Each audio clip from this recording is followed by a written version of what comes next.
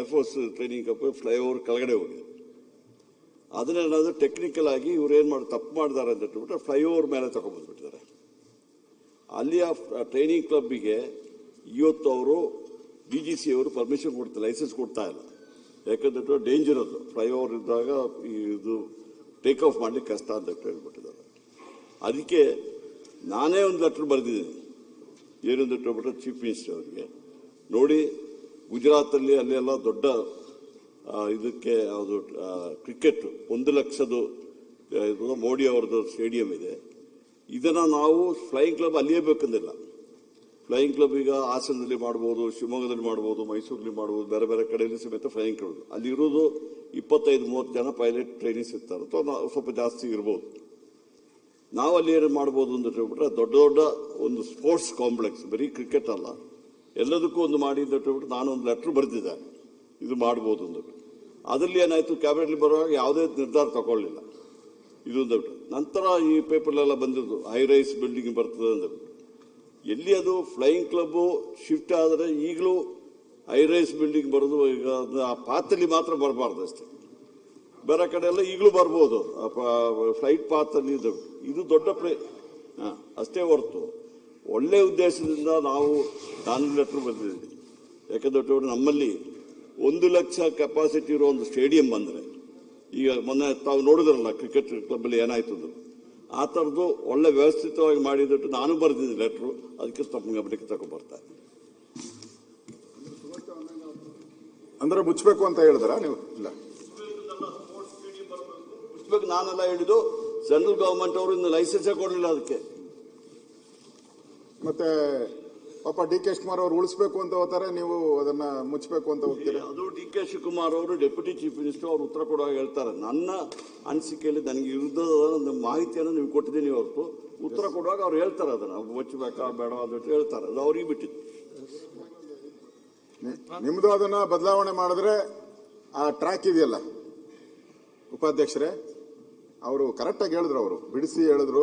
ಏನು ಅಂತ ಹೇಳಿದ್ರೆ ಫ್ಲೈಯಿಂಗ್ ರೂಟ್ ಇರ್ತದೆ, ಇದರಲ್ಲೂ ಇದೆ, ಎಲ್ಲೂ ಜಕ್ಕೂರಲ್ಲೂ ಇದೆ. ಇದು ಮಿಲಿಟರಿ ಸ್ಕೂಲ್. ನಿಮ್ಗೆ ಟೇಕ್ ಆಫ್ ಆಗೋ ಒಂದು ಅರ್ಧ ಕಿಲೋಮೀಟರ್ 1 ಕಿಲೋಮೀಟರ್ ಬಿಲ್ಡಿಂಗ್ ಕಟ್ಟಂಗಿಲ್ಲ. ಲ್ಯಾಂಡಿಂಗ್ ಆಗೋ ಟೈಮಲ್ಲೂ ಕೂಡ ಆ ರೂಟ್ ಪೂರ್ತಿ ಒಂದು ಸ್ಟ್ರೆಚ್ ಪೂರ್ತಿ ಹೈ ರೈಸ್ ಬಿಲ್ಡಿಂಗ್ ಕಟ್ಟಂಗಿಲ್ಲ. 1+3 ನಾನು ಹೋಗಿದ್ದೆ, ಒಂದು ಜಕ್ಕೂರು ಇದಕ್ಕೆ ಹೋಗಿದ್ದೆ, ಯಾವುದೋ ಒಂದು ಜಮೀನ್ ನೋಡಕ್ ಹೋದಾಗ ಅವ್ರು ಹೇಳಿದ್ರು ಇಲ್ಲಿ 1+3 ಬಿಟ್ರೆ ಕಟ್ಟಂಗಿಲ್ಲ ಅಂತ ಹೇಳಿದ್ರು. ಟೇಕ್ ಆಫ್ ಮತ್ತು ಲ್ಯಾಂಡಿಂಗ್ ಇದು ಅದು ಅವ್ರು ಹೇಳಿದ್ರು. ಅವರು ಸ್ವಲ್ಪ ದಾರಿಗೆ ಬಂದಿದ್ದಾರೆ, ಏನೋ ಅದನ್ನ ಅಳ್ಳಾಡಿಸ್ಬೇಕು ಅಂತ ಇದ್ದೀರಿ ಅಂತ ಒಂದು ಗುದ್ಲಿ ಹಾಕ್ದಂಗೆ ಹೇಳಿದ್ದಾರೆ ಅವರು. ನಾನು ಹೇಳ್ತೀನಿ, ಈಗ ಸರ್ಕಾರ DK ಶಿವಕುಮಾರ್ ಹೇಳಿದ್ರು, ನಾವು ಉತ್ತರ ಕೊಡ್ತೀನಿ, ಕೊಡಿ, ಅದು ಪರವಾಗಿಲ್ಲ. ನೀವು ಇದನ್ನ ಚೇಂಜ್ ಮಾಡಲ್ಲ ಅಂತ ಹೇಳಿದ್ರೆ ನಿಮ್ ಸರ್ಕಾರ ಹೆಂಗೆ ಮೀಟಿಂಗ್ ಮಾಡುತ್ತೆ? ಹೌ ಸಭೆ ಹೆಂಗ್ ಕರಿತೀರಾ ಇದನ್ನ ನೀವು ಶಿಫ್ಟ್ ಮಾಡಬೇಕು ಅಂತ? ನೀವು ಮಾಡಲ್ಲ. DK ಶಿವಕುಮಾರ್ ಪರವಾಗಿದ್ದಾರೆ. ನೀವು ಅಶೋಕ್ ಅವರ ನೀವು ಮಂತ್ರಿಗಳಾಗಿದ್ದು, ಇದನ್ನು ನಿರ್ಧಾರ ತೆಗಿಬೇಕು, ಕ್ಯಾಬಿನೆಟ್ ಅಲ್ಲಿ ಆಗಬೇಕು. ಯಾವುದೋ ಸಭೆ ತೆಗೆದು ಕರೆದ ಕೂಡಲೇ ಆಗೋದು. ಬರ್ರಿ, ನಾನು ನೀವು ಬೇಡ. ಈಗ ನೋಡಿ, ನಿಮ್ ಸರ್ಕಾರದಲ್ಲಿ ಅಧಿಕಾರಿಗಳಿಗೂ ನಿಮ್ಗೂ ಸಂಬಂಧನೇ ಇರಲ್ಲ, ಮಂತ್ರಿಗೂ ಅಧಿಕಾರಿಗೂ ಏನು ಗೊತ್ತೇ ಇರಲ್ಲ. ಇಲಾಖೆ ಏನೋ ನಡ್ಕೊಂಡು ಹೋಗ್ತೈತೆ, ನೀವೇನೋ ಮಾಡ್ತೀರಾ ಅಂದ್ರೆ ಇಟ್ ಇಸ್ ಅ ಗವರ್ಮೆಂಟ್. ಏನು ಹುಡುಗಾಟನ ಇದು? ನೀವು ನಿಮ್ ಡೈರೆಕ್ಷನ್ ಇಲ್ದಿರ ಓಕೆ, ಅವ್ರು ಹೆಂಗೆ ಒಬ್ಬ ಪ್ರಿನ್ಸಿಪಲ್ ಸೆಕ್ರೆಟರಿ ಮೀಟಿಂಗ್ ಕರೀತಾರೆ ಇದನ್ನ ಶಿಫ್ಟ್ ಮಾಡಬೇಕು ಅಂತ? ಓದ್ಲಾ ನಾನು? ನೋಡಿ, ನವೀನ್ ರಾಜ್ ಸಿಂಗ್, ಸರ್ಕಾರದ ಪ್ರಧಾನ ಕಾರ್ಯದರ್ಶಿ, ಯುವ ಸಬಲೀಕರಣ ಮತ್ತು ಕ್ರೀಡಾ ಇಲಾಖೆ, correct. Shifting of government flying training school Jakkur aerodrome from Jakkur to Mysuru, expert committee. ಯಾರು ಇದು? ಅದನ್ನೇ ನಾನು ಹೇಳಿದ್ದು. ಈ ರಿಯಲ್ ಎಸ್ಟೇಟ್ ಮಾಫಿಯಾ ಇಲ್ಲಿ ಬೆಳಿಬೇಕು, ಇಲ್ಲಿ ಕಟ್ಟಬೇಕು ಅಂತ ಹೇಳಿ ಆ ರೂಟ್ ಇದನ್ನ ಮಾಡಿ ಇವತ್ತು ಇದನ್ನ ಶಿಫ್ಟಿಂಗ್ ಮಾಡಕ್ ಹೊರಟಿದ್ದಾರೆ. ಯಾವ ಮಹಾನುಭಾವ ಮೈಸೂರು ಮಹಾರಾಜ ಫಾರೆಸ್ಟ್ ಜಮೀನನ್ನ ಕೊಡಕ್ ಬರಲ್ಲ ಅಂತದನ್ನ ಡಿನೋಟಿಫಿಕೇಶನ್ ಮಾಡಿ only purpose for using this ಅಂತ ಹೇಳಿ ಕೊಟ್ರು. ಅವತ್ತಿನ ನಮ್ಮ ಪ್ರಧಾನಮಂತ್ರಿ ಜವಾಹರ್ಲಾಲ್ ನೆಹರು ಅವರು ಸ್ಟೋನ್ ಹಾಕಿದ್ರು, ಆ ಸ್ಟೋನ್ಗೂ ಕಲ್ಲು ಹಾಕ್ಬಿಟ್ರಿ ಇವತ್ತು. ನೋಡಿ, ಅವ್ರು ಬರೀತಾರೆ ಹೆಂಗೆ ಅಂತಂದ್ರೆ, in this regard the expert committee meeting being conveyed under the my chairmanship. Greatness. To be scheduled on 3rd December 2025 at 11 a.m. in room number 246, second floor, second gate, MS Building, Bengaluru 1. ಇಲ್ಲ ನವೀನ್ ರಾಜ್ ಸಿಂಗ್, ಅಶೋಕ್ ಅವರೇ, ಇವರು ಅಶೋಕ್ ಅವರು ಬಿಡಿ, ನಿಮ್ಮ ಇಲಾಖೆ ಬಿಡಿ, ಇಲಾಖೆ ಅಲ್ಲ, ಸ್ವಲ್ಪ ನಿಮಗೆ ಹೇಳ್ತೀನಿ. ಇವತ್ತು ಫ್ಲೈಯಿಂಗ್ ಕ್ಲಬ್ ಶಿಫ್ಟ್ ಮಾಡಿದ್ರು ಸಮೇತ ನಮ್ಮ CDP ಬರ್ತಾ ಇದೆ. ಆ CDP ಬರುವಲ್ಲಿ ಆ ಪಾತ್ರಲ್ಲಿ ಐವರೈಸ್ ಬಿಲ್ಡಿಂಗ್ ಬರಬಾರ್ದು ಅಂದ್ಬಿಟ್ಟು ನಾವು ಬೇಕಾದ್ರೆ ಕಂಡೀಷನ್ ಹಾಕ್ಬೋದು. ನಾನು ಹೇಳ್ತಾ ಇರೋದು ಫ್ಲೈಯಿಂಗ್ ಕ್ಲಬ್ ಅಂದ್ಬಿಟ್ಟು 25-30 ಜನ 40 ಜನ ಸ್ಟೂಡೆಂಟ್ಸ್ ಇರ್ತಾರೆ. ಅವರಿಗೆ ರೆಸಿಡೆನ್ಷಿಯಲ್ ಅಕಾಮಿಡೇಷನ್ ಮಾಡಿಕೊಟ್ರೆ ಬೇರೆ ಕಡೆ ಮಾಡ್ಬೋದು. ನಮ್ಮ ಬೆಂಗಳೂರು ನಗರಕ್ಕೆ ಒಂದು ದೊಡ್ಡ ಸ್ಟೇಡಿಯಂ ಬೇಕಾಗಿದೆ. ಬರೀ ಇದಕ್ಕೆ ಮಾತ್ರ ಅಲ್ಲ, ಕ್ರಿಕೆಟ್ಗೆ ಮಾತ್ರ ಅಲ್ಲ, ಫುಟ್ಬಾಲು ಒಂದು ಸ್ಪೋರ್ಟ್ಸ್ ಕಾಂಪ್ಲೆಕ್ಸ್ ಮಾಡಲಿಕ್ಕೆ ಅದು ಸೂಕ್ತ ಜಾಗ. ನನ್ನ ವೈಯಕ್ತಿಕ ಅನಿಸಿಕೆ ಹೇಳಿದ್ದೀನಿ. ಅದರ ತೀರ್ಮಾನ ತೆಗಿಬೇಕಾದ್ರೆ ಕ್ಯಾಬಿನೆಟ್ ತಗೋಬೇಕಾಗ್ತದೆ, ನಾನಲ್ಲ ಹೇಳೋದಕ್ಕೆ. ಅದಕ್ಕೆ ನಿಮ್ಮದೇನು ಅದು ಬೇಡವಾ? ಇಲ್ಲ ಸರ್, ಈಗ ಅಶೋಕ್ ಅವರು ಮಾತಾಡ್ತಾ ಇರುವಾಗ ಮತ್ತೆ ಮತ್ತೆ ಮತ್ತೆ ಎದ್ದು ನಿಂತ್ಕೊಂಡ್ರೆ ಅವ್ರು ಇದು ಕುಂಬಳಕಾಯಿ ಅಂತ ಹೇಳ್ತಾ ಇದ್ದಾರೆ. ಗೊತ್ತಿಲ್ಲ, ಇನ್ನ ಬರೀ ಕುಂಬಳಕಾಯಿ ಅಷ್ಟೇ ಹೇಳ್ತಾ ಇರೋದು. ಯಾಕೆ? ಅವ್ರ ಖಾತೆ ಅಲ್ಲ, ಅವರು ಬೆಂಗಳೂರು ಅಭಿವೃದ್ಧಿ ಸಚಿವರಲ್ಲ, ಅವ್ರ ಯೋಜನಾ ಖಾತೆ ಅವ್ರದಲ್ಲ. ಯಾಕೆ ಮತ್ತೆ ಎದ್ದು ನಿಂತ್ಕೊಳ್ತಾರೆ? ಮೋಸ್ಟ್ಲಿ ಅಲ್ಲಿ ಪ್ರಾಜೆಕ್ಟ್ ಇರಬೇಕು. ನೀವು ಎದ್ದೆತ್ತು ಮಾತಾಡ್ತಿದ್ರಲ್ಲ ಯಾವಾಗಲೂ ಇದೀನಿ. ಅದನ್ನು ಹೇಳಿದ ಮೇಲೆ ಅವರು ಯಾವಾಗ ಏನು ಹೇಳ್ತಾರೆ, ಇವರು ಬಿಲ್ಡರ್ಸ್ಗೆ ಅನುಕೂಲ ಮಾಡ್ಲಿಕ್ಕೆ ಮಾಡ್ತಾರೆ ಅಂತ ಹೇಳೋದಕ್ಕೆ ಆ ತರ ಇದ್ಬಿಟ್ರೆ CDP ಇದರಲ್ಲಿ DCM ಅವರೇ ಅದರದ್ದು ಮಿನಿಸ್ಟರ್ ಇದ್ದಾರೆ. ಅವರು ನವೀನ್ ರಾಜ್ ಸಿಂಗ್ ಮೀಟಿಂಗ್ ಬಗ್ಗೆ ಅವ್ರು ಹೇಳ್ತಾ ಇದ್ದಾರೆ. ನೀವ್ ಯಾಕೆ ಅಡ್ವೊಕೇಟ್ ಆಗ್ತೀರಾ ಅವ್ರಿಗೆ? ನಾನು ಸುರೇಶ್ ಕುಮಾರ್ ಅವರೇ, ನಮ್ಮ ಇಲಾಖೆಗಳಲ್ಲಿ ಸಾಕಷ್ಟು ಮೀಟಿಂಗ್ ನಡೀತದೆ. ಆದ್ರೆ ಡಿಸಿಷನ್ ತೆಗಿಬೇಕಾಗಿದ್ದು ಕ್ಯಾಬಿನೆಟ್ ತಗೋಬೇಕಾಗಿತ್ತು. ನೀವು ಮಂತ್ರಿ ಆಗಿದ್ದು ಹೌದು. ಸುಮ್ಮನೆ ಎದ್ದು ನಿಂತ್ಕೋಬಾರ್ದು ಅಲ್ಲ, ಅದಿಲ್ಲ. ಎಲ್ಲ ಹೇಳೋದಕ್ಕೆ ಸ್ವಲ್ಪ ಇನ್ಪುಟ್ ಕೊಡೋದಕ್ಕೆ ಮಾಡಿದೆ. ಸ್ವಲ್ಪ ಅವ್ರಿಗೆ ಸಹಾಯ ಮಾಡ್ಲಿಕ್ಕೆ ನಿಂತಿದ್ದೀನಿ. ಸನ್ಮಾನ್ಯ ಅಧ್ಯಕ್ಷ, ಈಗ ಆಯ್ತು, ಜಾರ್ಜ್ ಅವ್ರು ಬಿಟ್ಬಿಡಿ. ಅವರು ಏನೋ DK ಕುಮಾರ್ ಅವರು ಉಳಿಸ್ತೀನಿ ಅಂತ ನೋಡೋಣ, ಅವ್ರ ಹತ್ರ ನಾನು ಮಾತಾಡ್ತೀನಿ. ನೀವು ಅಳಿಸ್ತೀನಿ ಅನ್ನೋರು ಸ್ವಲ್ಪ ಅಳಿಸೋರ್ನೆಲ್ಲ ಸೈಡ್ಗೆ ಇಕ್ತೀನಿ, ಉಳಿಸೋರ್ನ ಮಾತಾಡೋಣ ಬಗ್ಗೆ, ಉಳಿಸೋರ್ ಬಗ್ಗೆ ಮಾತಾಡೋಣ ನಾವು. ಸನ್ಮಾನ್ಯ ಅಧ್ಯಕ್ಷರೇ, ಇದೇನಲ್ಲ ಇವ್ರದ್ದು. ಈಗ ಜಾರ್ಜ್ ಅವರಾಗ್ಲಿ ಇನ್ನೊಬ್ರದ್ದು ಇದೇನು ಫಸ್ಟ್ ಏನಲ್ಲ.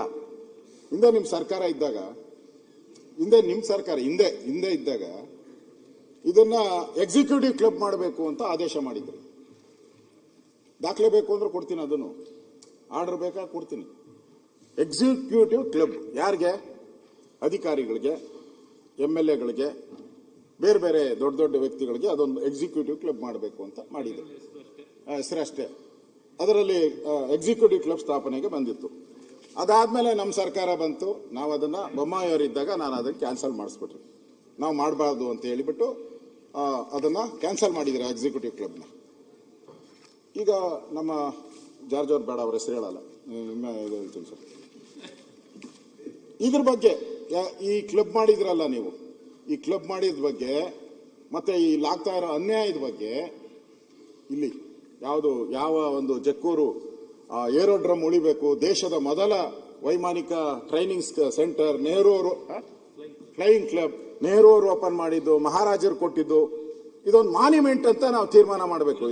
ಇದೇನೋ ಒಂದು ಕಟ್ಟಡ ಅಲ್ಲ, ಏನೋ ಒಂದು ಬಾಂಧವ್ಯ ಇರುವಂತದ್ದು ಅಂತೇಳಿ ಉಳಿಸ್ಬೇಕು ಅಂತೇಳಿ ಇರೋದು. ಅದಕ್ಕೆ ನಮ್ಮ ಪ್ರಿಯಾಂಕ್ ಇದಾರಲ್ಲ, ಅವ್ರ ಪಕ್ಕ ಒಂದು ಸೀಟ್ ಇದೆ. ಅದು ಪ್ರಿಯಾಂಕಾ ಪಕ್ಕ ಒಂದು ಸೀಟ್ ಇದೆ. ಅವ್ರೇನು ಹೇಳ್ತಾರೆ ಅಂತ ನೀವೇನೋ ಹೇಳ್ಬಿಟ್ರಿ, ಅವರೇನೋ ಹೇಳ್ಬಿಟ್ರಿ. ಅವರು ಇಲ್ಲಿದ್ದಾಗ ಈ ಸೀಟಲ್ಲಿ ಕೂತಿದ್ರು, ಅವರು ಅಲ್ಲಿದ್ದಾಗ ಇದ್ರ ಬಗ್ಗೆ ಕಾಂಗ್ರೆಸ್ಸಿನ ಅಭಿಪ್ರಾಯ ನಾನು ಹೇಳ್ತಾರೆ. ಆಸ್ ಎ ಕಾಂಗ್ರೆಸ್ ಮ್ಯಾನ್ ಅವತ್ತು ಅವತ್ತು ಹೇಳ್ತಾರೆ. ಮೈಸೂರು ಅವರು ನಿಯಮ 73 ಅಡಿ ಪ್ರಸ್ತಾವಿಸುವ, ಗಮನ ಸೆಳೆಯುವ ಸೂಚನೆ ಆನ್ ರೆಕಾರ್ಡ್. ಈ ರೆಕಾರ್ಡ್ ಅಲ್ಲಿ ಇದೆ ನೋಡಿ, ಇಲ್ಲಿದೆ, ನನ್ನ ಹತ್ರ ರೆಕಾರ್ಡ್ ಎಲ್ಲ ತಗೊಂಡಿದೆ. ಅವ್ರೇನ್ ಹೇಳ್ತಾರೆ, ಮೈಸೂರು ಮಹಾರಾಜರ ಕಾಲದಲ್ಲಿ ಸ್ಥಾಪನೆಯಾಗಿರುವ ಜಕ್ಕೂರು ವೈಮಾನಿಕ ಶಾಲೆ ಬಹಳ ಹಿಂದಿನ ಸರ್ಕಾರ, ವೈಮಾನಿಕ ಶಾಲೆಯ ಬಗ್ಗೆ ಹಿಂದಿನ ಸರ್ಕಾರ, ಹಿಂದೆ ಅವ್ರು ಇಲ್ಲಿದ್ರು, ಹಿಂದಿನ ಸರ್ಕಾರ ಯಾರು? ಕಾಂಗ್ರೆಸ್ ಸರ್ಕಾರ ತಪ್ಪಾಗಿದೆ, ಹಿಂದಿನ ಸರ್ಕಾರದಲ್ಲಿ ತಪ್ಪಾಗಿದೆ. ಈ ಅಕ್ಸೆಪ್ಟೆಡ್, ಇಟ್ಸ್ ಆನ್ ರೆಕಾರ್ಡ್. ನಾನು ಓದ್ತಾ ಇರೋದೆಲ್ಲ ರೆಕಾರ್ಡ್, ನಿಮಗೂ ಬೇಕಾದ್ರೆ ಕಳ್ಸಿಕೊಡ್ತೀನಿ, ಬೇಕಾದ್ರೆ ಇಸ್ ಅ ರೆಕಾರ್ಡ್. ತಪ್ಪಾಗಿದೆ. ಈಗಿರುವ ಟರ್ಫ್ ಕ್ಲಬ್, ಗಾಲ್ಫ್ ಕ್ಲಬ್ ಸಾಲದು ಎಂದು 100 ಶಾಸಕರು, 100 IAS IPS ಅಧಿಕಾರಿಗಳು, 100 ಸರ್ಕಾರಿ ಅಧಿಕಾರಿಗಳು, 50 ಅದೇನು ಬೇಡ ಕ್ಲಬ್ಗಳು ತೀರ್ಮಾನಿಸಿ 200 ಎಕರೆ ಭೂಮಿಯನ್ನು PPP ಮಾದರಿಯಲ್ಲಿ ಅವರಿಗೆ ಕೈಗೆ ಹೋದರೆ ಅಲ್ಲಿ ಅವರು ಏನು ಚಟುವಟಿಕೆ ಮಾಡುತ್ತಾರೆ ಎನ್ನುವುದು ಯಾರಿಗೆ ಗೊತ್ತು? ಯಾರು? ಕೃಷ್ಣ ಬೈರೇಗೌಡ ಹೇಳಿರೋದು. ಒಂದು ಬಾರಿ ಖಾಸಗಿಯವರಿಗೆ ಕೈಗೆ ಹೋದರೆ ನಾಳೆ ದಿನ ನಾವೆಲ್ಲರೂ ಹೊರಗಡೆ ಉಳಿಯಬೇಕಾಗ್ತದೆ. ಇದು ದೊಡ್ಡ ಹಗರಣವೇ. It's a big scandal. Krishna ಬೈರೇಗೌಡರು ಹೇಳುವಂಥದ್ದು ಇಟ್ಸ್ ಎ ಬಿಗ್ ಸ್ಕ್ಯಾಂಡಲ್ ಅಂತಾರೆ. ಏನೋ PPP ಮಾಡಲಲ್ಲಿ ಕ್ಲಬ್ ಮಾಡಕ್ ಹೋಗೋದು. ನಾನು ಕ್ಲಬ್ ಮಾಡ್ತೀನಿ ಅಂತ ಹೇಳಿದ್ನ? ನಾನು ಹೇಳಿಲ್ಲ. ನೀವು ಕೇಳಿದ್ರೆ ರೆಕಾರ್ಡ್ ಆಯ್ತಾ ಅಂತ. ರೆಕಾರ್ಡ್ ನೋಡಿ, Krishna Byre Gowda is telling on the floor. ಹಿಂದಿನ ಸರ್ಕಾರ ತಪ್ಪು ಮಾಡಿದೆ, ಇದು ದೊಡ್ಡ ಹಗರಣ ಅಂತ ಅಕ್ಸೆಪ್ಟೆಡ್ ಮಿಸ್ಟರ್ ಕೃಷ್ಣ ಬೈರೇಗೌಡ. ಇದಕ್ಕೇನು ಹೇಳ್ತೀರಾ? ಅವರು ಹೇಳಿರುವಂತ ಮಾತು. ಅವರು ಇನ್ನು ಅವ್ರು ಪೂರ್ತಿ ಹೇಳಕ್ ಹೋದ್ರೆ ಇನ್ನ ಬಹಳ ಬೈದಿದ್ದಾರೆ ನಿಮ್ ಸರ್ಕಾರ. ನಮಗ ಜಾಸ್ತಿ ಬೈದ್ಬಿಟ್ಟಿದ್ದಾರೆ, ಹೇಳಕ್ ಹೋಗಲ್ಲ ಅವ್ರು. ಪಾಪ ಅವ್ರನ್ನ ಬೇಜಾರು ಮಾಡ್ಕೊಂತಾರೆ ಅವರು ಇದನ್ನ.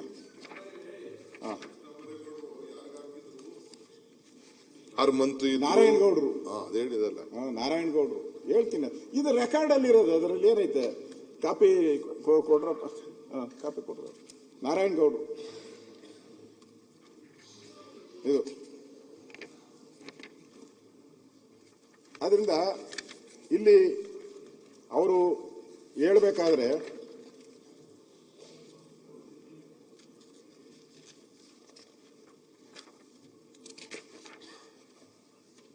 ಮಾನ್ಯ ಕೃಷ್ಣ ಬೈರೇಗೌಡರು, ಮಾನ್ಯ ಮಂತ್ರಿಗಳಾದಂಥ ನಾರಾಯಣಗೌಡರ ಹೇಳಿಕೆಯನ್ನು ನಾನು ಸ್ವಾಗತಿಸುತ್ತೇನೆ. ಅವರ ಹೆಸರು ಹೇಳಿ ಎಂದು ಧನ್ಯವಾದಗಳು ಹೇಳುತ್ತೇನೆ. ಆದರೆ ಗೌಡರೇ, ನಾನು ಹೇಳೇ ಬಯಸುವುದಿಷ್ಟೇ. ನಾನು ನನ್ನ ಅನುಭವದಲ್ಲಿ ಹೇಳುವುದಾದರೆ, ಉದಾಹರಣೆ ಕೊಡಲು ಹೋದರೆ ಎಲ್ಲೆಲ್ಲೋ ಹೋಗುತ್ತದೆ. ಈಸ್ಟ್ ಇಂಡಿಯಾ ಕಂಪನಿಯವರು ನಮ್ಮ ದೇಶಕ್ಕೆ ಬಂದಾಗ ಮೊಘಲ್ ಮಹಾರಾಜರು ಭೇಟಿ ಮಾಡೋದಕ್ಕೆ 2 ವರ್ಷ ಕಾದರಂತೆ. ಹಾಗೆ ಹೆಜ್ಜೆ ಇಡುವವರು ನಾಳೆ ಇಡೀ ದೇಶವನ್ನೇ ಆವರಿಸಿಕೊಳ್ತಾರೆ. ಅಂತೆಯೇ ಈ PPP ಹೆಸರಿನ ಯಾರೋ ಒಬ್ಬರು ಎಂಟ್ರಿ ಕೊಟ್ಟರೆ ನಾಳೆ ಏನು ಮಾಡುತ್ತಾರೆ ಎನ್ನುವುದು ನಿಮ್ಮ ಊಹೆಗೆ ಮೀರಿದೆ, ನನ್ನ ಊಹೆಗೂ ಮೀರಿದಂಥದ್ದು. ತರಬೇತಿ ಶಾಲೆ ಮಾನ್ಯ ಮುಖ್ಯಮಂತ್ರಿಗಳು ಕರೆದುಕೊಂಡು ಬಂದು ಅದಕ್ಕೆ ಮರುಚಾಲನೆ ಕೊಟ್ಟಿದ್ದೀರಾ, ಅಂದ್ರೆ ಬಸವರಾಜ ಬೊಮ್ಮಾಯಿ ಅವ್ರದ್ದು. ಅದರಿಂದ ಅವ್ರು ಹೇಳಿರೋದು, ಕೃಷ್ಣ ಬೈರೇಗೌಡರು ಹೇಳಿರೋದು, ನಮ್ಮ ಸರ್ಕಾರ ತಪ್ಪು ಮಾಡಿದೆ, ಇದನ್ನ ಮುಚ್ಚಬೇಡಿ, ಇದು ಮಹಾರಾಜರು ಕೊಟ್ಟಿದ್ದಾರೆ, ಇದನ್ನ ಒಂದು ಬಾಂಧವ್ಯದ ರೀತಿ ನಾವು ಉಳಿಸ್ಕೊಬೇಕು, ಇಲ್ಲಿ ಇನ್ನಷ್ಟು ಟ್ರೈನಿಂಗ್ ಕೊಡುವಂಥದಕ್ಕೆ ಅವಕಾಶ ಆಗಬೇಕು ಅನ್ನೋದು ಕೃಷ್ಣ ಬೈರೇಗೌಡರು ಹೇಳಿರೋದು. ಮಿಸ್ಟರ್ ಕೃಷ್ಣ ಬೈರೇಗೌಡರು ಏನ್ ಹೇಳ್ತಾರೆ ಇದಕ್ಕೆ? ಇವಾಗ ಕ್ಷೇತ್ರದ ಶಾಸಕರು, ಅವರೇ ಶಾಸಕರು. ಈಗ ಹೇಳ್ಬೇಕಲ್ಲ, ಮೌನ ಮುರಿಬೇಕು ಕೃಷ್ಣ ಬೈರೇಗೌಡರು. ಏನು ಇಲ್ಲ ಅಂತ ಹೇಳಿದ್ರೆ ನಾನು ದಾಖಲೆಗಳು ಕೊಟ್ಟಿದ್ದೀನಿ. ಈಗ ಅಧಿಕಾರಿ ಮೀಟಿಂಗ್ ಕರೆದು ಶಿಫ್ಟಿಂಗ್ ಮಾಡಕ್ಕೆಲ್ಲ ದಾಖಲೆಗಳು ಕೊಟ್ಟಿದ್ದೀನಿ. ಆಮೇಲೆ ಹೇಳ್ತಾರೆ ನಾನು ಧನ್ಯವಾದ ಸಲ್ಲಿಸ್ತೀನಿ ಈ ಸರ್ಕಾರಕ್ಕೆ ಅಂತ. ಅದಕ್ಕೆ ನಾನು ಧನ್ಯವಾದ ಸಲ್ಲಿಸುತ್ತೇನೆ. ಬಹುಶಃ ಯಾರು ಕೂಡ ಈ ತರದ ಒಂದು ವೈಮಾನಿಕ ಸಂಸ್ಥೆಯನ್ನ ಮುಚ್ಚುವಂತ ಕೆಲಸವನ್ನ ಮಾಡಬಾರದು ಅಂತೇಳಿ ಕೃಷ್ಣ ಬೈರೇಗೌಡರು ಮಾತಾಡಿದ್ದಾರೆ ಇಲ್ಲಿದ್ದಾಗ. ಇಲ್ಲಿಂದ ಅಲ್ಲಿಗೆ ಫ್ಲೈ ಆದ ತಕ್ಷಣನೇ ಉಲ್ಟಾ ಸರ್ಕಾರನೇ ಫ್ಲೈಯಿಂಗ್ ಸ್ಕೂಲು ಫ್ಲೈ ಆಗೋಯ್ತು. ಹಂಗೆ ಆರಾಮ ಫ್ಲೈ ಆಗೋಯ್ತು ಫ್ಲೈಯಿಂಗ್ ಸ್ಕೂಲ್. ಇವ್ರು ಫ್ಲೈ ಆಗ್ತಾ ಇದ್ದಂಗೆ ಫ್ಲೈಯಿಂಗ್ ಸ್ಕೂಲ್ ಫ್ಲೈ ಆಗೋಯ್ತು. ಅಧ್ಯಕ್ಷರೇ, ಇದು ಬೆಂಗಳೂರು, ನಾವು ಡೆಲ್ಲಿ ನೋಡ್ತಾ ಇದ್ದೀರಿ, ಹೋಗ್ತೀರಿ, ಇರಕ್ಕಾಗಲ್ಲ ಅಲ್ಲಿ ಡೆಲ್ಲಿಯಲ್ಲಿ. ಮೊನ್ನೆ ಪೊಲ್ಯೂಷನ್ ಇದ್ದಾಗ 400-500 ಓಟಿತ್ತು. ಅವಾಗೆಲ್ಲ ಅಲ್ಲಿ ನೆನ್ಸ್ಕೊಂತಾರೆ ಬೆಂಗಳೂರು ನೋಡ್ರಿ ಅಂತ ಹೇಳ್ತಾರೆ. ನೀವು ಹಿಂಗೆ ಕಬಳಿಕೆ ಮಾಡಿದ್ರೆ ಅವ್ರೇನೋ ಕ್ರೀಡಾ ಸಂಕೀರ್ಣ ಅಂತ. ಏನು ಕ್ರೀಡಾ ಸಂಕೀರ್ಣ? ಕಟ್ಟಿ ಬೇರೆ ಕಡೆ, ನಿಮ್ಗೆ ಬೇರೆ ದಾರಿ ಇಲ್ವಾ? ಕಟ್ಟಕ್ಕೆ ನಿಮ್ಮ ಹತ್ರ ಜಾಗ ಇಲ್ವಾ? ಕಟ್ಟಕ್ಕೆ ನಿಮ್ಮ ಹತ್ರ ಜಾಗ ಇಲ್ವಾ? 1000 ಎಕರೆ ತಗೊಂಡು ಕಟ್ಟಿ, ನೀವು ಬೇಡ ಅಂತ ಹೇಳಿದವ್ರು ಯಾರು? ಇದನ್ನೇ ಮುಳುಗಿಸ್ಬೇಕು ಅಂತ ಯಾಕೆ ಹೊರಟಿದ್ದೀರಾ?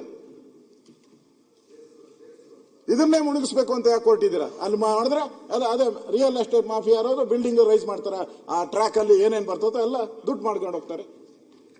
ಅಂದ್ರೆ ದುಡ್ಡು ಮಾಡಕ್ಕೋಸ್ಕರ ಇವತ್ತು ಸ್ಕೀಮಾ ಆದಿ ಬೀದಿಯಲ್ಲಿ ಮಾತಾಡ್ಕೊಂತಾರೆ. ಇಲ್ಲಿಂದ ನೀವು ಯಲಂಕ ದಾಟ್ಬಿಟ್ರೆ ಏರ್ಪೋರ್ಟ್ ವರ್ಗು 150 ಕೋಟಿ ಡೀಲು, 200 ಕೋಟಿ ಡೀಲು ಅಂತ ಮಾತಾಡ್ತಾರೆ. ಜನ ಮಾತಾಡ್ತಾರೆ, ತಪ್ಪೋ ಸುಳ್ಳು ಅದು ಬೇರೆ. ಡೀಲ್ ಆಗಿದೆ ಅಂತಾರೆ. ಯಾಕೆ ಬೇಕು ಈ ಸರ್ಕಾರಕ್ಕೆ ಡೀಲು? ಅದರಿಂದ ಈ ಒಂದು ಶಾಲೆ ಉಳಿಬೇಕು, ಪಾರಂಪರಿಕವಾದಂತ ಒಂದು ಶಾಲೆ ಇದು. ಅಟ್ಲೀಸ್ಟ್ ನಮಗ್ ಬೇಡ, ನಮ್ಮನ್ನ ಬೈತಾ ಇರ್ತಾರೆ ಯಾವಾಗೂ ಅಧ್ಯಕ್ಷರೇ, ಇವ್ರಿಗೆ ಮಾತೆತ್ತರೆ ನೆಹರೂನ್ ಕಂಡ್ರೆ ಆಗಲ್ಲ, ಇಂದಿರಾ ಗಾಂಧಿನ ಕಂಡ್ರೆ ಆಗಲ್ಲ, ರಾಜೀವ್ ಗಾಂಧಿ ಅಂತೂ ಕಂಡ್ರೆ ಆಗದೇ ಇಲ್ಲ, ರಾಹುಲ್ ಗಾಂಧಿ ನೋಡಿದ್ರೂ ಆಗಲ್ಲ ಅಂತ ಹೇಳ್ತಾರೆ. ನೀವ್ಯಾಕೆ ಇದ್ರನ್ನ ತೆಗಿತೀರ? ಜವಾಹರ್ಲಾಲ್ ನೆಹರು ಸ್ಕೂಲ್ನ ನೀವ್ಯಾಕೆ ಮುಚ್ಚುತ್ತೀರಾ? ಯಾಕೆ ಮುಚ್ಚುತ್ತೀರಾ ನೀವು? ಮೀಟಿಂಗ್ ಆಗಿದೆ, ಕೃಷ್ಣ ಬೈರೇಗೌಡರು ಮಾತಾಡಿದ್ದಾರೆ. ಈಗ ಅವರು ಜಾರ್ಜ್ ಅವರು ಹೇಳಿದ್ದಾರೆ ಅಲ್ಲಿ ಕಾಂಪ್ಲೆಕ್ಸ್ ಮಾಡ್ತೀರಿ ನಾವು, ಏನೋ ಇದ್ರ ಕಾಂಪ್ಲೆಕ್ಸ್, ಸ್ಟೇಡಿಯಂ ಕಾಂಪ್ಲೆಕ್ಸ್ ಅಂದ್ರೆ. ಇದರಿಂದ ಯಾರಿದ್ದಾರೆ ಎಲ್ಲ ನಮ್ಗೆ ಚಂದ ಗೊತ್ತಿದೆ. ನಾವು ಬೆಂಗಳೂರಲ್ಲೇ ಹುಟ್ಟಿರೋದು. ನಾವು DK ಶಿವಕುಮಾರ್ ಹೇಳಿದ್ರು, ನಾನು ಕಿವಿ ಮೇಲೆ ಹೂವು ಇಕ್ಕೊಂಬಂದಿಲ್ಲ ಕನಕಪುರದಿಂದ ಬೆಂಗಳೂರಿಗೆ ಅಂತ ಹೇಳಿದಿರಲ್ಲ. 4 ಸರಿ ಹೇಳಿದ್ದಾರೆ. ನಾವು ಬೆಂಗಳೂರನ್ನೇ ಹೂವು ಇಕ್ಕೊಂಬಂದಿಲ್ಲ, ನಾವು ಇಲ್ಲಿ ಹುಟ್ಟಿರೋರು ನಾವು ಹೂವು ಇಕ್ಕೊಂಡಿಲ್ಲ. ನಾವು ಅಲ್ಲೇ ನೀವು ಏನು ಮಾಡ್ತಾ ಇದ್ದೀರಾ, ಎಷ್ಟು ಮಾಡ್ತಾರೆ ಎಲ್ಲ ನಮಗೂ ಡೀಟೇಲ್ ಬರ್ತೈತೆ, ಎಲ್ಲ detail, pin to pin detail ಬರ್ತೈತೆ. ಅದಕ್ಕೆ ಅಧ್ಯಕ್ಷರೇ, ಇದು ಉಳಿಬೇಕಿದು. ಯಾವ ಅಧಿಕಾರಿ ಈ ತರದ ಮಾಡಕ್ಕೆ ಹೊರಟಿದ್ದಾರೆ, ನನ್ಗೆ ಗೊತ್ತಿರೋ ಪ್ರಕಾರ ಇದರಿಂದ ದೊಡ್ಡ ಒಂದು ಲಾಬಿ ಇದೆ. ಅವ್ರ ಹೆಸರು ಹೇಳಲ್ಲ ನಾನು, ಅವ್ರು ದೊಡ್ಡ ಪೋಸ್ಟ್ ಅಲ್ಲಿ ಇದ್ದಾರೆ, ಅಲ್ಲಿ ಕೂತ್ಕೊಂತಾರೆ, ಆ ಲೈನಲ್ಲಿ ಕೂತ್ಕೊಂತಾರೆ. ಅವ್ರು ದೊಡ್ಡ ಯಾರೋ ರಾಜಸ್ಥಾನದಿಂದ ಏನೋ ಬರ್ತಾರಂತೆ ಇದಕ್ಕೆ, ರಾಜಸ್ಥಾನದಿಂದ ಒಬ್ರು ಡೆವಲಪರ್ ಬರ್ತಾರಂತೆ ಇದೆಲ್ಲ ಮಾಡಕ್ಕೆ. ಅದಕ್ಕೆ ಇಲ್ಲಿಂದ ರೆಕಮೆಂಡೇಶನ್ ಇವು ಪದೇ ಲೆಟರ್ ಬರೀತಾರೆ ಕೇಂದ್ರ ಸರ್ಕಾರಕ್ಕೆ. DCM ಗೊತ್ತಿಲ್ದಿರ ಕೆಲವು ನಡೆದೋತಾವ್, ಏನ್ ಮಾಡಕ್ಕಾಗಲ್ಲ. ರಾಡಾರ್, ಅವ್ರ ರಾಡಾರೇ ದೊಡ್ಡ ರಾಡಾರ್, ಅದು ಒಂದು ಇಸ್ರೇಲ್ ರಾಡಾರ್. ಅದು ಈಗ ಇರಾನ್ ಅವ್ರು ಹಾಕ್ತಾವ್ರಲ್ಲ, ಇಸ್ರೇಲ್ ಗೊತ್ತಿಲ್ಲದಂಗೆ. ಮುಖ್ಯಮಂತ್ರಿಗಳ ಗಮನಕ್ಕೆ ಬಾರದಲ್ಲೇ ಇದೆಲ್ಲ ನಡೆದಿದೆ ಅಂದ್ರೆ ಅದ್ರ ಇನ್ನೆಂತ ರಾಡಾರ್ ಇರ್ಬೋದು ಸರ್? ಉಪಮುಖ್ಯಮಂತ್ರಿದೇ ದೊಡ್ಡ ಕ್ಷಿಪಣಿ, ಅದ್ರ ಜೊತೆ ಅವ್ರು ಆ ರಾಡರಿಗೆ ಅವ್ರು ಸಿಗ್ತಾ ಇಲ್ಲ ಅಂತಂದ್ರೆ ಅದು ಇನ್ನು ಹೆಂಗಿರ್ಬೋದು ಅಂತ. ಆ ಟೆಕ್ನಾಲಜಿ ಸ್ವಲ್ಪ ಬೇಕಾಗತ್ತೆ ನಮಗೆ. ಅಲ್ಲ, ಅವ್ರದ್ದು ಒಂದು ಎಲ್ಲ ಒಂದ್ ಕಡೆ ಸಾಫ್ಟ್ ಇರ್ಬೇಕು. ಅವರು DK ಶಿವಕುಮಾರ್ ಒಂದ್ ಸ್ವಲ್ಪ ಸಾಫ್ಟ್ ಇದ್ದಾರೆ ಈ ವಿಚಾರವಾಗಿ. ಯಾಕೆಂದ್ರೆ ಅವ್ರು ಹೇಳಿದ್ದಾರೆ ಕಟ್ಟಡಗಳ ಎತ್ತರದ ಮಿತಿ ಪರಿಶೀಲನೆ ಅಂತ. ಕೆಲವು ಸರಿ ಮೌನವೂ ಸಮ್ಮತಿಯನ್ನ ಸೂಚಿಸುತ್ತೆ. ಇಷ್ಟೆಲ್ಲ ಅವರು ಕರಪ್ಷನ್ ಅಂತ ಹೇಳ್ತಾ ಇದ್ರು, ಇದೆಲ್ಲ ಹೇಳಿದಾಗ DK ಶಿವಕುಮಾರ್ ಅವರು ಮೌನವಾಗಿದ್ದಾರೆ ಅಂದ್ರೆ ಸಮ್ಮತಿ ಅಂತ ಹೇಳೋದು ಅಥವಾ ಎಲ್ಲದಕ್ಕೂ ನಂದು ಒಪ್ಪಿಗೆ ಅಂತ ಹೇಳೋದು ಏನು ಅಂತ. ಸುನೀಲ್ ಅಣ್ಣ, ನಿಮಿಷ, ನಾನು ನಿನಗೂ ಉತ್ತರ ಕೊಡಕ್ಕೆ ದೇವ್ರ ಶಕ್ತಿ ಕೊಟ್ಟಿದ್ದಾನೆ, ಅವ್ರಿಗೂ ಗೊತ್ತದ. ನಾನು is a leader of the opposition, I should not disturb you. Reply ಕೊಡ್ತೀನಿ. ಏನ್ ಮಧ್ಯ ಎದ್ದು ನಿಂತ್ಕೊಂಡು ಮಾತಾಡಿದ್ರೆ, in leader of the opposition ಮಾತಾಡೋದು ಸುಮ್ಮನೆ ಡಿಸ್ಟರ್ಬ್ ಮಾಡೋದು ಬೇಡ. ಕೊಡ್ತೀನಿ, ಬೇಕಾದ್ರೆ ಒಂದೊಂದು ಪಾಯಿಂಟ್ಗೂ ಉತ್ತರ ಕೊಡಕ್ಕೆ ನನ್ಗೇನ್ ಪೇಪರ್ ಏನು ಬೇಡ. ನಾವು ನಿಮ್ಮ ಆಡಳಿತದಲ್ಲಿ ಹೆಂಗ್ ನಿರೀಕ್ಷೆ ಮಾಡಿದ್ವಿ ಅಂದ್ರೆ, ಮೊನ್ನೆ ಈ ಖಾತಾದ ವಿಷಯ ಮಾತಾಡಿದಾಗ ಸಾಕ್ಷಿ ಇದೆಯಾ, ಎಲ್ಲಿದೆ ಅಂತ ಕೇಳಿದ್ರಿ. ಒಂದ್ ನಿಮಿಷ ಆನ್ಸರ್ ಮಾಡಿ. ಈ ತರದೊಂದು ದಾಖಲೆ ಸಮೇತ ಅವ್ರು ಕೊಟ್ಟಾಗ ನಿಮ್ಮ ಆಡಳಿತ ಚೆನ್ನಾಗಿದೆ ಅಂತ ಆಗಿದ್ರೆ ನೀವು ಸ್ಪಾಟ್ ಅಲ್ಲಿ ಸಸ್ಪೆಂಡ್ ಮಾಡ್ತೀರಿ ಅದ್ ನಿಂತ್ಕೊಂಡು ಅಂತ ಹೇಳ್ತಾ ಇದ್ದೆ, ಅನ್ಕೊಂಡಿದ್ದೆ. ನೀವು ಅದನ್ನ ಏನು ಮಾಡ್ತಾ ಇಲ್ಲ ಅಂತಂದಾಗ ಸುಮ್ನೆ ನಾನು ಪಾಪ ನೀವು ಇದ್ರಲ್ಲಿ ಏನು ಭಾಗಿಯಲ್ಲ, ಅದ್ರ ಸಮ್ಮತಿ ಇದೆಯಾ ಅಂತ ಅಷ್ಟೇ. ನಿಮ್ ಸಮ್ಮತಿ ಇರ್ಬೇಕಷ್ಟೇ, ನಮ್ ಸಮ್ಮತಿ ಇಲ್ಲ. ಈಗೂ ಫೋನ್ ಪೇ ಕೊಟ್ಟಿದ್ದಾರೆ, ಎಲ್ಲದೂ ಕೊಟ್ಟಿದ್ದಾರೆ, ಇನ್ನೇನ್ ಬೇಕು, ಇನ್ನೇನ್ ದಾಖಲೆ ಬೇಕು? ಉತ್ತರ ಕೊಡೋ ಟೈಮಲ್ಲಿ ಉತ್ತರ ಏನ್ ಬೇಕೋ ನಾನು ಹೇಳ್ತೀನಿ. ಈಗ ಯಾಕೆ ಸುಮ್ಮನೆ ಬೇಕಾದ್ರೆ ಡಿಸ್ಟರ್ಬ್ ಮಾಡುವಂತ ಅಂದ್ರೆ ಎಲ್ಲರೂ, ನಾನೊಬ್ನೇ ಅಲ್ಲ, ಇಲ್ಲಿ ಇರೋರೆಲ್ಲ ಎದ್ದು ನಿಂತ್ಕೋತಾರೆ, ಆಲ್ ಬೇಕಾದ್ರೆ ಎದ್ದು ನಿಂತ್ಕೋತಾರೆ. ನಾನು ಸುಮ್ನೆ ಮಾತಾಡಕ್ ಬಿಟ್ಟಿದ್ದೀನಿ. ಸರ್, ಇವತ್ತು ಅವ್ರನ್ನ ನಿಲ್ಸ್ಕೊಳ್ಳಿ, ಅವ್ರನ್ನೆಲ್ಲ ಯಾವಾಗ ಬೇಕು ಅವಾಗ ಎದ್ದು ನಿಲ್ಸ್ಕೊಳ್ಳಿ. ಈ ಆನ್ಸರ್ ಗೆ ನಿಲ್ಸ್ಕೊಳ್ಳೋದು ಬೇಡ ನೀವು. ಅವ್ರಿಗೆ ಯಾವಾಗ ಬೇಕು ಅವಾಗ ಎದ್ದು ನಿಲ್ಸ್ಕೊಳ್ಳಿ, ಏನ್ ತೊಂದ್ರೆ ಇಲ್ಲ. ಉತ್ತರ ಕೊಡಿ. ಈಗ ಎಲ್ಲರೂ ಮಾತಾಡ್ತಿರಲ್ಲ.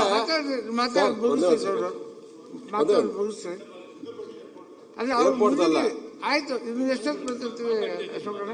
ಅಧ್ಯಕ್ಷರೇ, ನಮ್ದೇನು ಗೊತ್ತಿಲ್ಲ, ಅವರು ಹೇಳ್ತೀನಿ ಅಂತ ಹೇಳಿದ್ದಾರೆ. ಆಯ್ತು, ಸ್ವಲ್ಪ ಮತ್ತೆ ಫ್ಲೈಟಿಗೆ ಹೋಗಕ್ ಲೇಟ್ ಆಗತ್ತೆ ನೀವೇ ಹೇಳ್ತಿದ್ರಿ. ಇಲ್ಲ, ನಮ್ಗೆ ಕ್ಯಾನ್ಸಲ್ ಮಾಡ್ಕೊಂಡ್ರು, ಅವಾಗ ಮುಂದಕ್ಕೆ 1 ಅವರ್ ಮುಂದಕ್ಕೆ ಹಾಕೊಂಡ್ರು. ಆಯ್ತು, ಹೇಳ್ತವ್ರಿ. ಅವರೇ ಹೇಳಿದ್ದಾರೆ. ಈಗ ಈ ಏರ್ಪೋರ್ಟ್, ಬೆಂಗಳೂರು HAL ಏರ್ಪೋರ್ಟ್ ಇರ್ಬೋದು, ಇಂಟರ್ನ್ಯಾಷನಲ್ ಏರ್ಪೋರ್ಟ್ ಇರ್ಬೋದು, ಜಕ್ಕೂರ್ ಇರ್ಬೋದು, ಈ ಏರ್ಪೋರ್ಟ್ಗಳ ಸುತ್ತಮುತ್ತ ಇರತಕ್ಕಂಥದಕ್ಕೆ ಕಟ್ಟಡಗಳ ಎತ್ತರ ಮಿತಿಯನ್ನು ಪರಿಶೀಲನೆ ಮಾಡಬೇಕು ಅಂತ ಹೇಳಿ ಸನ್ಮಾನ್ಯ DK ಶಿವಕುಮಾರ್ ಅವರು K. ರಾಮಮೋಹನ್ ನಾಯ್ಡು ಅವರ ಜೊತೆ ಚರ್ಚೆ ಮಾಡಿದ್ದಾರೆ, ಕೇಂದ್ರದ ಸಚಿವರು, ಯಾವ ಇದು ವಿಮಾನಯಾನ ಸಚಿವರು, ಅದ್ರಲ್ಲಿ ಜಕ್ಕೂರು ಇದೆಯಾ ಅಂತ ನನ್ನ ಡೌಟ್ ಅಷ್ಟೇ. ಜಕ್ಕೂರು ಇಂಟೆನ್ಷನ್ ಇಟ್ಕೊಂಡು ಹೇಳಿದಾರ ಇತ ಜನರಲ್ ಆಗಿ ಹೇಳಿದಾರ, ಅದನ್ನು ಅವ್ರು ಕ್ಲಾರಿಫೈ ಮಾಡಬೇಕು. ಯಾಕಂದ್ರೆ ರೈಸ್ ಮಾಡೋದು ಇದು ಏನಾದ್ರು ಒಂದು ರೆಕಾರ್ಡ್ ಹೋಗ್ಲಿ ಬಿಡಿ. ಈಗ ನಾನು ರಾಮ್ ಮೋಹನ್ ನಾಯ್ಡುನ ಭೇಟಿ ಮಾಡೋದು ನಿಜ.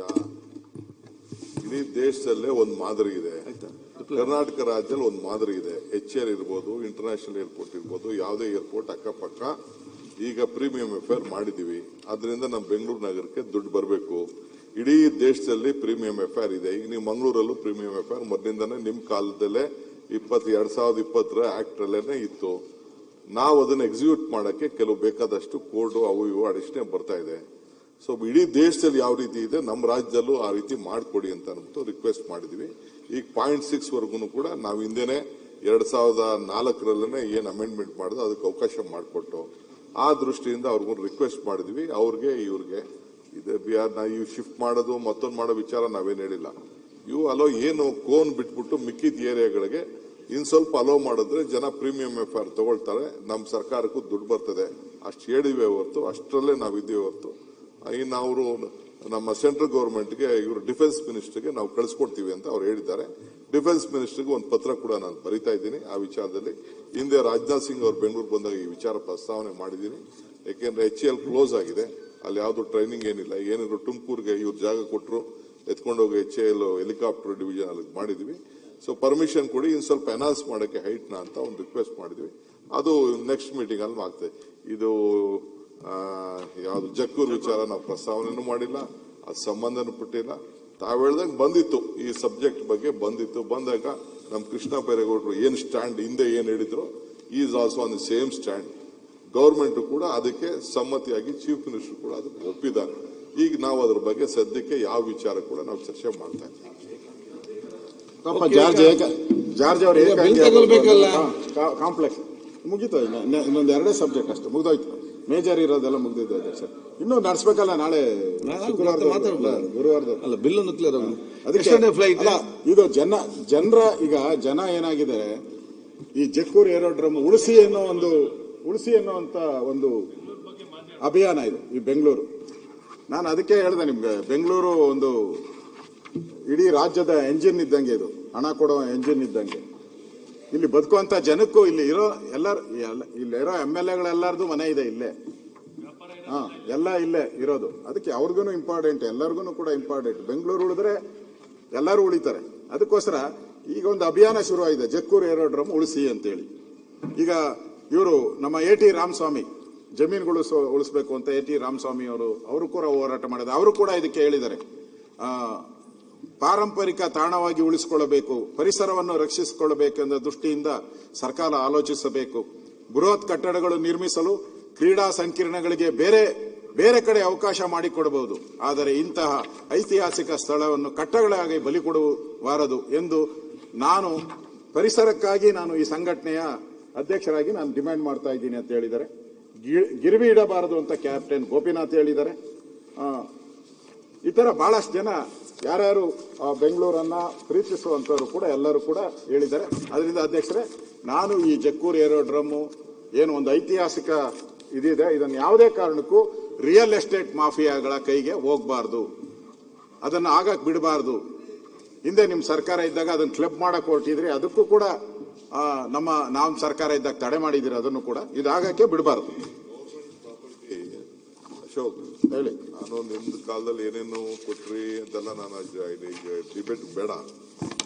ಏನೇನಾಯ್ತು, ಯಾವ್ದಾದ್ರು PPP ಹೋಯ್ತು, ಯಾವ್ದಾದ್ರು ಅಗ್ರಿಮೆಂಟ್ ಆಯ್ತು, ಇದು ಬೆಗ್ಗರ್ ಕಾಲೋನಿ ಏನಾಯ್ತು, ಅದೆಲ್ಲ I don't want to disclose. ಈಗ ಚರ್ಚೆ ಮಾಡೋದು ಬೇಡ. ಈ ಸಂತ ಒಂದು ಪ್ರೈವೇಟ್ ರಸ್ತೆಗೆ ಹೋಗುವಂತ ಜಾಗನ ಹೆಂಗ್ ಪ್ರೈವೇಟ್ ಅವ್ರದ್ದಾಗ್ತದೆ? ಯಾವ ಗವರ್ಮೆಂಟ್ ಆದ್ರೂ ಆ ರೀತಿ ಯೋಚನೆ ಮಾಡ್ತಾರೆ? ಯಾವುದು ಅಂತ ಯೋಚನೆ ಇಲ್ಲ. ಏನಾದ್ರು ಇತ್ತು ಅಂತ ಅಂದ್ರೆ ಅವ್ರು ಹೇಳ್ದಂಗೆ ಒಂದು ಸ್ಟೇಡಿಯಮು ಇಲ್ಲ ಅಂತಂದ್ರೆ, ನನಗೆ ಪೀಯೂಷ್ ಗೋಯಲ್ ಅವ್ರು ಹೇಳಿದ್ರು ಒಂದು ಭಾರತ್ ಮಂಟಪ ತರ ಏನಾದ್ರು ಒಂದು ಮಾಡಿ ನೋಡಿ, ನಾವು ಸ್ವಲ್ಪ ದುಡ್ಡು ಕೊಡ್ತೀವಿ ಅಂತ ಕೂಡ ಹೇಳಿದ್ರು. ಅಂತವೆಲ್ಲ ಬೇಕಾದ್ರೆ ಯೋಚನೆ ಮಾಡಕ್ಕೆ ಚಿಂತನೆಗಳು ನಡೀತಾ ಇರ್ಬೋದು. ಹೊತ್ತು ನಾನು ಹೋಗಿ ಅವ್ರು ಹೇಳಿದ ಮೇಲೆ ಭಾರತ್ ಮಂಟಪ ನೋಡ್ಕೊಂಡು ಬಂದೆ. ಆಮೇಲೆ ಇನ್ನೊಂದು ಎಕ್ಸಿಬಿಷನ್ ಸೆಂಟರ್ ಹೊಸದಾಗಿ ಯಶೋಭೂಮಿ ಅಂತ ಒಂದು ಮಾಡಿದ್ದಾರೆ. 2 ನೋಡಿದ್ದಾರೆ, ಫಸ್ಟ್ ಕ್ಲಾಸ್ ಮಾಡಿದ್ದಾರೆ, ಇಂಟರ್ನ್ಯಾಷನಲ್ ಫಸ್ಟ್ ಕ್ಲಾಸ್ಗೆ ಮಾಡಿದ್ದಾರೆ. ಅಂತವೆಲ್ಲ ನೋಡ್ಕೊಂಡು ಬಂದಿದ್ದೀವಿ. ಬೇರೆ ಏನಾದ್ರು ಕನ್ಸ್ಟೆಂಟ್ಸ್ ಇದೆ, ಈಗ ಬೇಡ. ನಾನು ರಿಪ್ಲೈ ಮಾಡಾಗ ಅದ್ರ ಬಗ್ಗೆ ಮಾತಾಡ್ತೀನಿ. ಆಯ್ತು ಮಾಡಿ ಉಳಿಸಿ ಅಷ್ಟೇ, ನಮ್ದು ಉಳಿಸಿ. ಅಧ್ಯಕ್ಷರೇ, ಇವತ್ತು ಬೆಂಗಳೂರು ಕಾರ್ಪೊರೇಷನ್ ಮಾತಾಡ್ಲಿಕ್ಕೆ ಎಲ್ಲರಿಗೂ ಗೊತ್ತಿದೆ, ಟೈಮ್ ಇಲ್ಲ ಇಲ್ಲಿ ಮಾತಾಡ್ಲಿಕ್ಕೆ. ಇವತ್ತು ಬೆಂಗಳೂರಲ್ಲಿ ಮುಗಿಸ್ಬಿಡ್ತಿದ್ದಾಳೆ. ಮುಖ್ಯಮಂತ್ರಿಗಳಿದ್ದಾಗಲೇ ಮಾತಾಡಬೇಕು ಅಂತ ತಮ್ಮಲ್ಲಿ ತಿಳಿಸಿದೆ. ಹೌದು, ಹಾಗಾಗಿ ಒಂದೇ ಬೇರೆ ಬೇರೆ ಅಲ್ಲ, ಅವ್ರು ಮಾತಾಡಿದ ನಂತರ ಸದಾ ಎಲ್ಲ ಕವರ್ ಮಾಡಿದಾರೆ ಅವರು. ಕೊಡಿಸ್ತೀನಿ ಬಿಡಪ್ಪ, ಕೊಡಿಸ್ತೀನಿ. ಇವತ್ತು ಬೆಂಗಳೂರಲ್ಲಿ 3 ವರ್ಷ ಆಯ್ತು ಈ ಸರ್ಕಾರ ಬಂದು, ಯಾವ ಕಾಮಗಾರಿನೂ ಕೂಡ ಕಂಪ್ಲೀಟ್ ಆಗ್ತಾ ಇಲ್ಲ. ಯಾವ್ಯಾವ ಕಾಮಗಾರಿ ನಡೀತಾ ಇತ್ತು ಅವೆಲ್ಲನೂ ಕೂಡ ಹಂಗೆ ಪೆಂಡಿಂಗ್ ಆಗಿ ಉಳಿತಾ ಇದೆ. ಈಜಿಪುರದ ಎಲಿವೇಟೆಡ್ ಕಾರಿಡಾರ್ ಹಾಗೆ ಆಗ್ತದೆ. ಇವರೇ ಇದ್ದಾಗ ಪ್ರಾರಂಭ 2014 ಏನೋ 2014 ಅವಾಗ ಪ್ರಾರಂಭ ಆಗಿದ್ದು. 2014 ಅವ್ರದೇ ಕಾಂಟ್ರಾಕ್ಟ್ರು ಪ್ರಾರಂಭ ಆಗಿದ್ದು, ಇದುವರೆಗೂ ಹೋಗ್ತಾ ಇಲ್ಲ. ಅದ್ರ ಬಗ್ಗೆ ಹೇಳ್ತೀನಿ ಏನು ಡೀಟೇಲ್ ಅಂತ. ಉಲ್ಲಾಳ ಗ್ರೇಟ್ ಸಪರೇಟ್ರು, ಮಳೆ ಬಂದ್ರೆ ನೀರು ತುಂಬುವಂಥದ್ದು, ಅದನ್ನು ಕಂಪ್ಲೀಟೇ ಆಗಿಲ್ಲ, ಹಂಗೆ ಬಿದ್ದೈತೆ. ರಾಜರಾಜೇಶ್ವರಿ ಆರ್ ಜಂಕ್ಷನ್ ಇನ್ನು ಹಂಗೆ ಬಿದ್ದಿದೆ, ಅದು ಆಗ್ತಾ ಇಲ್ಲ. ಅದನ್ನೇನು ಕೆಲಸನೂ ಮುಂದೆ ಹೋಗ್ತಾ ಇಲ್ಲ. ಫುಲ್ ದಿನ ಟ್ರಾಫಿಕ್, ನಾವೆಲ್ಲ ಓಡಾಡ್ತೀರಿ. ಕೆಂಗೇರಿ ಹೊರವರ್ತುಲ ರಸ್ತೆ ಅನ್ನಪೂರ್ಣೇಶ್ವರ ಮುಖ್ಯ ಜಂಕ್ಷನ್ ಗ್ರೇಟ್ ಸಪರೇಟರ್ ಕೆಲಸ ನಿಂತೋಗಿದೆ. HMT ಪೈಪ್ಲೈನ್ ಜಂಕ್ಷನ್ ನಮ್ಮ ಏರಿಯಾದಲ್ಲಿ ಇರತಕ್ಕಂಥದ್ದು, ಅದು ನಿಂತೋಗಿದೆ ಕೆಲಸ. ಈ ತರ ಅನೇಕ ವರ್ಷಗಳಿಂದ ನಡೀತಾ ಇರುವಂತ ಕಾಮಗಾರಿಗಳು ದುಡ್ಡಿಲ್ಲ ಅಂತೇಳಿ ನಿಂತೋಗಿದೆ. ಕಾರ್ಪೊರೇಷನ್ ಅಲ್ಲಿ ದುಡ್ಡಿಲ್ಲ, ಖಜಾನೆ ಖಾಲಿ. ಅದಕ್ಕೋಸ್ಕರ ಇವೆಲ್ಲ ಒಂದು ರೀತಿ ಕೆರೆಗಳಾಗೋತತಿ. ಇನ್ನು ಮಳೆಗಾಲ ಇನ್ನೇನು ಬರ್ತಾ ಇದೆ, ಮಳೆಗಾಲ, ಅದಕ್ಕೇನು ತಯಾರಿ ಮಾಡಿಲ್ಲ. ಅದರಿಂದ ಇದನ್ನ ಕಂಪ್ಲೀಟ್ ಮಾಡಬೇಕು. ಸರ್ಕಾರ ಕೇಳಿದ್ರೆ ನಮ್ಮಲ್ಲಿ ದುಡ್ಡಿಗೇನು ಕೊರತೆ ಇಲ್ಲ. ನೆನ್ನೆನು ಹೇಳ್ತಾ ಇದ್ರು, ಒಂಥರ ಕೃಷ್ಣದೇವರಾಯ ಕಾಲದಲ್ಲಿ ಚಿನ್ನ ರಸ್ತೆಯಲ್ಲಿ ಮಾರ್ತಾ ಇದ್ರು, ಹಂಗ ಐತೆ ನಮ್ಮ ಹತ್ರ ದುಡ್ಡು ಅಂತ. ಇಲ್ಲಿ ನೋಡಿದ್ರೆ ಈಜಿಪುರದ ಎಲಿವೇಟ್ ಕಾರಿಡಾರ್ಗೆ ಪ್ರಾಬ್ಲಮ್ ಏನು? ಮುಖ್ಯಮಂತ್ರಿಗಳು 2 ಸರಿ ಹೋಗಿದ್ದಾರೆ, DCM ಅವರು 3 ಸರಿ ಹೋಗಿ ಭೇಟಿ ಮಾಡಿದ್ದಾರೆ. ಇದಕ್ಕೆ ಎಲಿವೇಟೆಡ್ ಕಾರಿಡಾರ್ಗೆ ಅವರೇ ತಂದಿದ್ದ ಪ್ರಾಜೆಕ್ಟು, ಅವ್ರದೇ ಕಾಂಟ್ರಾಕ್ಟ್ರು, ಓಡೌಟ ಅವನು. ತಿರ್ಗಿ ಮತ್ತೆ ಇವರು ಟೆಂಡರ್ ಕರೆದ್ರು, ಮತ್ತೆ ಅವರೇ ಕೊಟ್ಟಿದ್ದಾರೆ. ಅವ್ರ ಕಡೆ ಅವ್ರ ಸ್ನೇಹಿತರಿಗೆ ಕೊಟ್ಟಿದ್ದಾರೆ, ಮತ್ತೆ ಟೆಂಡರ್ ಕೊಟ್ಟಿದ್ದಾರೆ.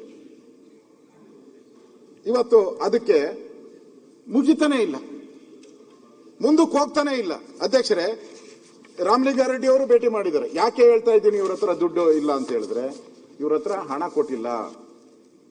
ಆ ಒಂದು ಪ್ರಾಜೆಕ್ಟ್ಗೆ ಇವರು ಹಣ ಬಿಡುಗಡೆ ಮಾಡಿಲ್ಲ. ಅವ್ರ ಉತ್ತರದಲ್ಲಿ ಹೇಳ್ಬೇಕು, ನಮ್ಮ ಹತ್ರ ಹಣ ಇದೆ ಅಂತ ಹೇಳ್ತಾರೆ. ಅದಕ್ಕೆ ಅವರು ಒಂದು ಲೆಟರ್ ಬರೆದಿದ್ದಾರೆ ಕಂಪನಿಯವರು. ಡಿಸೆಂಬರ್ 29ರಂದು BSCPL ಕಂಪನಿ ಗ್ರೇಟರ್ ಬೆಂಗಳೂರು ಪ್ರಾಧಿಕಾರ ಮುಖ್ಯ ಆಯುಕ್ತರಿಗೆ ಬರೆದ ಪತ್ರ. ಈ ಪತ್ರದಲ್ಲಿ GBI ನೆಲದ ಕಾನೂನಿನಂತೆ ನಮ್ಮ ಜೊತೆ ಮಾಡಿಕೊಂಡಂತ ಒಪ್ಪಂದದಂತೆ ನಡೆದುಕೊಳ್ಳಲು ವಿಫಲವಾಗಿದೆ. ಸರ್ಕಾರಕ್ಕೆ ಬರೀತಾ ಇರೋದು ಕಾಂಟ್ರಾಕ್ಟರ್, ಚೀಮಾರಿ ಮಖಕ್ಕೆ ಮಂಗಳಾರತಿ. ನೆಲದ ಕಾನೂನಂತೆ ನೀವು ನಡ್ಕಂತ ಇಲ್ಲ ಅಂತ ಬರೆದಿದೆ ಪತ್ರ. ಈ ಅವಧಿಯಲ್ಲಿ ನಿಗದಿತ ಸಮಯಕ್ಕೆ ಹಣ ನೀಡದಿರುವುದು ಕಾರಣವಾಗಿದೆ. ದುಡ್ಡೇ ಕೊಟ್ಟಿಲ್ಲ, ಕಾಂಟ್ರಾಕ್ಟರ್ನ ವೈಲೇಷನ್ ಮಾಡಿದ್ದೀರಾ ಅಂತೇಳಿ ಒಪ್ಪಂದವನ್ನು ಮಾಡಿದ್ದಾರೆ. ಈ ಗಡುವು ಹೋಗಿ 24 ತಿಂಗಳು ಹೋಯ್ತು. ಎಷ್ಟು ವರ್ಷಗಳಾಗೋಯ್ತು ಲೆಕ್ಕ ಹಾಕಳಿ ಅಧ್ಯಕ್ಷರು. ಅಲ್ಲಿನ ಟ್ರಾಫಿಕ್ ಸಮಸ್ಯೆ ಏನು? ಇದು ಅವನಿಗೆ ಇನ್ನೂ 42 ಕೋಟಿ ಕೊಡಬೇಕು, ಅದು ಕೊಡ್ತಾ ಇಲ್ಲ. ಇವತ್ತು ಅವನೇ ಲೆಟರ್ ಬರ್ದಿದ್ದಾನೆ, ಪತ್ರನೇ ಒಂಥರ ಅವನ ಬಿಲ್ಗಳು ಎಲ್ಲ ಹಾಕಿ ಒಂದು ಪತ್ರ ಬರ್ದಿದ್ದಾನೆ. ಇಷ್ಟು ಬಿಲ್ಗಳು ಕಳಿಸ್ಕೊಡ್ತೀನಿ, ಇಷ್ಟು ಬಿಲ್ ಹಾಕಿ ಪತ್ರ ಬರ್ದಿದ್ದಾನೆ. ಅದು ಏನು ಕೊಡ್ತಾ ಇಲ್ಲ ಅವ್ರಿಗೆ, ಹಣ ಇಲ್ಲ ಅನ್ನೋದಕ್ಕೆ ಇದರದ್ದು. ಇನ್ನೊಂದು ಬಹಳ ಕಲ್ಯಾಣ ಕಾರ್ಯಕ್ರಮ, ಇದೊಂದು ಹೇಳಿ ಮುಗಿಸ್ತೀನಿ ನಾನು ಅನ್ಸುತ್ತೆ. ಈ ಕಲ್ಯಾಣ ಕಾರ್ಯಕ್ರಮ DK ಶಿವಕುಮಾರ್ ಅವ್ರಿಗೆ ಬೆಂಗಳೂರು ಇನ್ಚಾರ್ಜ್ ಆಗಿ ಬಂದಿದ್ದಾರೆ ವಸ್ತು. ಮೊದಲೆಲ್ಲ ಈ ಬಡವರಿಗೆ ಏನಾಗೋಯ್ತು ಅಂದ್ರೆ ತೆಳ್ಳ ಗಾಡಿ ಕೊಡ್ತಾ ಇದ್ರು ಬಡವರಿಗೆ, ಆಮೇಲೆ ಟೈಲರಿಂಗ್ ಮಿಷಿನ್ ಕೊಡ್ತಾ ಇದ್ರಿ, ಇಸ್ತ್ರಿ ಪೆಟ್ಟಿಗೆ ಕೊಡ್ತಾ ಇದ್ರಿ, ಅಂಗವಿಕಲರಿಗೆ ವೆಹಿಕಲ್ ಕೊಡ್ತಾ ಇದ್ರಿ. ಇವೆಲ್ಲ 2 ವರ್ಷದಿಂದ ನಿಂತೋಗ್ಬಿಟ್ಟಿದೆ, ಕೊಟ್ಟಿಲ್ಲ. 2 ವರ್ಷದಿಂದ ಕೇಳಿದ್ರೆ ಹಣ ಇಲ್ಲ ಅಂತಾರೆ. ಅಧಿಕಾರಿಗಳು ಕೇಳಿದ್ರೆ ನಾವು ದುಡ್ಡು ಇಟ್ಟಿದ್ದೀರಿ, 2 ವರ್ಷದಿಂದ ದುಡ್ಡು ಇಟ್ಟಿದ್ದೀರಿ, ಟೆಂಡರ್ ಕರಿತಾ ಇದ್ದೀರಿ, ಇದುವರೆಗೂ ಒಬ್ಬರಿಗೂ ಕೊಟ್ಟಿಲ್ಲ. ನಾನು MLA, ಬೆಂಗಳೂರು MLA, ನಾವೆಲ್ಲ MLA. ಯಾರನ್ನ ಕೊಟ್ಟಿದ್ದೀರನಪ್ಪ? ಒಬ್ಬರೇನ ಒಂದು ನಾವು ಕೊಟ್ಟಿಲ್ಲ. ಪ್ರತಿ ಸರಿ ಮೊದಲು ಬಡವರು ಯಾರ್ಯಾರು ಇದಾರೆ ಪಾಪ ಸ್ವಯಂ ಉದ್ಯೋಗ ಮಾಡಕ್ಕೆ ಕೊಡ್ತಾ ಇದ್ದಿದ್ದು. ಸುಮಾರು ಒಂದು 200-300 ಕೋಟಿ ರೂಪಾಯಿ ಹಣ ಕೊಡ್ತಾ ಇದ್ರಿ ಪ್ರತಿ ವರ್ಷ. ಸೋಷಿಯಲ್ ಒಂದು ಇದು ಅಂತ ಹೇಳ್ಬಿಟ್ಟು ಅವ್ರಿಗೆಲ್ಲರೂ ನಾವು ಕೊಡ್ತಾ ಇದ್ರಿ. ಇವಾಗ ಆ 200 ಕೋಟಿನೂ ಕೊಡಕ್ಕೆ ಬಡವರಿಗೆ ಇಲ್ಲ. ಮೊನ್ನೆ ನಾನು ಕೇಳಿದೆ, ಈಗ ಟೆಂಡರ್ ಪ್ರೋಸೆಸ್ ಆಗಿದೆ, ಇನ್ನೇನು ತಗೊಂಬಿಡಿ, ನಾಳೆ ತಗೊಳ್ಳಿ ಅಂತ. 3 ವರ್ಷದಿಂದ ಏನು ಕೊಟ್ಟಿಲ್ಲ. ಅಂದ್ರೆ ಸರ್ಕಾರ ಈ GBA ಮಾಡಿದ್ಮೇಲೆ ಯಾವುದಕ್ಕೂ ಹಣ ಇಲ್ಲದೆ ಇರತಕ್ಕಂಥದ್ದು ನಾವು ಇವತ್ತು ನೋಡ್ತಾ ಇದ್ದೀರಿ ಅಧ್ಯಕ್ಷರೇ. ಅದರಿಂದ ನಾನು ಮುಗಿಸ್ತಾ ಇದ್ದೀನಿ. ಇದು ನಮ್ಮ ಬೆಂಗಳೂರಿಗೆ ಇವರು ಕೊಟ್ಟಂತ ಕೊಡುಗೆ ಏನಿದೆ, ಸರ್ಕಾರ ಬಡ್ಜೆಟ್ ಅಲ್ಲಿ ಪ್ರತಿ ಸರಿನೂ ನಾ 7,000 ಕೊಟ್ಟೆ 8,000 ಕೊಟ್ಟೆ ಅಂತ, ಕೊನೆಯಲ್ಲಿ ಎಂಡಿಂಗ್ ಅಲ್ಲಿ ಏನ್ ಬರ್ತಾ ಇದೆ ಅಂತ 3,000 ಮಾತ್ರ. ಎಂಡಿಂಗ್ ಅಲ್ಲಿ 3,000.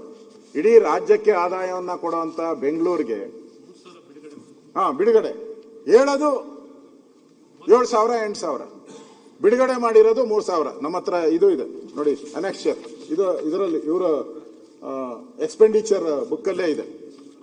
3,000 ನಮ್ಗೆ ಕೊಟ್ಟಿರೋದು. ಬಡ್ಜೆಟ್ ಅಲ್ಲಿ ಹೇಳೋದು ಜಾಸ್ತಿ, ಲೆಕ್ಕ ಇಲ್ದಷ್ಟು ಹೇಳ್ತಾರೆ ಬಡ್ಜೆಟ್ ಅಲ್ಲಿ. ಆದ್ರೆ ಬಿಡುಗಡೆ ಮಾಡುವಂಥದ್ದು 3,000. ಇದು ಅನೆಕ್ಷರ್ ಅಲ್ಲೂ ಕೂಡ ಬಂದಿದೆ. ಅಂದ್ರೆ ಇವತ್ತು ಆದಾಯ ಇಲ್ಲದೆ ಇರ್ತಕ್ಕಂಥ ಒಂದು ನಗರ ಪಾಲಿಕೆಗಳ ಇವತ್ತು ಸ್ಥಿತಿ ದಯನೀಯವಾದಂಥ ಸ್ಥಿತಿ ಆಗಿದೆ ಅಧ್ಯಕ್ಷರೇ. ಹಣ ಇಲ್ಲ. ಇವತ್ತು ಏನು ಹಣ ಬಿಡುಗಡೆ ಸರ್ಕಾರದಿಂದ ಬರಬೇಕಾಯಿತು, ಹಣ ಕೂಡ ಹೋಗಿದೆ. ನಾನು ಕೊನೆ ಎಂಡ್ ಮಾಡ್ತಾ ಇದ್ದೀನಿ. ಇದು ಇವತ್ತು ಎಷ್ಟು ಪಾಪರ್ ಆಗಿದೆ ಇದು ಅಂತ ಹೇಳಿದ್ರೆ, ಪ್ರಕಾಶ್ ಪಾಪರ್ ಆಗಿದೆ ಅಂತ ಹೇಳಿದ್ರೆ, ಸಿದ್ದರಾಮಯ್ಯನವರು ಈಗ 48,000 ಕೋಟಿ ಬಾಂಡ್ಗೆ ತಯಾರು ಮಾಡ್ತಾವ್ರು. 48,000 ಕೋಟಿ bond, James bond. Siddaramaiah James bond outer. ಈಗ 48,000 ಕೋಟಿ ಬಾಂಡ್. ಇವ್ರ ಆದಾಯ ಎಷ್ಟು ಕಾರ್ಪೊರೇಷನ್ದು? 5,800 ಕೋಟಿ ವರ್ಷಕ್ಕೆ. ಬಾಂಡ್ ಎಷ್ಟು? 48,000 ಕೋಟಿ. ಅದನ್ನು ಇದೆ ಪುಸ್ತಕದಲ್ಲಿ, 48,000 ಕೋಟಿ ಅಂತ ಎಸ್ಟಿಮೇಟ್ ಮಾಡಿದ್ದಾರೆ. ಪ್ರಾವಿಷನ್ ಮಾಡ್ಕೊಳಕ್ಕೆ ಬುಕ್ಕಲ್ಲೂ ತೋರಿಸಿದ್ದಾರೆ 48,000 ಕೋಟಿ. ಅಂದ್ರೆ ನಿಮ್ಮ ಆದಾಯನೇ ಅದರಲ್ಲಿ ಕಂಡೀಷನ್ ಹಾಕಿದ್ದಾರೆ. ನಿಮ್ಗೆ ಯಾರೇ ಬಾಂಡ್ ಕೊಡ್ಬೇಕಾದ್ರೆ ನೀವು ಅದರಲ್ಲಿ ನೀವು 3 ವರ್ಷದ ಇನ್ಕಮ್ ಇದೆಲ್ಲ ತೋರಿಸ್ಬೇಕು, ಲಾಭ ತೋರಿಸ್ಬೇಕು. ಇಲ್ಲ, ನೀವು ಬಾಂಡ್. ಹಿಂದೆ ಸಿದ್ದರಾಮಯ್ಯನವರು 1980 ಎಷ್ಟೋ ಗೊತ್ತಿಲ್ಲ ನನಗೆ, ಆ ಸಂದರ್ಭದಲ್ಲಿ ಒಂದು 150 ಕೋಟಿ ಬಾಂಡ್ ಬಿಡುಗಡೆ ಮಾಡಿದ್ರು. 120 ಕೋಟಿ ಬಾಂಡ್. ಅವಾಗೂ ಬಾಂಡ್. ಇವ್ರು ಬಂದ್ರೇನೆ ಬಾಂಡ್. ಸಿದ್ದರಾಮಯ್ಯನವರು 96ರಲ್ಲಿ ಬಾಂಡ್. ಅವಾಗ ಈಗ DK ಶಿವಕುಮಾರ್ ಅವರೆಲ್ಲ ಇದ್ದು ಗಲಾಟೆ ಮಾಡಾಕ್ಬಿಟ್ರು. ಮಾನ ಮರ್ಯಾದೆ ಇದೆಯಾ ನಿಮ್ಗೆ? ಇವಾಗ ಸಾಲದಲ್ಲಿದೆ, ಸಾಲದಲ್ಲಿರೋದು ಮತ್ತೆ ಬಾಂಡ್ಗಳು ಕೊಡ್ತಾ ಇದ್ದೀರಾ. ಬಾಂಡ್ಗಳಿಗೆ ವಿರೋಧಿಗಳು ನಾವು ಅಂದ್ರು. ಇವಾಗ ಏನ್ ಹೇಳ್ತೀರಾ ಈಗ ಈ ಬಾಂಡ್ಗೆ? 48,000 ಕೋಟಿ ಬಾಂಡ್ಗೆ ಅವತ್ತು ಕಾಂಗ್ರೆಸ್ ಪಾರ್ಟಿ ವಿರೋಧ ಮಾಡ್ತು ಬಾಂಡ್ಗಳಿಗೆ. ಇವತ್ತು 48,000 ಕೋಟಿ ಬೆಂಗಳೂರು ಜನತೆ ಮೇಲೆ ಚಪ್ಪಡಿ ಎಳೆಯುವಂತ ಕೆಲಸವನ್ನ ಮಾಡ್ತಿದ್ದೀರಲ್ಲ. ಯಾರು ತೀರಿಸ್ತಾರೆ ಈ 48,000 ಕೋಟಿನ? ಎಷ್ಟು ವರ್ಷಕ್ಕೆ ತೀರಿಸ್ತೀರ? ಇವಾಗ ಆದಾಯ ಇಲ್ಲ, ಮೈನಸ್ ಅಲ್ಲಿ ಓಡ್ತಾ ಇದೆ ನಮ್ದು. ಅದರಿಂದ ಅಧ್ಯಕ್ಷರೇ, ಬೆಂಗಳೂರು ಉಳಿಬೇಕಾದ್ರೆ, ಬೆಂಗಳೂರಿಗೆ ಕಾಯಕಲ್ಪ ಕೊಡಬೇಕಾದ್ರೆ ಈ ಸರ್ಕಾರ ಬಡ್ಜೆಟ್ ಅಲ್ಲಿ ಏನ್ ಹೇಳಿದೆ ಅದನ್ನಾದ್ರೂ ದುಡ್ಡು ಬಿಡುಗಡೆ ಮಾಡಿ. ಈ ಕಸದ ಸಮಸ್ಯೆ, ಹಳ್ಳ ಬಿದ್ದಿರೋ ಗುಂಡಿಗಳು, ರೇವಂತ್ ರೆಡ್ಡಿ ಹಾಕಿರೋಂತ ಶಾಪ, ಆ ಶಾಪಕ್ಕೆ ಉತ್ತರ ಇಲ್ಲದಂತ ನಿರುತ್ತರರಾದಂತ ನಮ್ಮ DK ಶಿವಕುಮಾರ್ ಅವರು, ಇದನ್ನೆಲ್ಲ ನೋಡ್ತಾ ಇದ್ರೆ ಬೆಂಗಳೂರು ನಮ್ ಕತಿ ಗೋವಿಂದ ಗೋವಿಂದ ಗೋವಿಂದ ಆಗಿದೆ ಅಧ್ಯಕ್ಷರೇ. ಆಗ್ಬಾರ್ದು. ಬೆಂಗಳೂರು ಉಳಿಬೇಕು. ಕೆಂಪೇಗೌಡರು ಕಟ್ಟಿದ ಬೆಂಗಳೂರನ್ನ ಒಡೆದಿದ್ದಾರೆ. ಈ ಬಡ್ಜೆಟ್ ಅಲ್ಲೂ ಒಡೆದು ಹಾಳು ಮಾಡಬೇಡಿ. ಬೆಂಗಳೂರನ್ನ ಉಳಿಸಿ ಬೆಂಗಳೂರು ಅಭಿವೃದ್ಧಿಗೆ ಅವಕಾಶ ಮಾಡಿಕೊಡಿ ಅನ್ನೋ ವಿನಂತಿಯನ್ನ, ಆಗ್ರಹವನ್ನ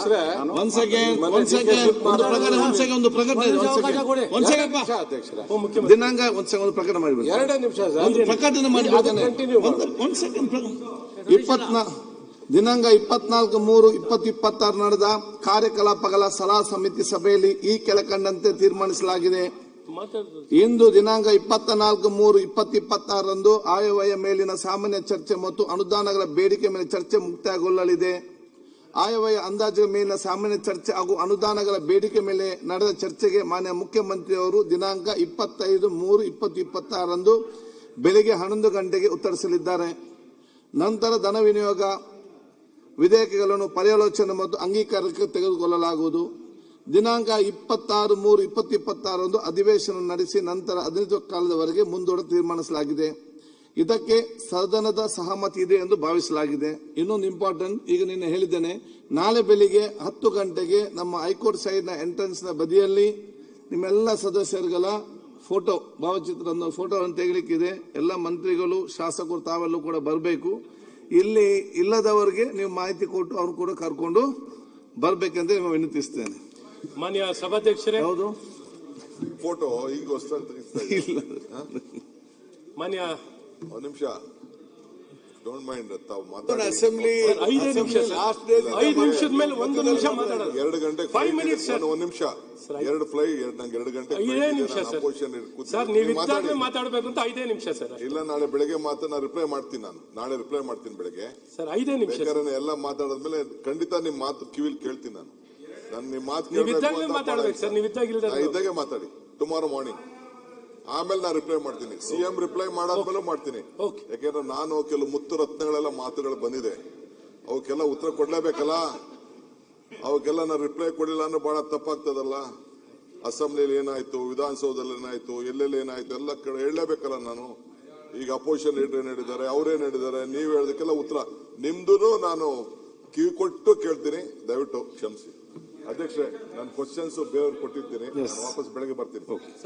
ನಾಳೆ ಮಾತಾಡಪ್ಪ. ಈಗ ಬಿಲ್ ಮಾನ್ಯ ಮಂತ್ರಿಗಳೇ ಪರ್ಯಾಲೋಚನಾ ಪ್ರಶಂಸೆ ಬಿಲ್ ಅನ್ನು ಮಂಡಿಸಿ. ಅಧ್ಯಕ್ಷರೇ, 2026ನೇ ಸಾಲಿನ ಕರ್ನಾಟಕ ರಾಜ್ಯ ಸಿವಿಲ್ ಸೇವೆಗಳು ಶಿಕ್ಷಕರ ವರ್ಗಾವಣೆ ನಿಯಂತ್ರಣ ತಿದ್ದುಪಡಿ ವಿಧೇಯಕವನ್ನು ಪರ್ಯಾಲೋಚನಿಸಬೇಕೆಂದು ಕೋರುತ್ತೇನೆ. ಪರ್ಯಾಲೋಚನಾ ಪ್ರಸ್ತಾವನೆಗೆ ಸಭೆ ಮತಕ್ಕೆ ಹಾಕುತ್ತೇನೆ. 2020 ಸಾಲಿನ ಕರ್ನಾಟಕ ರಾಜ್ಯ ಸಿವಿಲ್ ಸೇವೆಗಳು ಶಿಕ್ಷಕರ ವರ್ಗಾವಣೆ ನಿಯಂತ್ರಣ ತಿದ್ದುಪಡಿ ವಿಧೇಯಕವನ್ನು ಪರ್ಯಾಲೋಚಿಸದೆಂಬ ವಿಷಯ ಸಭೆ ಮುಂದಿದೆ. ಪ್ರಸ್ತಾವದ ಪರವಾಗಿರು ಹೌದು ಎಂದು ಸೂಚಿಸಬೇಕು, ಪ್ರಸ್ತಾವದ ವಿರೋಧವಾಗಿರುವಿಲ್ಲ ಎಂದು ಸೂಚಿಸಬೇಕು. ಪ್ರಸ್ತಾವವು ಹೌದನ್ನು ಪರವಾಗಿದೆ ಎಂದು ಭಾವಿಸುತ್ತೇನೆ. ಪ್ರಸ್ತಾವ ಹೌದನ್ನು ಪರವಾಗಿದೆ. ಪ್ರಸ್ತಾವಕ್ಕೆ ಅನುಮೋದನೆ ದೊರಕಿದೆ. ಮಾನ್ಯ ಸಚಿವರು ವಿವರಣೆ ನೀಡಿ. ಮಾನ್ಯ ಸಭಾಧ್ಯಕ್ಷರೇ, ನಮ್ಮ ಇಲಾಖೆಯಲ್ಲಿ ಅತಿ ಹೆಚ್ಚು ಶಿಕ್ಷಕರು ಇರೋದ್ರಿಂದ ನಾವು ಮಾನ್ಯ ಮುಖ್ಯಮಂತ್ರಿಗಳು ಬಜೆಟ್ ಅಲ್ಲೂ ಕೂಡ ನಾವು ಒಂದು ಬಜೆಟ್ ಅನೌನ್ಸ್ಮೆಂಟ್ ಮಾಡಿದ್ವಿ. ಏನಂತ ಹೇಳಿದ್ರೆ ಕ್ರಿಟಿಕಲ್ ಪೋಸ್ಟ್ ಅಂತ ಹೇಳಿ. ಕ್ರಿಟಿಕಲ್ ಪೋಸ್ಟ್ ಅಂದ್ರೆ ಈ ಕರ್ನಾಟಕ ಪಬ್ಲಿಕ್ ಶಾಲೆಗಳಲ್ಲಿರ್ಬೋದು, ಮತ್ತೆ ಆದರ್ಶ ಶಾಲೆಗಳಿರ್ಬೋದು, PM ಶ್ರೀ ಸ್ಕೂಲಲ್ಲಿ ಎಲ್ಲಿ ದಾಖಲಾತಿ ಜಾಸ್ತಿ ಇದೆ ಮತ್ತೆ ಎಲ್ಲಿ 250 ಮೇಲೆ ದಾಖಲಾತಿ ಸಂಖ್ಯೆ ಜಾಸ್ತಿ ಇದೆ ಅಂತಲ್ಲಿ ಅದನ್ನ ಕ್ರಿಟಿಕಲ್ ಅಂತ ಹೇಳಿ ತಗೊಂಡ್ರೆ ಅದನ್ನ ಟ್ರಾನ್ಸ್ಫರ್ಸ್ ಟೀಚರ್ಸ್ ತಗೊಳ್ಬೇಕಾದ್ರೆ ಬಹಳ ಮುಂಚೆ ಎಲ್ಲಿ ಬೇಕಾದ್ರೆ ಅಲ್ಲಿ ಹೋಗ್ಬೇಕಾಗಿತ್ತು. ಆದ್ರೆ ಹೋದ್ಸತಿನೂ ಕೂಡ ನಾವು 25 ಮಕ್ಕಳಿರಲ್ಲಿ ಎಲ್ಲೂ ಟೀಚರ್ಸ್ ಟ್ರಾನ್ಸ್ಫರ್ಸ್ ನಾವು ಬ್ಲಾಕ್ ಮಾಡಿದ್ವಿ. ಈ ಸತಿ ಇದನ್ನ ಮೇನ್ ಆಗಿ ತಗೊಂಡು ಆಮೇಲೆ ಬೇರೆ ಕಡೆಗೆ ಹೋಗ್ತಕ್ಕಂಥ ಆಪ್ಷನ್ ನಾವು ಮಾಡ್ಬೇಕಂತ ಹೇಳಿ ಈ ಬಿಲ್ ಅನ್ನ ತಂದಿದೀವಿ. ಅದರೊಳಗೆ ಇನ್ನೊಂದು ಏನಾಗಿದೆ, ಸುಮಾರಷ್ಟು ಜನರು ಈ ಒಳ್ಳೊಳ್ಳೆ ಟೀಚರ್ಸ್ ಎಲ್ಲ ಡಯಟಿಗೆ ಹೋಗಿ ಕುತ್ಕೊಂಡ್ ಬಿಡ್ತಾರೆ. ಮಾನ್ಯ ಸಭಾ ಅಧ್ಯಕ್ಷರೇ, ಡಯಟಿಗೆ ಹೋದ್ರೆ 3 ವರ್ಷದ ಮೇಲೆ ಅಲ್ಲಿ ಇರಂಗಿಲ್ಲ, ಮತ್ತೆ ಅವರು ಟೀಚಿಂಗಿಗೆ ಬರಬೇಕಾಗುತ್ತೆ. ಯಾಕಂದ್ರೆ ಒಂದ್ ಕಡೆಗೆ ನನಗೆ ಶಿಕ್ಷಕರ ಕೊರತೆ ಬೇರೆ ಇದೆ, ಅಲ್ಲಿ ಮಕ್ಕಳಿಗೆ ಪಾಠವನ್ನು ಕೂಡ ಹೇಳ್ಕೊಡ್ಬೇಕಾಗತ್ತೆ. ಅಲ್ಲಿ ಹೋದ್ರೆ ಕೆಲವರು ಡಯಟ್ ನ ಸುಮಾರಷ್ಟು ಜನರು, diet is A very important department, ನಮ್ಮ ಸಬ್ ಡಿಪಾರ್ಟ್ಮೆಂಟ್ ಅಲ್ಲಿ ತುಂಬಾ ಒಳ್ಳೇದಿದ್ರು ಕೂಡ ಕೆಲವರು ಹೋಗಿ 3 ವರ್ಷದ ಮೇಲೆ ಅಲ್ಲಿ ಹೋಗಿ ಟೀಚಿಂಗಿಗೆ ಬರೋದೇ ಇಲ್ಲ ವಾಪಸ್.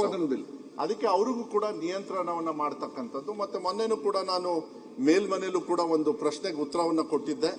ಈ ಏನು ಮಕ್ಕಳಿಗೆ ಡೆಲಿವರಿಯನ್ನ ಕೊಡ್ತಾರೆ, ಅದಾದ್ಮೇಲೆ ಮಕ್ಕಳಿಗೆ ಪೋಷಣೆ ಮಾಡೋದಕ್ಕೆ ಪಾಪ ತಾಯಂದ್ರಿಗೆ ಬಹಳ ತೊಂದರೆ ಆಗೋದು. ಅವರಿಗೆ ಹೇಗೆ ನಾವು ಡೆಲಿವರಿ ಟೈಮಲ್ಲಿ ಅವರಿಗೆ ರಜಾ ಕೊಡ್ತಕ್ಕಂಥದ್ದು ಇದೆಲ್ಲದ್ರೂ ಕೂಡ ಜೊತೆಗೆ ಸುಮಾರು 5 ವರ್ಷ ಮಕ್ಕಳು ಮೇಲ್ ಬೆಳವಣಿಗೆ ಆಗೋವರೆಗೂ ಕೂಡ 5 ವರ್ಷಕ್ಕೆ ಅವರು ಪ್ರಯಾರಿಟಿ ಮೇಲೆ ಎಲ್ಲಿ ಬೇಕೋ ಅಲ್ಲಿ ಅವರು ಟ್ರಾನ್ಸ್ಫರ್ಸ್ ನ ತಗೋಬಹುದು ಅಂತ ಹೇಳಿ ಅವರಿಗೆ ಪ್ರಯಾರಿಟಿ ಮೇಲೆ ನಾವು ಕೊಡ್ತಕ್ಕಂಥದ್ದು. ಯಾಕಂದ್ರೆ ಮಾನವೀಯತೆ ಬಹಳ ಮುಖ್ಯ ಆಗುತ್ತೆ. ಮಕ್ಕಳು ಕೂಡ ಬೆಳವಣಿಗೆ 5 ವರ್ಷದವರೆಗೂ ಅವ್ರು ಒಂದೇ ಕಡೆ ಇರ್ತಕ್ಕಂಥದ್ದು ವ್ಯವಸ್ಥೆಯನ್ನ ಮತ್ತೆ ಬೇರೆ ಬೇರೆದೆಲ್ಲ ಇದೆ ಕಲ್ಯಾಣ ಕರ್ನಾಟಕದಲ್ಲಿ. ಯಾಕಂದ್ರೆ ಶಿಕ್ಷಕರ ಕೊರತೆ ಆಗಬಾರ್ದು ಅಂತ ಮಿನಿಮಮ್ 10 ಇಯರ್ಸ್ ಅವ್ರ ರಿಕ್ರೂಟ್ಮೆಂಟ್ ಆದ್ಮೇಲೆ 10 ಇಯರ್ಸ್ ವರೆಗೂ ಅವರಿಗೆ ವಲಯ ಅಂದ್ರೆ ರೀಜನಲ್ ಇಂದ ಇನ್ನೊಂದು ಕಡೆಗೆ ರೀಜನಲ್ ಬರಬೇಕು ಅಂತ ಹೇಳಿ ನಾವು ಅವಕಾಶಗಳನ್ನ ನಾವು ಕೊಡ್ತಾ ಇಲ್ಲ. ಅದಕ್ಕೆ ಇದು ನಾನು ಎಲ್ಲ ಸಭೆ ಎಲ್ಲ ಕಡೆನೂ ಕೂಡ ಮಾತಾಡ್ಬೇಕಾದ್ರೆ ಸದಸ್ಯರು ಕೂಡ ಹೇಳ್ತಾ ಇದ್ರು ನಮಗೆ ಶಿಕ್ಷಕರ ಕೊರತೆ ಇದೆ, ಶಿಕ್ಷಕರ ಕೊರತೆ ಅಂತ ಹೇಳಿ. ನಮಗೆ ಈಗ ರಿಕ್ರೂಟ್ಮೆಂಟ್ ಪ್ರೋಸೆಸ್ ಸ್ಟಾರ್ಟ್ ಆದ್ರೆ ಒಂದು ಹಂತಕ್ಕೆ ಬರ್ತದೆ, ಅತಿಥಿ ಶಿಕ್ಷಕರನ್ನ ಕೊಡ್ತಕ್ಕಂಥದ್ದು ಎಲ್ಲ ಕಡೆನೂ ಕೂಡ ಕೊಡ್ತೀವಿ. ಎಲ್ಲಿ ಶಿಕ್ಷಕರಿಲ್ಲ ಅಲ್ಲಿ ಕೊಡ್ತೀವಿ. ಆದ್ರೆ 250 ಮೇಲೆ ಮತ್ತೆ ಇಂಥ ಶಾಲೆಗಳಿಗೆ ಟೀಚರ್ಸ್ನ ನಾವು ಟ್ರಾನ್ಸ್ಫರ್ ಆಪ್ಷನ್ಸ್ನ ಫಸ್ಟಿಗೆ ನಾವು ಕೊಡ್ತಕ್ಕಂಥದ್ದು ಬಿಲ್ಲನ್ನು ನಾನು ತರ್ತಾ ಇದ್ದೀನಿ. ಅದಕ್ಕೆ ಎಲ್ಲರ ಸದಸ್ಯರ ಒಂದು ಸಹಮತವನ್ನು ಕೂಡ ಈ ಸಂದರ್ಭದಲ್ಲಿ ಕೇಳಲಿಕ್ಕೆ ಇಷ್ಟಪಡ್ತೀನಿ. ಓಕೆ, ಸರಿದೆಯಾ? ಏನಿಲ್ಲ, ಸ್ವಲ್ಪ ಇನ್ನ ಡೀಟೇಲ್ ಆಗಿ ಎಕ್ಸ್ಪ್ಲೇನ್ ಮಾಡಿದ್ರೆ ಚೆನ್ನಾಗಿತ್ತು. ಕ್ವಶನ್ ಕೇಳಿ, ಏನ್ ಬೇಕು ನಿಮಗೆ? ಕ್ಲಾರಿಫಿಕೇಶನ್ ಇಲ್ಲ, ಈ ಬಿಲ್ ಈಗ ನಮ್ಗೆ ಕೊಟ್ಟಿದ್ದಾರೆ, ಅಟ್ಲೀಸ್ಟ್ ಅವರು ಬಿಲ್ ಅನ್ನ ಸರಿಯಾಗಿ ಎಕ್ಸ್ಪ್ಲೇನ್ ಮಾಡಿದ್ರೆ, ಎಕ್ಸ್ಪ್ಲೇನ್ ಮಾಡಿದ್ರೆ ನಾವು ಅರ್ಥ ಮಾಡ್ಕೊಳ್ತೀವಿ. ಈಗ ಕೊಟ್ಬಿಟ್ಟು ಬಿಲ್ ಇಟ್ಬಿಟ್ಟು ನಾನು ಈಗಲೇ ನಾವು ಕ್ಲಿಯರ್ ಮಾಡಿ ಕೊಟ್ಟಿದ್ದ, ನೀವು ಬರುವಾಗ ಲೇಟ್ ಆಯ್ತು. ಯಾವುದು ಬೆಲೆ ಕೊಟ್ಟಿದ್ರು ಅದನ್ನು ಬೆಳಗ್ಗೆ ಎಲ್ಲಿ ಕೊಟ್ಟು ನಾನು ನೋಡ್ತಿದ್ದೆ ಅಧ್ಯಕ್ಷರೇ. ಹೌಸ್ ಪ್ರಾರಂಭ ಆದಾಗ ಒಂದು ಬಿಲ್ ಮಂಡಿಸಿದ್ರು, ಇನ್ನೊಂದು ಬಿಲ್ ಅನ್ನು ಮಂಡಿಸಿ ಅದನ್ನು ಚರ್ಚೆಗೆ ತಗೊಳ್ಬೇಕು ಅಂತಾರೆ. ಅದಾದ್ಮೇಲೆ ಬೇರೆ ವಿಷಯಗಳು ಪ್ರಸ್ತಾಪ ಆಗ್ತಿತ್ತು ಸದನದಲ್ಲಿ. ಬೆಂಗಳೂರು ವಿಷಯ ಮಾತಾಡ್ತಿರ್ಬೇಕಾದ್ರೆ ಬೆಂಗಳೂರು ವಿಷಯ ಕೇಳೋದ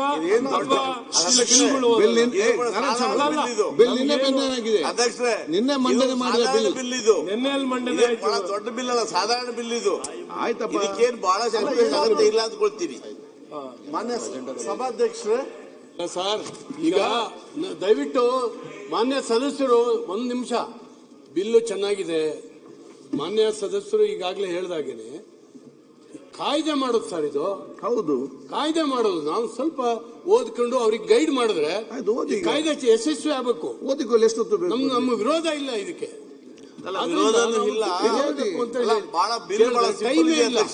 ನಾವೀಗ ಬೆಂಗಳೂರು ಕೂತ್ಕೊಂಡಿದ್ವಿ. ಬಹಳ ಸಾಧಾರಣವಾಗಿದೆ ಬಿಲ್ಲು, ಇದನ್ನು ಮಾಡಬಹುದಲ್ಲ, ಸಮಸ್ಯೆ ಇಲ್ವಲ್ಲ ಸ್ವಾಮಿ. ನಾವು ಕಾಯ್ದೆ ಮಾಡೋದು ನಮ್ಮ ಹಕ್ಕು, ಸದನದ ಹಕ್ಕು. ಹಾಗಾಗಿ ಕಾಯ್ದೆಗಳು ಚೆನ್ನಾಗಿ ಆಗ್ಬೇಕು ಒಂದ್ಸರಿ ಆದಾಗ. ಸದಸ್ಯರೇ, 250 ಮಕ್ಕಳ ಸಂಖ್ಯೆ ಹೇಳಿದ್ರು. ಮಲೆನಾಡಿಗೆ ರಿಲ್ಯಾಕ್ಸೇಷನ್ ಬೇಕು. ಒಂದ್ ಸೆಕೆಂಡ್ ಸದಸ್ಯರಲ್ಲಿ ಕೇಳಿ. 250 ಮಕ್ಕಳು ಇರುವಂತ ಶಾಲೆಗಳೇ. ಜನೇಂದ್ರ ಅವರೇ, ಒಂದ್ ಸೆಕೆಂಡ್ ನೋಡಿ. ಇದು ಶಿಕ್ಷಣಕ್ಕೆ ಸಂಬಂಧಪಟ್ಟ ಮಹತ್ವದ ಬಿಲ್. ನಿನ್ನೆ ತಾನೇ ಬಿಲ್ ಅನ್ನು ಮಂಡಿಸಲಾಗಿದೆ. ಬಿಲ್ ಕಾಪಿ ಎಲ್ಲವೂ ಕೂಡ ನಿಮಗೆ ಅಜೆಂಡಾದಲ್ಲಿ ನಾವು ಕಲಿಸಿದ್ದೇವೆ. ಇದರಲ್ಲಿ ಈಗ ತಾವಿವತ್ತು ಬಂದಿದ್ದೀರಿ. ಅವರು ಈಗ ಒಂದು ಬಿಲ್ ಮಂಡಿಸಿದ್ದಾರೆ, ಅದಾಯ್ತು. ಎರಡನೇದು ಈಗ ಅದನ್ನು ವಿವರಣೆ ಕೊಟ್ಟಿದ್ದಾರೆ. ಅದೇ ಕ್ಲಾರಿಫಿಕೇಶನ್ ಕೇಳಿ ಅಲ್ಲ, ಏನಿಗೆ ಈ ಮುಂಚೆ ಬಿಲ್ ಮಂಡಿಸಿದಕ್ಕೆ ಸ್ವಾಗತ ಮಾಡಿದ್ದೀವಿ. ಓಕೆ, ಇದನ್ನು ನೋಡಿ ಚೆನ್ನಾಗಿದ್ರೆ ನಮಗೆ ಸಂತೋಷ. ಯಾವುದೇ ಸುಧಾರಣೆ ಶಿಕ್ಷಣದಲ್ಲಿ ತರೋದಾದ್ರೆ ಶಿಕ್ಷಣದಲ್ಲಿ ನೀವು ಕೂಡ ಶಿಕ್ಷಣ ಸಚಿವರಾಗಿದ್ದವರು ಎಷ್ಟು ಬಿಲ್ ನಿಮ್ಗೆಲ್ಲ ಗೊತ್ತಿದೆ. ನಾನು ಹೇಳ್ಬೇಕೀಗ, ನೀವು ಶಿಕ್ಷಣ ಸಚಿವರಾಗಿ ಅದಕ್ಕೆ ಕೇಳ್ತಿರೋದು. ಅಲ್ದ್ರೆ ನಾನು ಜವಾಬ್ದಾರಿ ಇಲ್ದ್ರೆ ನಾನು ಪಾಸ್ ಮಾಡ್ಕೊಳ್ಳಿ ಅಂತ ಹೇಳ್ಬೋದು. ನೀವು ಸಜೆಷನ್ ಕೊಡಿ, ಕ್ಲಾರಿಫಿಕೇಶನ್ ಕೇಳಿ. ಅಟ್ಲೀಸ್ಟ್ ಅವ್ರು ಡೀಟೇಲ್ ಆಗಿ ಎಕ್ಸ್ಪ್ಲೇನ್ ಡೀಟೇಲ್ ಆಗಿ ಎಕ್ಸ್ಪ್ಲೇನ್ ಮಾಡಿ. ಡೀಟೇಲ್ ಆಗಿ ಎಕ್ಸ್ಪ್ಲೇನ್ ಮಾಡಿ. ಈಗ ನಾನು ಎಷ್ಟು ಹೇಳಿದ್ದೀನಿ, ಇದಕ್ಕಿಂತ ನಾವು ಹೆಚ್ಚು ಅದೇ ಸ್ಲೋಲಿ ಆಗಿ ಹೇಳಿ. ಅದು ಆರಾಮದಲ್ಲಿ ಸ್ಲೋಲಿ ಆಗಿ ಹೇಳಿ ಅವರಿಗೆ. ಮಾನ್ಯ ಸಭಾಧ್ಯಕ್ಷರೇ, ಆಯ್ತು ಸಭಾಧ್ಯಕ್ಷರೇ, ಇದು ಏನಂತ ಹೇಳಿದ್ರೆ, ಮಾನ್ಯ ಸಭಾಧ್ಯಕ್ಷರೇ ಕೇಳೋದು ಒಂದೇ ಒಂದು ಮಧುವರೇ, ಒಂದೊಂದು ಅಮೆಂಡ್ಮೆಂಟ್ ಏನೇನು ತಂದಿದ್ದೀರಾ ಅಮೆಂಡ್ಮೆಂಟ್ ವೈಸ್ ಹೊರಟೋಗ್ಬಿಡಿ. ಅಮೆಂಡ್ಮೆಂಟ್ ವೈಸ್ ಮಂತ್ರಿ ಒಂದೊಂದು ಅಮೆಂಡ್ಮೆಂಟ್ ಏನ್ ತಂದಿದ್ದೀರಾ, ಒಂದೊಂದು ಅಮೆಂಡ್ಮೆಂಟ್ ಎಕ್ಸ್ಪ್ಲೇನ್ ಮಾಡಿ ಅಷ್ಟೇ.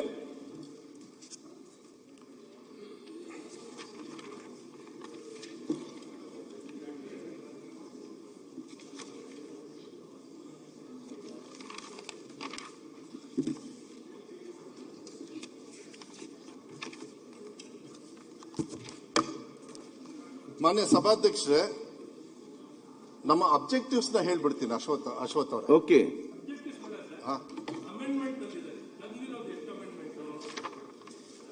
ಆ 7 ಅಮೆಂಡ್ಮೆಂಟ್ ತಂದಿದ್ದಾರೆ.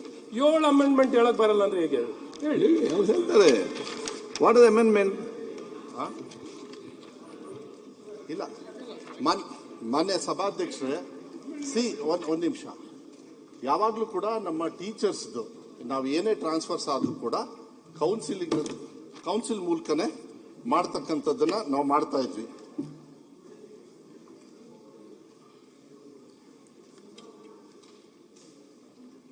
ಓಕೆ, ಮೊದಲೇದಾಗಿ ನಾವು ಏನು ಕರ್ನಾಟಕ ಪಬ್ಲಿಕ್ ಶಾಲೆಗಳು ಮತ್ತೆ ಆದರ್ಶ ಶಾಲೆಗಳು ಅಂತ ಹೇಳಿದಾವೆ, ಅದನ್ನ ಯಾಕೆಂದ್ರೆ 1200 ಮಕ್ಕಳನ್ನ ಇರಬೇಕು ಅಂತ ಹೇಳಿ ನಾವು ಸಭಾಧ್ಯಕ್ಷೆ ಅಲ್ಲಿ ಕ್ರಿಟಿಕಲ್ ಪೋಸ್ಟ್ ಅಂತ ಹೇಳಿ ನಾವು ಕ್ರಿಯೇಟ್ ಮಾಡಿರ್ತಕ್ಕಂಥದ್ದು. ನಾವು ಫಸ್ಟ್ ಅಮೆಂಡ್ಮೆಂಟ್ ಇಸ್ ಡೆಲಿವರಿದು ಕ್ರಿಟಿಕಲ್ ಪೋಸ್ಟ್. ಕ್ರಿಟಿಕಲ್ ಪೋಸ್ಟ್ ಅಂತ ಹೇಳಿ ಯಾಕೆ ನಾವು ಮಾಡಿದೀವಿ ಅಂದ್ರೆ ಸಭಾಧ್ಯಕ್ಷೆ, ಎಲ್ಲರೂ ಕೂಡ ಟ್ರಾನ್ಸ್ಫರ್ ತಗೊಳ್ಬೇಕಾದ್ರೆ ಅವ್ರು ಎಲ್ಲಿ ಬೇಕಾದ್ರೂ ಅಲ್ಲಿ ತಗೊಳ್ತಕ್ಕಂಥದ್ದು ಆಪ್ಷನ್ ಕೂಡ ಇತ್ತು. ಆದ್ರೆ ಮಕ್ಕಳ ಸಂಖ್ಯೆ ಕಮ್ಮಿ ಇರ್ತಕ್ಕಂಥದ್ರಲ್ಲಿ ಏನಾದ್ರು ಟ್ರಾನ್ಸ್ಫರ್ ತಗೊಂಡ್ರೆ ಅವಾಗ ಏನಾಗ್ತದೆ, ನಮಗೆ ಸುಮಾರು ಮಕ್ಕಳು ಸಂಖ್ಯೆ ಕಮ್ಮಿ ಇರ್ತಕ್ಕಂಥದ್ದು, ಸುಮಾರು ನಾವೇನು ಕರ್ನಾಟಕ ಪಬ್ಲಿಕ್ ಶಾಲೆ, ಆದರ್ಶ ಶಾಲೆ ಮತ್ತೆ ಪ್ರಿ ಎಂ ಶ್ರೀ ಶಾಲೆ ಇವನ್ನೆಲ್ಲದೂ ಕೂಡ ನಾವು ಶಾಲೆ ನಂಬರ್ ಆಫ್ ಶಾಲೆ ತಗೊಂಡ್ರೆ 5459 ಶಾಲೆಗಳು ಬರ್ತಾ ಇದೆ ಮಾನ್ಯ ಸಭಾಧ್ಯಕ್ಷರೇ. ಅದರೊಳಗೆ ನಮಗೆ ಬೇಕಾಗಿರ್ತಕ್ಕಂಥದ್ದು 56,000 ಟೀಚರ್ಸ್ ಬೇಕಾಗಿತ್ತು ನಮಗೆ, ಆದ್ರೆ 56,000 ಶಾಲೆ. ಆದ್ರೆ ನಮ್ಮಲ್ಲಿ ಇರೋದು ಈಗ ವರ್ಕಿಂಗ್ ಅಲ್ಲಿ ಇರೋದು 36,000 ಶಾಲೆ ಟೀಚರ್ಸ್ ಇದ್ದಾರೆ. ಅದರೊಳಗೆ ವೇಕೆಂಟ್ ಪೋಸ್ಟ್ ನಮಗೆ 19,000 ಪೇಷಂಟ್ ವೇಕೆಂಟ್ ಪೋಸ್ಟ್ ನಮಗೆ ಸಿಗ್ತಾ ಇದೆ. ಅಲ್ಲಿಗೆ ನಾವು ಕ್ರಿಟಿಕಲ್ ಪೋಸ್ಟ್ ಅಂತ ಹೇಳಿ ಅದನ್ನ ಏನಾದ್ರು ತಗೊಂಡ್ರೆ ಅಲ್ಲಿ ಕ್ವಾಲಿಟಿ ಆಫ್ ಎಜುಕೇಶನ್ ಕೂಡ ಚೆನ್ನಾಗಿರೋದ್ರಿಂದ ಈ ಆದರ್ಶ ಶಾಲೆ ಮತ್ತೆ KPS ಶಾಲೆ ಇಂಥಲ್ಲೆಲ್ಲದೂ ಕೂಡ ಹೆಚ್ಚು ಮಕ್ಕಳು ಅಡ್ಮಿಷನ್ ತಗೊಳ್ತಾ ಇದ್ದಾರೆ. ಅಡ್ಮಿಷನ್ ತಗೊಳ್ದೆ ಬೇರೆ ಶಾಲೆಗೂ ಕೂಡ ಹೋಗೋದ್ರಿಂದ ನಾವೇನ್ ಮಾಡಿದ್ವಿ, ಇದನ್ನ ಕ್ರಿಟಿಕಲ್ ಪೋಸ್ಟ್ ಅಂತ ಹೇಳಿ ತಗೊಂಡು ಅಲ್ಲಿ ಇವರಿಗೆ ಫಸ್ಟ್ ಆಪ್ಷನ್. ಅವಾಗ ಏನಾಗುತ್ತೆ, ಇಲ್ಲಿ ಫುಲ್ ಆದ್ಮೇಲೆ ಅವರು ಬೇರೆ ಕಡೆಗೆ ಹೋಗೋದಕ್ಕಾಗೋದು. ಇಲ್ಲಾಂದ್ರೆ ಇಲ್ಲೂ ಕೂಡ ನಾವು ಗೆಸ್ಟ್ ಟೀಚರ್ಸ್ ಅಂತ ಹೇಳಿ ಕೊಟ್ಬಿಟ್ರೆ ಕ್ವಾಲಿಟಿ ಆಫ್ ಎಜುಕೇಶನ್ ಕಮ್ಮಿ ಆಗ್ತದೆ. ಅದ್ರ ಜೊತೆಗೆ ಈಗ ನಮಗೆ ಇನ್ನೊಂದು ಏನಾಗಿದೆ ಅಂತ ಹೇಳಿದ್ರೆ,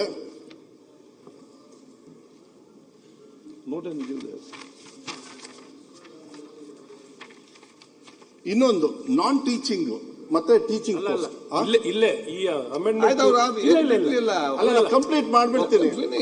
ಅಶ್ವಥ್ ಅವರೇ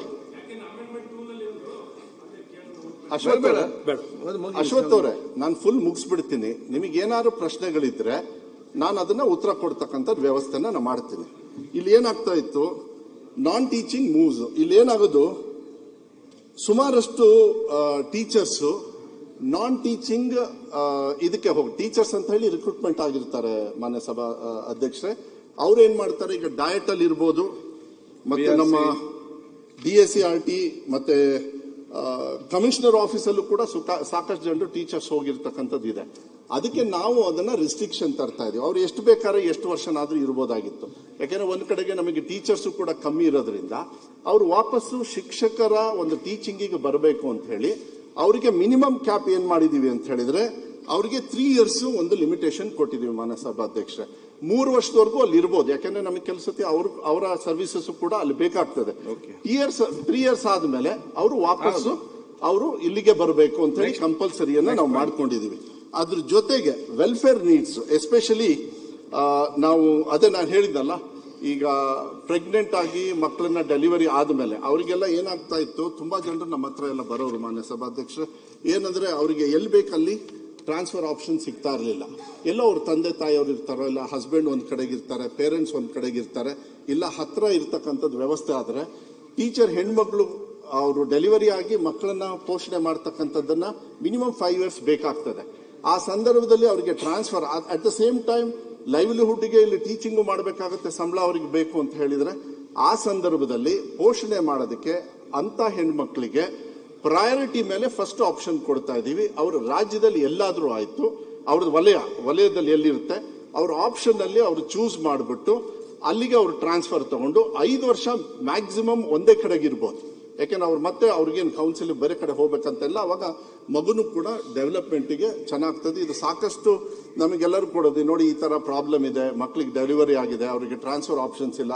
ಬಿಕಾಸ್ ಟ್ರಾನ್ಸ್ಫರ್ ಆಪ್ಷನ್ಸ್ ಇರೋದು ಬರೀ ಕೌನ್ಸಿಲಿಂಗ್ ಅಲ್ಲಿ ಮಾತ್ರ ಇರೋದ್ರಿಂದ ಇದಕ್ಕೆ ಆ ಪರ್ಮನೆಂಟ್ ಒಂದು ಸೊಲ್ಯೂಷನ್ ಕೂಡ ಬಂದಿರೋದ್ರಿಂದ ಮೊನ್ನೆನೂ ಕೂಡ ನಾವು ಇದನ್ನ ಚರ್ಚೆ ಮಾಡಿದ್ವಿ. ಇಷ್ಟು ನಾವು ಬದಲಾವಣೆಯನ್ನ ನಾವು ತರ್ತಾ ಇದೀವಿ. ಮತ್ತೇನಾದ್ರು ಕ್ಲಾರಿಫಿಕೇಶನ್ಸ್ ಏನಾದ್ರು ಇದ್ರೆ, ಆಮೇಲೆ ಬೇಸಿಕಲಿ ಹೈ ಎನ್ರೋಲ್ಮೆಂಟ್ ನ ಒಳ್ಳೆ ನಂಬರ್ ಆಫ್ ಸ್ಟೂಡೆಂಟ್ಸ್ ಜಾಸ್ತಿ ಇರೋದ್ರಿಂದ ಟೀಚರ್ಸ್ ನ ಕಂಪ್ಲೀಟ್ ಆಗಿ ಕೊಡಬೇಕು. ಅದಕ್ಕೆ ನಾವು ಕ್ರಿಟಿಕಲ್ ಪೋಸ್ಟ್ ಅಂತ ಹೇಳಿ ಕ್ರಿಯೇಟ್ ಮಾಡಿ ಅಲ್ಲಿ ಟೀಚರ್ಸ್ ನ ಕೊಡ್ತಕ್ಕಂಥದ್ದು ನಾವು ಮಾಡ್ತಾ ಇದ್ವಿ. ಬೇರೆ ಕಡೆನೂ ಕೂಡ ಗೆಸ್ಟ್ ಟೀಚರ್ಸ್ ಸನ್ಮಾನ್ಯ ಅಧ್ಯಕ್ಷೆ, ಇದ್ರ ಜೊತೆಲಿ ಡಿ ಗ್ರೂಪ್ ಒಂದು ಸೇರಿಸ್ಕೊಳ್ಳಿ ಅಧ್ಯಕ್ಷೆ. ಯಾಕಂದ್ರೆ ಸ್ಕೂಲ್ಗಳಲ್ಲಿ ಕಸ ಹೊಡೆಯೋರಿಲ್ಲ, ಮಕ್ಳ ಕೈಲಿ ಹೊಡಿಸ್ತಾರೆ. ಅದೊಂದು ದಯಮಾಡಿ ಡಿ ಗ್ರೂಪ್ ನ ಇಲ್ಲ ಅದಾಗಬೇಕು ಅಧ್ಯಕ್ಷ. ಇಲ್ಲಾಂದ್ರೆ ಸ್ಕೂಲ್ ಕ್ಲಾಸಸ್ ಯಾವ್ದು ಕ್ಲೀನ್ ಇರಲ್ಲ, ಮಕ್ಳ ಕೈಲಿ ಕಸ ಹೊಡಿಸಿದ್ರೆ ಪೇರೆಂಟ್ಸ್ ಮತ್ತೆ ಕಂಪ್ಲೇಂಟ್ ಮಾಡ್ತಾರೆ. ಆತರ ಸಮಸ್ಯೆಗಳು ಉದ್ಭವ ಆಗ್ತದೆ. ಪ್ರಾಕ್ಟೀಸ್ ಆಗಬೇಕು ಮನೆ ಗುಡಿಸಿ ಅಂತ. ಆಮೇಲೆ ಅದಕ್ಕೆ ಪರ್ಮಿಷನ್ ಆರ ಕೊಡಿ, ಮಕ್ಕಳು ಗುಡಿಸಬಹುದು ಅಂತ ನೀವು ಪರ್ಮಿಷನ್ ಆರ ಕೊಡಿಸಿ. ಇಲ್ಲ ಅಂತಂದ್ರೆ ಅವ್ರ ಪೇರೆಂಟ್ಸ್ ಮತ್ತೆ ಇದು ಮಾನ್ಯ ಸಭಾಧ್ಯಕ್ಷರೇ, ನಾವು ಈ ಶಿಕ್ಷಣ ಇಲಾಖೆ ಮೇಲೆ ಒಂದು ಕ್ವಶನ್ ಸುರೇಶ್ ಕುಮಾರ್ ಸರ್ ಕೂಡ ಹಾಕಿದ್ರು, ಒಂದು 3 hours 4 hours ಕೊಡಿ ಅಂತ. ನೀವು ಕೊಡ್ಲಿಲ್ಲ. ಇದು ಈ ದೇಶದಲ್ಲಿ ಮೊದಲು ರಿಫಾರ್ಮ್ಸ್ ಆಗ್ಬೇಕಾದ್ರೆ ಶಿಕ್ಷಣ ಇಲಾಖೆ ಸಮಯನೇ ಕೊಡಲ್ಲ. ನೀವು ಇದ್ಯಾವುದೋ ಬಜೆಟ್ ಮೇಲೆ ನೀವು ಬಜೆಟ್ ಅಲ್ಲಿ 3 ಗಂಟೆ ಮಾತಾಡಿದ್ರಲ್ಲ, ಶಿಕ್ಷಣ ಬಗ್ಗೆ ಮಾತಾಡಿದ್ರಿ, ಏನೋ ಮಾತಾಡಲಿಲ್ಲ. ಅಲ್ಲ 3 ಗಂಟೆ ಕೊಟ್ಟಾಗ ಟೈಮ್ ಖಾಲಿ ಡಬ್ಬ ತಗೊಂಡು ಹೊಡೆದು ಶಿಕ್ಷಣ ಇಲಾಖೆ ಮಿನಿಟ್ಸ್ ಕೊಟ್ಟೆವು. ಬಜೆಟ್ ಅಲ್ಲಿ ಮಾತಾಡಿದ್ರಿ, ಯಾಕೆ ಮಾತಾಡಲಿಲ್ಲ? ನಾವು ಎಜುಕೇಶನ್ ಖಾಲಿ ಡಬ್ಬ ₹1 ಇಲ್ಲ ಅಂತ ಹೇಳಿದ್ನಲ್ಲ. ಅದಕ್ಕೆ ನೀವು ಶಿಕ್ಷಣ ಇಲಾಖೆಗೆ ಒಂದಿನ ಇಲ್ಲಾಂದ್ರೆ ಸ್ಪೆಷಲ್ ಸೆಷನ್ ತೆರೀರಿ, ಮಾತಾಡೋಣ. ಅವಾಗ ಕಸ ಹೊಡೆಯೋರು ಇಲ್ವಾ, ಬಾತ್ರೂಮ್ ತೊಳೆಯೋರು ಇಲ್ವಾ, ಕರೆಂಟ್ ಇಲ್ವಾ, ಅಲ್ಲಿ ಶಾಲೆಗೆ ಜಾಗ ಇಲ್ವಾ, ಬಿಲ್ಡಿಂಗ್ ಇಲ್ವಾ, ಶಿಕ್ಷಕರಿಲ್ವಾ, ಗುಣಮಟ್ಟ ಇಲ್ವಾ, ಎಲ್ಲ ಡಿಸ್ಕಷನ್ ಮಾಡೋಣ. ಅಶ್ವಥ್ ಅವರೇ, ಇನ್ನೊಂದು 3600 ಕೋಟಿ ರೂಪಾಯಿ ಹೇಳಲಿಕ್ಕೆ ಇಷ್ಟಪಡ್ತೀನಿ. ನಾವು ರೂಲ್ಸ್ ನ ಫಾರ್ಮೇಟ್ ಮಾಡ್ತೀವಿ. ಈಗ ಬಿಲ್ ಪಾಸ್ ಆದ್ಮೇಲೆ ಆ ತರ ನಿಮ್ದು ಏನಾದ್ರು ಇದ್ದು ಅದನ್ನ ನಿಜವಾಗ್ಲೂ ಅನುಕೂಲ ಆಗುತ್ತೆ ಅಂದ್ರೆ ರೂಲ್ಸ್ ಫಾರ್ಮೇಟ್ ಮಾಡಿ ಮತ್ತೆ ತರ್ತಕ್ಕಂತ ವ್ಯವಸ್ಥೆನ. ಯಾಕಂದ್ರೆ ರೂಲ್ಸ್ ನ ನಾವು ಇನ್ನು ಫಾರ್ಮೇಟ್ ಮಾಡಿ. ಈಗ ಮಿನಿಸ್ಟರ್ ಅಲ್ಲ ಮಾತಾಡ, ಸುರೇಶ್ ಬಾಬು ಅವರು ಹೇಳಿದ್ದು ಮಾತೊಂದು ಕರೆಕ್ಟ್ ಇದೆ. ಈಗ ಫಾರ್ ನನ್ನ ಒಪಿನಿಯನ್, ಈಗ ಶಾಲೆಗೆ ಮಕ್ಕಳು ನಮ್ಮ ಕ್ಲಾಸ್ ಗುಡಿಸುವಂತದ್ದು, ಕ್ಲೀನ್ ಮಾಡುವಂಥದ್ದು ನಾವೆಲ್ಲ ನೋಡಿ, ನಾವೆಲ್ಲ ಆ ರೀತಿ ಇದ್ದಾಗ ನಮ್ಮ ಕಾನ್ವೆಂಟ್ ಸಿಸ್ಟಮ್ ಅದು ಕೂಡ ಅಲ್ಲಿ ನಾವು ಬೆಳಿಗ್ಗೆ 7 ಗಂಟೆ ಗುಡಿಸ್ಬೇಕು. ಇಡೀ ಗ್ರೌಂಡ್ ಅನ್ನು, ಕ್ಲಾಸ್ ರೂಮ್ ಅನ್ನೆಲ್ಲ, ಶೌಚಾಲಯ ಕೂಡ ಕ್ಲೀನ್ ಮಾಡುವಂತ ಅವಕಾಶ ಎಲ್ಲರಿಗೂ ಕೂಡ ಇತ್ತು. ಈಗ ನೀವು ಅಲ್ಲಿ ನಾವು ಡಿ ಗ್ರೂಪ್ ನಾವು ಕ್ಲೀನ್ ಮಾಡ್ಲಿಕ್ಕೆ ಡಿ ಗ್ರೂಪ್ ನೌಕರರಿಲ್ಲ, ಅದೇ ನೀವು ಪರ್ಮಿಷನ್ ಕೊಡುದಿಲ್ಲ ಯಾರಿಗೆ, ಯಾರು ಒಂದಾದ ಸಲ ನೀವು ಮಾಡಬೇಕು. ಮನೆ ಸಭಾಧ್ಯಕ್ಷ ಅಲ್ಲ, ಇದು ಈ ಬಿಲ್ಲಿಗೆ ಸಂಬಂಧ ಇಲ್ಲ. ಕರೆಕ್ಟ್. ಒಂದು ಇಲ್ಲ ಮೇಂಟೆನೆನ್ಸ್ ಅಂತ ಇಲ್ಲ ಆಗ್ಬೇಕು. ಈಗ as it is otherwise bathroom clean ಮಾಡಲ್ಲ, ಹೈಜಿನಿಕ್ ಇರಲ್ಲ. ನೀವು ಸ್ಕೂಲ್ಗಳಲ್ಲಿ ಮಕ್ಕಳಿಗೆ ಸ್ಟಾರ್ಟಿಂಗ್ ಇಂದಾನೆ ನೀವು ಹೈಜಿನಿಕ್ ಅವ್ರಿಗೆ ಕಲಿಸದೇ ಇದ್ರೆ ಮತ್ತೆ ನಾವೆಲ್ಲಿಂದ ಅವರಿಗೆ ಸಾಧ್ಯ ಆಗುತ್ತೆ. ಒಂದು ನಿಮಿಷ ಸುರೇಶ್ ಅವರೇ, ಒಂದು ನಾವು ಟೀಚರ್ಸ್ ರಿಕ್ರೂಟ್ಮೆಂಟ್ ಮೇನ್ ಆಗಿ ಟಾರ್ಗೆಟ್ ಮಾಡ್ತಾ ಇದೀವಿ. ಈಗ ನನಗೆ ಸುಮಾರು 15,000 ಟೀಚರ್ಸ್ ರಿಕ್ರೂಟ್ಮೆಂಟ್ಗೆ ಈಗ ಆಸ್ ಇಟ್ ಈಸ್ ಈ ಬಜೆಟ್ ಅಲ್ಲಿ ಕೊಟ್ಟಿದ್ದಾರೆ. ಯಾವಾಗ ರಿಕ್ರೂಟ್ಮೆಂಟ್ ಪ್ರೋಸೆಸ್ ನಾವು ಇನ್ಫ್ಯಾಕ್ಟ್ ಟಿಇಟಿನೂ ಮುಗಿಸ್ಬಿಟ್ಟಿವಿ. ನಾವು ಯಾವಾಗ ನಮಗೆ ಇಂಟರ್ನಲ್ ರಿಸರ್ವೇಶನ್ ಬಂದ ತಕ್ಷಣ ನಾವು ಸ್ಟಾರ್ಟ್ ಮಾಡ್ಕೊಳ್ತೀವಿ. ಡಿ ಗ್ರೂಪ್ದು ತಗೊಳ್ಬೇಕು ಅಂತ ಹೇಳಿ ಇನ್ನೂ ಕೂಡ ಯಾವುದೇ ತರದ ನಮಗೆ ಇದು ಬಂದಿಲ್ಲ. ಆದ್ರೆ ಮೇಂಟೆನೆನ್ಸಿಗೆ ಎಲ್ಲಾ ಶಾಲೆಗೂ ಕೂಡ, ಆಮೇಲೆ ಈಗ KPS ಮತ್ತು ಇದಕ್ಕೆಲ್ಲ ಜಾಸ್ತಿನೂ ಕೂಡ ನಾವು ಮಾಡ್ತಾ ಇದೀವಿ. ಈಗ ನಾವು ಬರೋ ದಿಸ್ಗಳಲ್ಲಿ, ಯಾಕಂದ್ರೆ ದೊಡ್ಡ ಶಾಲೆ ಇರ್ತದೆ, ಆವರಣ ಜಾಸ್ತಿ ಇರ್ತದೆ, ಅಲ್ಲಿ ಮೇಂಟೆನೆನ್ಸಿಗೆ ಆಗೋದಿಲ್ಲ ಅಂತ ಹೇಳಿ ಔಟ್ಸೋರ್ಸ್ ಮೂಲಕ ಮಾಡ್ಬೇಕಂತ ಹೇಳಿ. ಈಗ ಅಲ್ಲ, ಈಗಲೂ ಕೂಡ ಇಂಥ ಶಾಲೆಗೂ ಕೂಡ ನಾನು ಇಲಾಖೆಯಲ್ಲಿ ಆಗ್ಲೇ ನಮ್ಮ ಹತ್ರ ಏನು ಫಂಡ್ಸ್ ಇದೆ ಅದನ್ನ ನೋಡ್ಕೊಂಡು ಔಟ್ಸೋರ್ಸ್ ಮಾಡಿ ಮಾಡ್ತಕ್ಕಂಥ ಕೆಲಸವನ್ನು ಕೂಡ ನಾವು ಮಾಡ್ತೀವಿ. ಅವಶ್ಯಕತೆ ಇದೆ. ಸುರೇಶ್ ಕೂತ್ಕೊಳ್ಳಿ, ಅದು 2 ನಿಮಿಷ ಅಂತ ಹೇಳಿ ಕೂತ್ಕೊಳ್ಳಿ ಫಸ್ಟ್. ಈಗ ನೀವು ಇವ್ರು ಮಾತಾಡ್ಲಿ ಆಗಲಿ, ಸೀನಿಯರ್ ಅವರು, ನೀವು ನಾನು ಅಲ್ಲೇ ಮಾತಾಡ್ತಾರೆ. ಸೀನಿಯರ್ ಮೆಂಬರ್ಸ್ ಕೂತ್ಕೊಳ್ಳಿ, ಈ ತರದ್ದು ಒಂದ್ 2 ನಿಮಿಷ ಸೀನಿಯರ್ ಮೆಂಬರ್ ಮಾತಾಡ್ಲಿ ಅಂತ ಹೇಳ್ತೇನೆ ನಾನು. ನಾವು ಸುಮ್ಮನೆ ಕೂತ್ಕೊಳ್ಳೋಕೆ ಬರೋದು? ಹೌದು, ಸುಮ್ಮನೆ ಕೂತ್ಕೊಳ್ಳಿ, ನೀವು ಮಾತಾಡಿ. ಮಾನ್ಯ ಅಧ್ಯಕ್ಷರೇ, ಬಿಲ್ಲಿಂದು ಹೇಳ್ತೀನಿ. ಅದಕ್ಕಿಂತ ಮಾನ್ಯ ಸದಸ್ಯರು ಪ್ರಸ್ತಾಪ ಮಾಡಿದಾಗೆ ತಾವು ಪ್ರಸ್ತಾಪ ಮಾಡಿದಿರಿ. ಡಿ ಗ್ರೂಪ್ ನೌಕರನ್ನ ಆದರೆ ಕೊಡಬೇಕು, ಇಲ್ಲದಿದ್ರೆ ಪ್ರತಿನಿತ್ಯ ಶೌಚಾಲಯಗಳನ್ನ ಮತ್ತು ಕಸ ಗುಡಿಸುವಂಥದ್ದು. ಯಾರ್ಯಾರು ಅಲ್ಲಿ ಶಿಕ್ಷಕರಲ್ಲಿ ಆರೋಗ್ಯ ಜನ ಅವರೇ, ಅದಕ್ಕೆ ಡಿಸ್ಕಷನ್ ಮಾಡುವ. ಅಲ್ಲ ಹೇಳ್ತೀನಿ, ಬಿಲ್ಲಿಸ್ ಮಾತಾಡಿ, ಈಗ ಮುಗಿಸ್ಬಿಡ್ತೀನಿ. ಅದು ಅಲ್ಲ ಸರ್, ಮಹಾತ್ಮ ಗಾಂಧಿನೇ ಶೌಚಾಲಯ ಕ್ಲೀನ್ ಮಾಡಿದ್ದಾರೆ. ನಮ್ಮ ಮಕ್ಕಳು ಅವ್ರಿಗಿಂತ ದೊಡ್ಡವರ, ಮಾಡ್ಲಿ, ಅದನ್ನ ಕಲೀಲಿ. ನಾವು ಎಲ್ಲ ಮಾಡಿ ಬಂದಂತವ್ರು. ಖಂಡಿತವಾಗೂ ಯಾರೋ ಅಲ್ಲಿ ಆಗದೆ ಇರೋ ಶಿಕ್ಷಕ ಒಬ್ಬ ಫೋಟೋ ತೆಗೆದು ಪತ್ರಿಕೆ ಕೊಡ್ತಾರೆ, ಕಮೆಂಟ್ಸ್ ಪತ್ರಿಕೆನಲ್ಲಿ, ಟಿವಿನಲ್ಲಿ, ಶೌಚಾಲಯ ಕ್ಲೀನ್ ಮಾಡ್ತಾ ಇದ್ದಾರೆ. ನಮ್ಮ ಮಕ್ಕಳು ಗಾಂಧಿಗಿಂತ ದೊಡ್ಡವರ? ಆ ಟೀಚರ್ನ ಸಸ್ಪೆಂಡ್ ಮಾಡಿಬಿಡೋದು. ಹೇಳಿದ್ರಲ್ಲ, ಈಗ ಲುಕ್ ಇಂಟು ಇಟ್. ದಯವಿಟ್ಟು ಆ ಟೀಚರ್ಸ್ ಗಳನ್ನ ಸಸ್ಪೆಂಡ್ ಮಾಡಬೇಡಿ ನೀವು. ಆಗ್ಲಿ ಶುಚಿತ್ವ ಕಲೀಲಿ ಮಕ್ಕಳು. ಕಾನೂನು ಈ ತರ ಇಲ್ಲಿ ಮಾಡಿದ್ರೆ ನಾನು ಕೂಡ ಅಲ್ಲ, ನೀವೆಲ್ಲ ಒಂದ ಕಾನೂನು ಚೇಂಜ್ ಮಾಡಿ, ನೌಕರನ್ನ ಹಾಕಿ 2 ಒಂದು ಮಾಡಿ. ನೀವು ಒಂದ ಕಾನೂನು ಚೇಂಜ್ ಆಗ್ಲಿ, ಇಲ್ಲದಿದ್ದ ಕ್ಲೀನ್ ಮಾಡ್ಲಿಕ್ಕೆ ಇಲ್ಲಿ ಜನ ಹಾಕಿ ಸರಿ ಇದೆ. ಮನೆ ಸಭಾಧ್ಯಕ್ಷರೇ ಹೌದು, ಅವರಿಗೆ ಒಂದೇ ನಿಮಿಷ ಸುರೇಶ್ ಅವರೇ, ಒಂದ್ ನಿಮಿಷ ಮನೆ ಸಭಾಧ್ಯಕ್ಷರೇ, ಏನಾಗ್ತದೆ ಒಂದ್ ನಿಮಿಷ, ಇಲ್ಲಿ ಚೈಲ್ಡ್ ರೈಟ್ಸ್ ಬೇರೆ ಬರ್ತದೆ, ಅದು ನಾವೇ ಕಾನೂನು ಮಾಡಿರೋದು. ಅದನ್ನೆಲ್ಲ ನೋಡಿಕೊಂಡು ಇಂಥ ತೀರ್ಮಾನ ಮಾಡೋದಾದ್ರೆ, ನೀವು ಸಜೆಷನ್ ಕೊಡೋದಾದ್ರೆ, ಯಾಕಂದ್ರೆ ಚೈಲ್ಡ್ ರೈಟ್ಸ್ ನ ಮತ್ತೆ ಹೆಂಗೆ ವುಮನ್ ರೈಟ್ಸ್ ಇದೆ, ಚೈಲ್ಡ್ ರೈಟ್, ಹ್ಯೂಮನ್ ರೈಟ್ಸ್, ಇದನ್ನ ಮೀರಿನ ಮಾಡೋದಕ್ಕೆ ಮಾನ್ಯ ಸಭಾಧ್ಯಕ್ಷರೇ, ನಾನು ಈಗಲೂ ಕೂಡ ಮನವಿ ಮಾಡ್ತೀನಿ. ಯಾಕಂದ್ರೆ ಸಾಕಷ್ಟು ಬದಲಾವಣೆಯನ್ನ ನಮ್ಮ ಇಲಾಖೆಯಲ್ಲಿ ತಂದಿದ್ದೀನಿ. ಮಾನ್ಯ ಸುರೇಶ್ ಅವರು ಕೂಡ ಹೋದ್ ಸತಿಯಿಂದನೂ ಕೂಡ ಅವ್ರು ಹೇಳ್ತಾ ಇದ್ರು, ಒಂದು 3 hours ಸಾಕಷ್ಟು ಜನರು ಇದ್ರ ಬಗ್ಗೆ ಮಾತಾಡಿದ್ರೆ ನಾವು ಮತ್ತೆ ಬದಲಾವಣೆ ತರೋದಕ್ಕೆ. ಯಾಕಂದ್ರೆ ಇಂಥ ಚಿಕ್ಕ ಚಿಕ್ಕವು ಮನ್ಸಿಗೆ ನೋವಾಗುತ್ತೆ. ಆಕ್ಚುಲಿ ಅದು ಒಳ್ಳೇದೇ, ಕೆಲವು ಸತಿ ಅದು ಚರ್ಚೆ ಆದ್ರೆ ಒಳ್ಳೇದು. ನಾನು ಕಾನೂನು ತರೋದಕ್ಕೆ ಒಳ್ಳೇದಾಗ್ತದೆ. ನೀವು ಯಾವಾಗ ಹೇಳ್ತೀರಿ ಅವಾಗ ನಾವು 3 hours ದಯವಿಟ್ಟು ಚರ್ಚೆ ತಗೊಳ್ಳಿ. ಈ ಬಿಲ್ ನ ಬೇಗ ಪಾಸ್ ಮಾಡ್ಕೊಡ್ಬೇಕು ಅಂತ ಮಾನ್ಯ ಅಧ್ಯಕ್ಷರೇ, ಬಿಲ್ಗೆ ಮಾತಾಡಿ. ಬಿಲ್ ಪಬ್ಲಿಕ್ ಸ್ಕೂಲ್ಗಳು, ಆದರ್ಶ ಶಾಲೆಗಳನ್ನ ತಾವು ಹೇಳಿದಿರಿ, 250ಕ್ಕಿಂತ ಹೆಚ್ಚು ಮಕ್ಕಳು ಇರುವ ಶಾಲೆ ಅಂತ ಹೇಳಿದಿರಿ. ದಯವಿಟ್ಟು ನೀವು ನಾವು ಎಲ್ಲ ಅರ್ಥ ಮಾಡ್ಕೊಂಡ ಹಾಗೆ ನಮ್ಮ ಮಲೆನಾಡಿನಲ್ಲಿ 200-250 ಇರೋದಿಲ್ಲ. 100ಕ್ಕೆ ಮಲೆನಾಡಿಗೆ ಸಡಿಲಿಸಿ, 100ಕ್ಕೆ ಇದು ಮಾಡಿ. ಒಂದೇ ಒಂದು ನಿಮಿಷ, ಬಹಳ ಈಸಿ ಇದು. ಏನಂದ್ರೆ ಇದು ಪ್ರಯಾರಿಟಿ ಮೇಲೆ ಫಸ್ಟ್ ತಗೊಳ್ತಾರೆ. ಹಂಗಂದ ತಕ್ಷಣ ಅಲ್ಲಿ ಬರಬಾರ್ದು ಅಂತ ಹೇಳಿಲ್ಲ. ಕ್ರಿಟಿಕಲ್ ಪೋಸ್ಟ್ ಅಂತ ಹೇಳಿ ನಮ್ಮ ಹತ್ರ ಬೇರೆಯವರಿಗೆಲ್ಲ ಬೇರೆ ಕಡೆಗೆ ತಗೊಳ್ಳೋದಕ್ಕೆ ಅವಕಾಶ ಇದೆ. ಅಲ್ಲ, ಏನಾಗ್ತದೆ ನಾನು ಹೇಳೋದು ಮಾನ್ಯ ಅಧ್ಯಕ್ಷರೇ, ಸಲಹೆ ಕೊಡಿ. 100-180 ಇದ್ದಂತ ಮಕ್ಕಳು ಖಾಲಿ ಉಳಿತದೆ ಬೇರೆ ಬೇರೆ ಕಡೆ ಅವ್ರು ತಗೊಳೋದ್ರಿಂದ. ನನಗೆ ಒಂದು ವಿನಂತಿ, ನೀವೇನಾದ್ರೂ ಮಾಡ್ರಿ, ಈ ಟ್ರಾನ್ಸ್ಫರ್ಸ್ ಅಲ್ಲಿ ಒಬ್ರು ರಿಲೀವ್ ಆಗುವಾಗ ಇನ್ನೊಬ್ರು ಬರ್ಬೇಕು ಆ ಸ್ಥಳಕ್ಕೆ. Okay, next point. ಇಲ್ಲದೇ ಇದ್ರೆ ಅದು ಖಾಲಿ ಉಳಿದ್ರೆ ಮಕ್ಕಳು ಹಾಳಾಗೋಗ್ತಾರೆ. ತಿಂಗಳಾನ್ಗಟ್ಟಲೆ ಟ್ರಾನ್ಸ್ಫರ್ ಆಗೋದ್ರಿಂದ ಒಂದು ಹೇಳಿದ್ರೆ ನೆಕ್ಸ್ಟ್ ಪಾಯಿಂಟ್. ಒಂದ್ ನಿಮಿಷ ಕೊಡ್ರಿ, ಪಾಯಿಂಟ್ ಹೇಳಿದ್ರಿ. ಬಿಲ್ ಮೇಲೆ ಮಾತಾಡಕ್ಕೂ ಬಿಡೋದಿಲ್ಲ. ತಾವು ಒಂದು ಪಾಯಿಂಟ್ ಹೇಳಿದ್ದೀರಿ, ಮಲೆನಾಡಿಗೆ ಏನೋ ಒಂದು ರಿಲ್ಯಾಕ್ಸೇಷನ್ ಕೊಡಿ ಮತ್ತು ಒಬ್ಬರು ಹೋದಾಗ ಇನ್ನೊಬ್ಬರು ಬರ್ಬೇಕಂತ ಸಲಹೆ ಕೊಟ್ಟಿದ್ರಿ. ನೆಕ್ಸ್ಟ್ ಪಾಯಿಂಟ್ ಏನಿದೆ ಅದು ನಾನೇ ಹೇಳ್ಬೇಕಲ್ಲ, ನೀವು ಅದಕ್ಕೆ ನಿಮ್ಮ ಹತ್ರ ಕೇಳ್ತಿದ್ದೇನೆ ನಾನು. ಸರಿ, ಹಾಗೇನೆ ಅವ್ರು ಮುಗಿಲಿ. ಇನ್ನೊಂದು, ಟೀಚರ್ಸ್ ನಾನ್ ಟೀಚಿಂಗ್ ಪೋಸ್ಟ್ಗೆ ಬಹಳಷ್ಟು ಜನ ಹೋಗ್ತಾರೆ. ಅದು ಎಲ್ಲ ಇಲಾಖೆನಲ್ಲಿ ಇದೆ. ಅವ್ರ ಇಲಾಖೆ ಬೇಡ, ಬೇರೆ ಇಲಾಖೆಗೆ ಹೋಗಿ ಕೆಲಸ ಮಾಡ್ತಾರೆ. ಮಂತ್ರಿಗಳ PAಗಳಾಗಿದ್ದಾರೆ, ಅವ್ರನ್ನೆಲ್ಲ ವಾಪಸ್ ತರ್ತೀರ ನೀವು? ಬೇರೆ ಬೇರೆ ಕಡೆ ಇದ್ದಾರೆ, ಕಡ್ಡಾಯವಾಗಿ ಅವರಿಗೆ ಅಲ್ಲಿಂದ ರಿಲೀವ್ ಮಾಡಿ ನೀವು ಶಾಲೆಗಳಿಗೆ ತಗೊಳ್ಳಿ. ಇಲ್ಲದ್ರೆ ಮಕ್ಕಳಿಗೆ ಪಾಠ ಹೇಳಲಿಕ್ಕೆ ಯಾರು ಇಲ್ಲ, ಎಲ್ಲೆಲ್ಲೋ ಇವ್ರು ಕೆಲಸ ಮಾಡ್ತಾರೆ ಅಂತ ಹೇಳಿದ್ರೆ ಅರ್ಥವೇ ಇಲ್ಲ. ಮರ್ಸಿಲೆಸ್ ಆಗಿ ನೀವು ಅವ್ರನ್ನ ತೆಗಿಬೇಕು, ವಾಪಸ್ಸು ತರಬೇಕು ಅನ್ನುವಂಥದ್ದು. ಹಾಗೇನೆ ಈಗಾಗಲೇ ಹೇಳಿದಿರಿ, ಈ ABC ಸ್ಥಾನಗಳು, ಆಮೇಲೆ ಅನುಪಾತ ಬಹಳ ವ್ಯತ್ಯಾಸ ಇದೆ ಅಧ್ಯಕ್ಷರೇ. 40:1 ಅಂತ ಹೇಳಿದ್ರೆ ನಮ್ಮ ಮಲೆನಾಡಿಗೆ ಆಗೋದೇ ಇಲ್ಲ. ಆದ್ರಿಂದ ಇದನ್ನ ಸಡಿಲಿಸಬೇಕು. 1ನೇ ತರಗತಿಯಿಂದ 7ನೇ ತರಗತಿವರೆಗೂ ಶಾಲೆ ನಡೀತದೆ. 1:40 ನಿಮ್ದು ಅನುಪಾತ ಮಾಡಿದ್ರೆ ಎಷ್ಟು ಜನ ಇರ್ತಾರೆ ಅಲ್ಲಿ? 45 ಜನ ಮಕ್ಕಳು ಇರ್ತಾರೆ.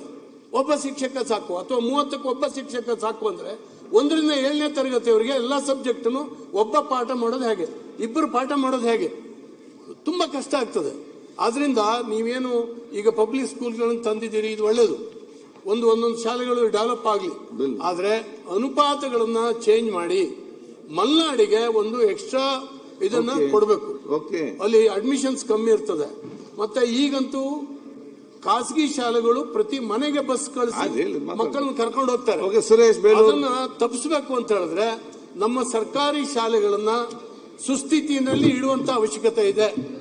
ಎಲ್ಲ ಸಬ್ಜೆಕ್ಟ್ಗೆ ಟೀಚರ್ಸ್ ಅನ್ನು ಕೊಟ್ಟು ಸುಸ್ಥಿತಿನಲ್ಲಿ ಇಡಬೇಕು. ಅಲ್ಲಿ ಬಡವರ ಮಕ್ಕಳು ಮತ್ತು ದಲಿತರ ಮಕ್ಕಳು ಡ್ರಾಪ್ ಔಟ್ ಆಗ್ತಾರೆ.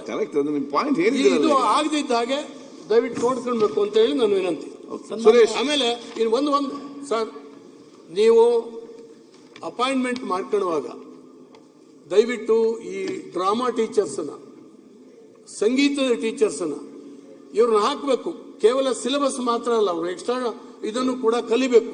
ಡ್ರಾಮಾ ಟೀಚರ್ಸ್ ಮೊನ್ನೆ ನೀವು ಇದ್ವಿ ಒಂದು ಕಾರ್ಯಕ್ರಮದಲ್ಲಿ, ಟ್ರೈನಿಂಗ್ ಆದಂತ ಒಬ್ಬ ಟೀಚರ್ನ ಕೊಟ್ರೆ ನಮ್ಮ ಕೋಣದೂರಿನಲ್ಲಿ ಒಬ್ರು ಇದ್ದಾರೆ, ಅನೇಕ ಅಕ್ಕಪಕ್ಕದ ಶಾಲೆಗಳಿಗೆ ಹೋಗಿ ಡ್ರಾಮಾ ಟೀಚರ್ ಬೇಕೀಗ ಅಗತ್ಯ ಇದೆ, ಅವ್ರನ್ನ ಮಾಡಿ. ಸನ್ಮಾನ್ಯ ಪಾಯಿಂಟ್ ಪಾಯಿಂಟ್ ಮಾತಾಡಿ. ಶಿಕ್ಷಣ ಸಚಿವರು 2 ಬಿಲ್ಲನ್ನು ತಂದಿದ್ದಾರೆ. ತುಂಬಾ ಗ್ರಾಮೀಣ ಪ್ರದೇಶದ ಮಕ್ಕಳಿಗೆ ಮತ್ತೆ ಅಲ್ಲಿಯ ಪೋಷಕರಿಗೆ ಮತ್ತೆ ದಲ್ಲಾಳಿಗಳು ಏನು ಮಾಫಿಯಾದವ್ರನ್ನ ಮಟ್ಟ ಹಾಕ್ತಕ್ಕಂಥ ಒಂದು 2 ಬಿಲ್ಲು. ಒಂದು ಮೊದಲನೇದು ಶಿಕ್ಷಕರನ್ನ ಡಯಟ್ಗೆ ಹೋಗಿ ಕೆಲಸ ಮಾಡ್ತಕ್ಕಂಥವ್ರನ್ನ ಶಾಲೆನಲ್ಲಿ ಕೆಲಸ ಮಾಡಬೇಕು ಅಂತಕ್ಕಂಥದ್ದನ್ನ ಬಹುಶಃ ಅವ್ರಿಗೆ ಭಗವಂತ ಒಳ್ಳೆ ಬುದ್ಧಿ ಕೊಟ್ಟಿರಬೇಕು ಅನ್ಸುತ್ತೆ. ನೀವು ನಿಜವಾಗ್ಲೂ ಸಹ ಆ ಒಂದು ಕಟ್ಟುನಿಟ್ಟಿನ ಇದಿದೆಯಲ್ಲ, ಇಂದಿನ ಮಕ್ಕಳೇ ಮುಂದಿನ ಪ್ರಜೆಗಳು ಅನ್ನಂಗೆ ಈ ದೇಶಕ್ಕೆ ಆಸ್ತಿ ಯಾರು ಅಂದ್ರೆ ಮಕ್ಕಳುಗಳು. ಅದಕ್ಕೆ ಭವಿಷ್ಯವನ್ನು ಬರೀತಕ್ಕಂಥ ಕೆಲಸವನ್ನು ನೀವು ಮಾಡ್ತಾ ಇದ್ದೀರಾ. ಇದನ್ನ ಕಟ್ಟುನಿಟ್ಟಾಗಿ ಏನು ಡಯಟ್ ಅಲ್ಲಿ ಇರ್ತಕ್ಕಂಥವ್ರು ಹಲವಾರು ವರ್ಷಗಳು ಅಲ್ಲೇ ಕಾಲ ಕಳೀತಕ್ಕಂಥದ್ದನ್ನ 3 ವರ್ಷ ಮಾಡಿದ್ದೀರಾ. ಅದ್ರ ಜೊತೆಯಲ್ಲಿ ತಾವು ಸರ್ಕಾರ ಬಂದಾಗಲೇ ಗೊತ್ತಾಯ್ತು, ನಾವು ಸಹ ಒಬ್ಬ ಶಿಕ್ಷಕರನ್ನ ಆಗಿ ತಗೋಬೇಕು ಅಂದಾಗ ಯಾವುದೇ ಶಿಕ್ಷಣ ಕ್ಷೇತ್ರದಲ್ಲಿ ಕೊಡಲ್ಲ ಅಂತಕ್ಕಂಥದ್ದನ್ನ ಅದನ್ನೂ ಸಹ ಕಟ್ಟುನಿಟ್ಟು ಇದನ್ನ ಮಾಡಿದ್ರ. ಇವತ್ತು KPSC ಶಾಲೆಗಳು ಬಹು ಮುಖ್ಯವಾಗಿರ್ತಕ್ಕಂಥದ್ದು. ತಾವು KPSC ಶಾಲೆಗಳಿರ್ಬೋದು, ಒಳ್ಳೆ ಟೀಚರ್ಸ್ಗಳನ್ನ ಫುಡ್ಡನ್ನ ಇದು ಮಾಡಿದಿರ. ಆದರೆ ಒಂದಿಷ್ಟು ಗ್ರಾಮೀಣ ಪ್ರದೇಶದಲ್ಲಿ ಮಲೆನಾಡು ಭಾಗದಲ್ಲಿ ಒಂದಿಷ್ಟು ರಿಪೇರಿಗೆ ಮತ್ತು ಹೊಸ ಕಟ್ಟಡಗಳಿಗೆ ಒತ್ತು ಕೊಡಬೇಕು ಅಂತಕ್ಕಂಥದ್ದನ್ನ ಅನೇಕ ಭಾಷಣ ಮಾಡ್ತಿರಲ್ಲ. ಅದ್ರ ಜೊತೆಯಲ್ಲಿ ಅಧ್ಯಕ್ಷೆ ಇಲ್ಲ ನಾನು ಬಜೆಟ್ ಮೇಲೆ ಮಾತಾಡಬೇಕು, ಶಿಕ್ಷಣದನ್ನೇ ಮಾತಾಡಬೇಕು. ಶಿಕ್ಷಣದ ಬಿಲ್ ಈಗ ಈ ಬಿಲ್ ಅಲ್ಲಿ 6 ಪಾಯಿಂಟ್ ಹೇಳಿದ್ದಾರೆ. ಏನು ಅವ್ರ ಬಿಲ್ ಇದೆಯಲ್ಲ ಅದಕ್ಕೆ ನಮ್ದು ಸ್ವಾಗತಾರ್ಥ ಇದೆ. ಇದು ಮಾಫಿಯಾದವರು ಇವತ್ತು ಏನು ಹಿಂದೆ ಎಲ್ಲ ಕೊಟ್ಟಿರ್ತಕ್ಕಂಥ ದಾನಗಳನ್ನ ಇವತ್ತು ಕೋರ್ಟಿಗೆ ಹೋಗಿ ಕೋರ್ಟಿನಲ್ಲಿ ನಮ್ಮ ಅಧಿಕಾರಿಗಳ ಜೊತೆ ಕಟ್ಟುನಿಟ್ಟಿನ ಕ್ರಮ ಆಗಬೇಕು. ಈ ಬಿಲ್ ಅನ್ನ ನಾವು ಖಂಡಿತವಾಗ್ಲೂ ಸಹ ಅದನ್ನು ಸ್ವಾಗತ ಮಾಡ್ತೀವಿ. ಪೂರಕವಾಗಲಿ ಅಂತಕ್ಕಂಥ ನಮ್ಮ ಆಶಯ ಇದೆ. ಅಧ್ಯಕ್ಷರೇ, ಸೀನಿಯರ್ಗೆ ಮತ್ತೆ ಕೊಡ್ತೇವೆ. ಅಧ್ಯಕ್ಷರೇ, ಬಿಲ್ಲಿಗೆ ಬಗ್ಗೆ ಮಾತಾಡ್ತೇನೆ. 1-2 ವಿಷಯವನ್ನು ಗಮನಕ್ಕೆ ತರಲಿಕ್ಕೆ ಇಷ್ಟಪಡ್ತೇನೆ. ಮೊದಲದಾಗಿ ಶಿಕ್ಷಣ ಇಲಾಖೆಯಿಂದ ಏನು KPSC ಶಾಲೆಗಳನ್ನ ಈಗ ನೀವು ಕೊಡ್ತಾ ಇದ್ದೀರಿ, ನಿಮ್ಮ ಹತ್ರ ನಂದೊಂದು ರಿಕ್ವೆಸ್ಟ್ ಇದೆ. KPSC ಶಾಲೆಗಳನ್ನು ಕೊಡಬೇಕಾದ್ರೆ ಒಂದು ಜಡ್ಪಿಗೆ 2 ಅಂತ ಲಿಮಿಟ್ ಮಾಡಿ. MLAಗಳು, ಜನಪ್ರತಿನಿಧಿಗಳು ಅವರಿಗೆ ಅನುಕೂಲ ಆಗುವಂತ ರೀತಿಯಲ್ಲಿ ದಯವಿಟ್ಟು ಯಾರು ಕೊಡಬಾರ್ದು. ಒಂದು ಜಡ್ಪಿಯಲ್ಲಿ 2 KPSC ಇದ್ರೆ ಮಾತ್ರ ನಾಳೆ ಒಂದು 15 ವರ್ಷದ ನಂತರ ಆ KPSC ಉಳಿಯುತ್ತೆ. ಇಲ್ಲದಿದ್ರೆ ನಾವು ನಮ್ಮ ರಾಜಕೀಯ ಕಾರಣಕ್ಕೋಸ್ಕರ ನಮ್ಮ ರಾಜಕೀಯ ಕಾರ್ಯಕರ್ತರು ಬಂದು ನಮ್ಗೆ ಹೇಳಿದ್ರು ಅಂತೇಳಿ ಒಂದು ಜಡ್ಪಿಯಲ್ಲಿ 4 ಮಾಡಿದ್ರೆ ನಾಳೆ 25 ವರ್ಷದ ನಂತರ ಆ KPSC ಇವತ್ತಿನ ಸರ್ಕಾರಿ ಪರಿಸ್ಥಿತಿಗೆ ಬಂದು ಬಿಡುತ್ತದೆ. ಅದಕ್ಕೊಂದು ದಯವಿಟ್ಟು ರೂಲ್ಸ್ ಮಾಡಿ, ಒಂದು ಜಡ್ಪಿಗೆ 2 ಅಂತ ನಿಶ್ಚಯ ಮಾಡಿ, ಆ ಜಡ್ಪಿ ಬಿಟ್ಟು ಇನ್ನೊಂದು 2 ಜಡ್ಪಿ ಕೊಡ್ಲಿ. ಆವಾಗ ಮಾತ್ರ ಈ KPSC ಶಾಲೆ ಏನು ಕನಸಿದೆ ನಿಮ್ದು ಅದು ಸಾಕಾರಗೊಳ್ಳಲು ಸಾಧ್ಯ ಇದೆ. ಒಂದು ಇನ್ನೊಂದು ಏನು ಈಗ 9 ಜಿಲ್ಲೆಗಳಲ್ಲಿ ನಲಿಕಲಿಯನ್ನು ಏನು ನೀವು ರದ್ದು ಮಾಡಿದ್ದೀರಿ ಅದನ್ನು ರಾಜ್ಯಕ್ಕೆ ಮಾಡಬೇಕು. ನಲಿಕಲಿ ಅನ್ನುವಂಥದ್ದು ಒಂದು ದಯವಿಟ್ಟು ಸರ್ ದಯವಿಟ್ಟು ಒಂದು ನಲಿಕಲಿಯನ್ನು ಇಡೀ ರಾಜ್ಯಕ್ಕೆ ಕ್ಯಾನ್ಸಲ್ ಮಾಡುವಂತ ಒಂದು ವ್ಯವಸ್ಥೆಯನ್ನು ನೀವು ಮಾಡಬೇಕನ್ನುವಂತ ಒಂದು ವಿನಂತಿಯನ್ನು ನಿಮ್ಮ ಹತ್ರ ಮಾಡ್ತಾ ಇದ್ದೇನೆ ನಾನು. ಆಮೇಲೆ ಈಗಾಗಲೇ ಅರಗಜ್ಞಾನೇಂದ್ರ ಸಾಹೇಬರು ಹೇಳಿದ್ರು, ಅನುಪಾತ ಏನಿದೆ ಬಿಲ್ಲಲ್ಲಿ ಇರ್ತಕ್ಕಂಥದ್ದು 40 ಎನ್ನುವಂಥದ್ದನ್ನು ಕಡಿಮೆ ಮಾಡಬೇಕು ಅಂತ. ಅರಗಜ್ಞಾನೇಂದ್ರ ಅವರು ಬೇಜಾರು ಮಾಡಬೇಡಿ, ದಯವಿಟ್ಟು ಅದನ್ನು ಜಾಸ್ತಿ ಮಾಡಿ. ಯಾಕೆ ಅಂತ ಹೇಳಿದ್ರೆ ಗ್ರಾಮೀಣ ಪ್ರದೇಶದಲ್ಲಿ ಇವತ್ತು ಒಂದೊಂದು ಶಾಲೆಗಳಲ್ಲಿ 30 ಮಕ್ಕಳಿರ್ತಾರೆ, 40 ಮಕ್ಕಳಿರ್ತಾರೆ. ನಾನು ಹೇಳ್ತೇನೆ, ಒಂದು ಗ್ರಾಮದಲ್ಲಿ ಒಂದೇ ಸರ್ಕಾರಿ ಶಾಲೆ ಇದ್ರೆ ಸಾಕು. ಸರ್ಕಾರ ಅದಕ್ಕೆ ಬಸ್ಸಿನ ವ್ಯವಸ್ಥೆ ಮಾಡಿ, ಆ ಶಾಲೆಯಲ್ಲಿ ಹೆಚ್ಚು ಸಂಖ್ಯೆಯ ವಿದ್ಯಾರ್ಥಿಗಳು ಕಲೀಲಿ. ಆಗ ನಾವು ಹೆಚ್ಚು ಉಪನ್ಯಾಸ ಶಿಕ್ಷಕರನ್ನ ಅಲ್ಲಿ ಕೊಡುವ. ಅದನ್ನ ಬಿಟ್ಟು ಶಾಲೆ ಇದೆ ಅನ್ನುವ ಕಾರಣಕ್ಕೋಸ್ಕರ 20 ಮಕ್ಕಳಿದ್ದಾರೆ, 40 ಮಕ್ಕಳಿದ್ದಾರೆ ಅನ್ನುವಂತ ಕಾರಣಕ್ಕೋಸ್ಕರ 3-4 ಶಿಕ್ಷಕರನ್ನು ಕೊಟ್ಟು ಅಲ್ಲಿ ಗುಣಮಟ್ಟದ ಶಿಕ್ಷಣನೂ ಇಲ್ಲ. ಆ ಶಾಲೆಯ ವ್ಯವಸ್ಥೆಗೆ ನಾಳೆ ಸರ್ಕಾರದಿಂದ ಮೂಲಭೂತ ಸೌಕರ್ಯಗಳನ್ನು ಕೊಡ್ಲಿಕ್ಕೆ ಆಗುದಿಲ್ಲ. ಆ ಕಾರಣಕ್ಕೋಸ್ಕರ ದಯವಿಟ್ಟು ನಾನು ಸರ್ಕಾರದ ಹತ್ರ ಆಗ್ರಹ ಮಾಡ್ತೇನೆ, ದಯವಿಟ್ಟು ಒಂದು ಪಂಚಾಯತ್ ಅಲ್ಲಿ 2 ಶಾಲೆಗಳನ್ನು ಅಭಿವೃದ್ಧಿಪಡಿಸಿ ಬಾಕಿ ಶಾಲೆಗಳ ವಿದ್ಯಾರ್ಥಿಗಳನ್ನು ಬಸ್ ಮೂಲಕ ಅಥವಾ ಯಾವುದಾದ್ರೂ ವಾಹನ ಸೌಲಭ್ಯ ಕೊಟ್ಟು ಆ ಶಾಲೆಗೆ ಬರುವ ರೀತಿಯಲ್ಲಿ ಮಾಡಿದ್ರೆ ಪ್ರಾಯಶಃ ಸರ್ಕಾರಿ ಶಾಲೆಗಳು ಮುಂದಿನ ದಿನಗಳಲ್ಲಿ ಉಳಿತದೆ, ಇಲ್ಲದಿದ್ರೂ ಉಳಿಯುವುದಿಲ್ಲ ಎನ್ನುವಂಥದ್ದು ನಾನು ಈ ಸಂದರ್ಭ ಹೇಳ್ತೇನೆ. ಸಭಾಧ್ಯಕ್ಷೆ, ಆ ಶಿಕ್ಷಕರ ನೇಮಕಾತಿಗೆ ಸಂಬಂಧಪಟ್ಟಂಗೆ 15,000 ಶಿಕ್ಷಕರ ನೇಮಕಾತಿ ಮಾಡ್ಕೋತೀವಿ ಅಂತ ಹೇಳಿದ್ದಾರೆ. ಒಂದು ತಾಲೂಕಿಗೆ ಒಬ್ಬರೇ ದೈಹಿಕ ಶಿಕ್ಷಕರು ಇರ್ತಕ್ಕಂಥ ನಮ್ಮ ವಿಧಾನಸಭಾ ಕ್ಷೇತ್ರದಲ್ಲಿ ಮೊದಲು ಪ್ರತಿ ಶಾಲೆಯಲ್ಲೂ ದೈಹಿಕ ಶಿಕ್ಷಕರು ಅಲ್ಲ, ಒಂದ್ ನಿಮಿಷ, ಶಿಕ್ಷಕರ ನೇಮಕಾತಿ ಮಾಡ್ಕೊತೀವಿ. ದಯವಿಟ್ಟು ಈಗೇನು 15,000 ಶಿಕ್ಷಕರ ನೇಮಕಾತಿ ಮಾಡ್ಕೊಂತ ಇದ್ದೀರಾ, ಪ್ರತಿ ಒಂದೊಂದು ತಾಲೂಕಲ್ಲಿ ಒಬ್ಬರೇ ದೈಹಿಕ ಶಿಕ್ಷಕರು ಇರ್ತಕ್ಕಂಥದ್ದು. ಮೊದಲು ಪ್ರತಿ ಶಾಲೆಯಲ್ಲೂ ಕೂಡ ಈ PT ನಮ್ಗೆ ಒಂದು ಇದನ್ನ ಕೊಡ್ತಾ ಇದ್ರೆ. ಆಕ್ಚುಲಿ ಈಗ ಏನಾಗಿದೆ ಅಂದ್ರೆ ಮಕ್ಕಳಿಗೆ ಆಟ ಆಡಕ್ ಒಬ್ರು, ಆಟ ಆಡ್ಸಕ್ ಕೂಡ ಒಬ್ರು ಟೀಚರ್ ಇಲ್ಲ. ದಯವಿಟ್ಟು ಮಕ್ಕಳ ಆರೋಗ್ಯದ ಅಲ್ಲ, ದೈಹಿಕ ಶಿಕ್ಷಕರನ್ನ ನೇಮಕ ಮಾಡ್ಕೋಬೇಕು ಅಂತಕ್ಕಂಥ ನಮ್ಮ ಸಲಹೆ ಅಷ್ಟೇ. ದಯವಿಟ್ಟು ಮಾಡ್ಕೊಳ್ಳಿ, ಮಕ್ಕಳಿಗೆ ಆಟ ಆಡ್ಲಿಕ್ಕೆ ಅವಕಾಶ ಕೊಡ್ತಾರೆ. ಹಂಗಾಗಿ ಮಾನ್ಯ ಅಧ್ಯಕ್ಷರೇ, KPSC ಶಾಲೆ ತಂದಂಥ ವಿಚಾರ ಈಗ ಬಿಲ್ ಏನು ತಂದಿದ್ದಾರೆ ಅದು ಸ್ವಾಗತಾರ್ಹವಾಗಿರ್ತಕ್ಕಂಥದ್ದು. ಇದು ಸದನದಲ್ಲಿ ಏನು ಇಂಗ್ಲಿಷ್ ಮೀಡಿಯಂ ಆಂಗ್ಲ ಭಾಷೆಯ ವ್ಯಾಮೋಹ ಇಡೀ ಕರ್ನಾಟಕ ರಾಜ್ಯದ ಹಳ್ಳಿಯ ಜನರ ಭಾವನೆ, ಆಶಾಭಾವನೆ ಇದೆ. ಆಶಾಭಾವನೆ ಇರೋದ್ರಿಂದ ಆ ಮಕ್ಕಳನ್ನ ಈ ಸಂತೆಗಳಲ್ಲಿ ಕುರಿ ಮರಿ ತುಂಬ್ತಾರಲ್ಲ ತುಂಬಿಕೊಂಡು ನಗರ ಪ್ರದೇಶಕ್ಕೆ ಪ್ರತಿ ದಿವಸ ವಲಸೆ ಕರ್ಕೊಂಡು ಹೋಗ್ತಾರೆ. ಆ ಎಳೆ ಮಕ್ಕಳನ್ನ ಈ LKG UKG ಇಂತಿಂಥ ಮಕ್ಕಳನ್ನ ತುಂಬ್ತಾರೆ. ಆ ತುಂಬುವಂತ ಇದನ್ನ ತಪ್ಪಿಸ್ಬೇಕು. ಸರ್ಕಾರ ಅವರಿಗೆ ದುಡ್ಡಿರಲ್ಲ. ಮೈಕ್ರೋ ಸಾಲ ಮಾಡಿದ್ರು ಮಹಿಳೆಯರು ಅಂತಾರೆ. ಯಾತು ಮಾಡಿದ್ರು ಮೈಕ್ರೋ ಅಲ್ಲ, ಬಿಲ್ಲಿಗೆ ಪೂರಕವಾಗಿರ್ತಕ್ಕಂಥದ್ದೇ ಸ್ವಾಗತಾರ್ಹ ಅಂತ ಹೇಳಿದೀವಿ. ಸ್ವಾಗತ ಮಾಡಿದ್ಮೇಲೆ ಯಾತಕ್ಕೆ ಅಂತಕ್ಕಂಥದ್ದನ್ನ ಒಂದ್ ನಿಮಿಷ ಚರ್ಚೆ ಆಗ್ಲಿ. ಇದು ನಾನು ಈಗ ಆ ಮಕ್ಕಳನ್ನ ತಗೊಂಡು ಅವ್ರಿಗೆ ದುಡ್ಡಿಲ್ದಲೇ ಬಸ್ ಇದಕ್ಕೆ ವ್ಯಾನಿ ಚಾರ್ಜು, ಆ ಕಾನ್ವೆಂಟಿ ಚಾರ್ಜ್ ಕಟ್ಟಕ್ಕಾಗದಲ್ಲೇ ಸಾಲ ಮಾಡಿದ್ರು ಮಹಿಳೆಯರು ಸ್ತ್ರೀ ಶಕ್ತಿ ಸಂಘದಲ್ಲಿ. ಅಂತ ವ್ಯವಸ್ಥೆ ತಪ್ಪಿಸ್ಬೇಕು. ಸರ್ಕಾರಿ ಮಕ್ಕಳಿಗೂ ಇಂಗ್ಲಿಷ್ ಆಂಗ್ಲ ಮಾಧ್ಯಮದಲ್ಲಿ ಈ ಪ್ರಪಂಚ ಬಹಳ ಮುಂದುವರೆದಿರ್ತಕ್ಕಂಥ ದೃಷ್ಟಿನಲ್ಲಿ, ವೈಜ್ಞಾನಿಕವಾಗಿ ಮುಂದುವರೆದಿರೋ ದೃಷ್ಟಿಯಿಂದ LKG UKG ಇಂದಲೇ ಹೋದ್ರನೆ ಇಂಗ್ಲಿಷು ಒಂದು ಅಂತಾರಾಷ್ಟ್ರೀಯ ಭಾಷೆ. ಆ ಭಾಷೆನಲ್ಲಿ ಕಲ್ತು ಹೋದ್ರನೆ ಇಡೀ ಪ್ರಪಂಚದಲ್ಲಿ ಬದುಕಬಹುದು ಅಂತಕ್ಕಂಥ ದೃಷ್ಟಿಯಿಂದ ಇವತ್ತು ಹಳ್ಳಿ ಕಡೆ ಎಲ್ಲ ಪ್ರದೇಶಗಳಲ್ಲಿ ಕಾನ್ವೆಂಟ್ಗಳು ಉತ್ಪತ್ತಿಯಾಗಿ ಈ ರೈತರಿಗೆ ಆ ವ್ಯವಸ್ಥೆ ಆಗದಲ್ಲೇ ತಪ್ಪಾಗಿತ್ತು. ಅದಕ್ಕೋಸ್ಕರ ನಾನೇ ಕಳೆದ ಸಾರಿ ಈ ಸದನದಾಗ ಮುಖ್ಯಮಂತ್ರಿಗಳು 2,500 ಕೋಟಿ ಇದಕ್ಕೆ ಹಣವನ್ನ ಕೊಡ್ತೀವಿ ಅಂತ ಹೇಳಿ ಈಗ KPSC ಶಾಲೆ ತಂದಿರತಕ್ಕಂಥದ್ದು ಸ್ವಾಗತಾರ್ಹ. ಆದ್ರೆ ಈಗ ನೀವು ಎಷ್ಟು ಮಕ್ಕಳಿಗೆ ಮಾಡ್ತೀರಿ ಅದು ನಮ್ಮ ಮುಖ್ಯ ಅಲ್ಲ. ಅಲ್ಲಿ ಎಷ್ಟು ಸೇರ್ತಾರೆ ಮಕ್ಕಳು ಕಾನ್ವೆಂಟ್ KPSC ಶಾಲೆಗೆ 1,000 ಮಕ್ಕಳು ಸೇರಲಿ. ಆ ಮಕ್ಕಳಿಗೆ ತಕ್ಕನಾಗಿ ಆಂಗ್ಲ ಮಾಧ್ಯಮದ ಉಪಾಧ್ಯಾಯರುಗಳನ್ನೇ ನೇಮಿಸಬೇಕು. ಕನ್ನಡದಲ್ಲಿರ್ತಕ್ಕಂಥದ್ದು ನಮ್ಮ ಭಾಷೆ. ಕನ್ನಡಕ್ಕೆ ಒಬ್ಬ ಮಾಸ್ಟ್ರು ಕನ್ನಡದಲ್ಲಿರ್ತಕ್ಕಂಥವ್ರು. ಕನ್ನಡ ಮೀಡಿಯಂನ ತಗೊಂಡ್ರೆ ಕನ್ನಡ ಮೀಡಿಯಂ ಅಲ್ಲೂ ಅವ್ರಿಗೆ ಮಕ್ಕಳನ್ನ ಟೀಚರ್ಸ್ ಒದಗಿಸಿ. ಆದ್ರೆ ಈಗ ಸೇರ್ತಕ್ಕಂಥ KPSC ಶಾಲೆಗೆ 100% ಆಂಗ್ಲ ಮಾಧ್ಯಮಕ್ಕೆ ಮಕ್ಕಳು ಸೇರೋದು. ಆ ಮಕ್ಕಳಿಗೆ ಆಂಗ್ಲ ಮಾಧ್ಯಮದಲ್ಲೇನೆ ಕಲಿತ್ರನೆ ಎಂತ ಕೂಲಿ ಕಾರ್ಮಿಕನು ಕೂಡ ನನ್ನ ಮಗುನ ಆಂಗ್ಲ ಮಾಧ್ಯಮದಲ್ಲಿ ಓದಿಸ್ಬೇಕು ಅಂತಕ್ಕಂಥದ್ದಿದೆ. ಅದಕ್ಕೆ ನೀವು ಸೂಕ್ತವಾಗಿರ್ತಕ್ಕಂಥ ವ್ಯವಸ್ಥೆನ ನೀವು ಮಾಡಿಕೊಡ್ಬೇಕು. ಆಂಗ್ಲ ಮಾಧ್ಯಮದಲ್ಲಿ ಓದಿದ್ರೆ ಮಕ್ಕಳಿಗೆ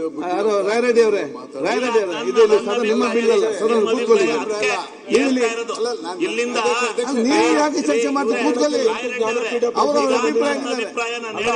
ನಮ್ಮೂರ್ ಕಡೆ ತಾಲೂಕು ಕೇಂದ್ರ ತಗೊಂಡೋಗ್ತಾರೆ. ಇದು ಅದಕ್ಕೆ ನೀವು ಉತ್ತರ ಕೊಡ್ಬೇಡಿ, ಅದಕ್ಕೆ ಉತ್ತರ ಕೊಡ್ಬೇಡಿ. ನೀವು ಅವ್ರ ಅಭಿಪ್ರಾಯ ಹೇಳಿದ್ದಾರೆ, ಅವ್ರಿಗೆ ನೀವೇ ಉತ್ತರ ಕೊಡ್ತೀರಿ. ನಿಮ್ಮ ಅಭಿಪ್ರಾಯ ನಿಮ್ ಕಡೆ ಅವ್ರ ಅಭಿಪ್ರಾಯ ಇರಬಾರ್ದಾ? ಇರಬಹುದು. ಅವ್ರ ಅಭಿಪ್ರಾಯ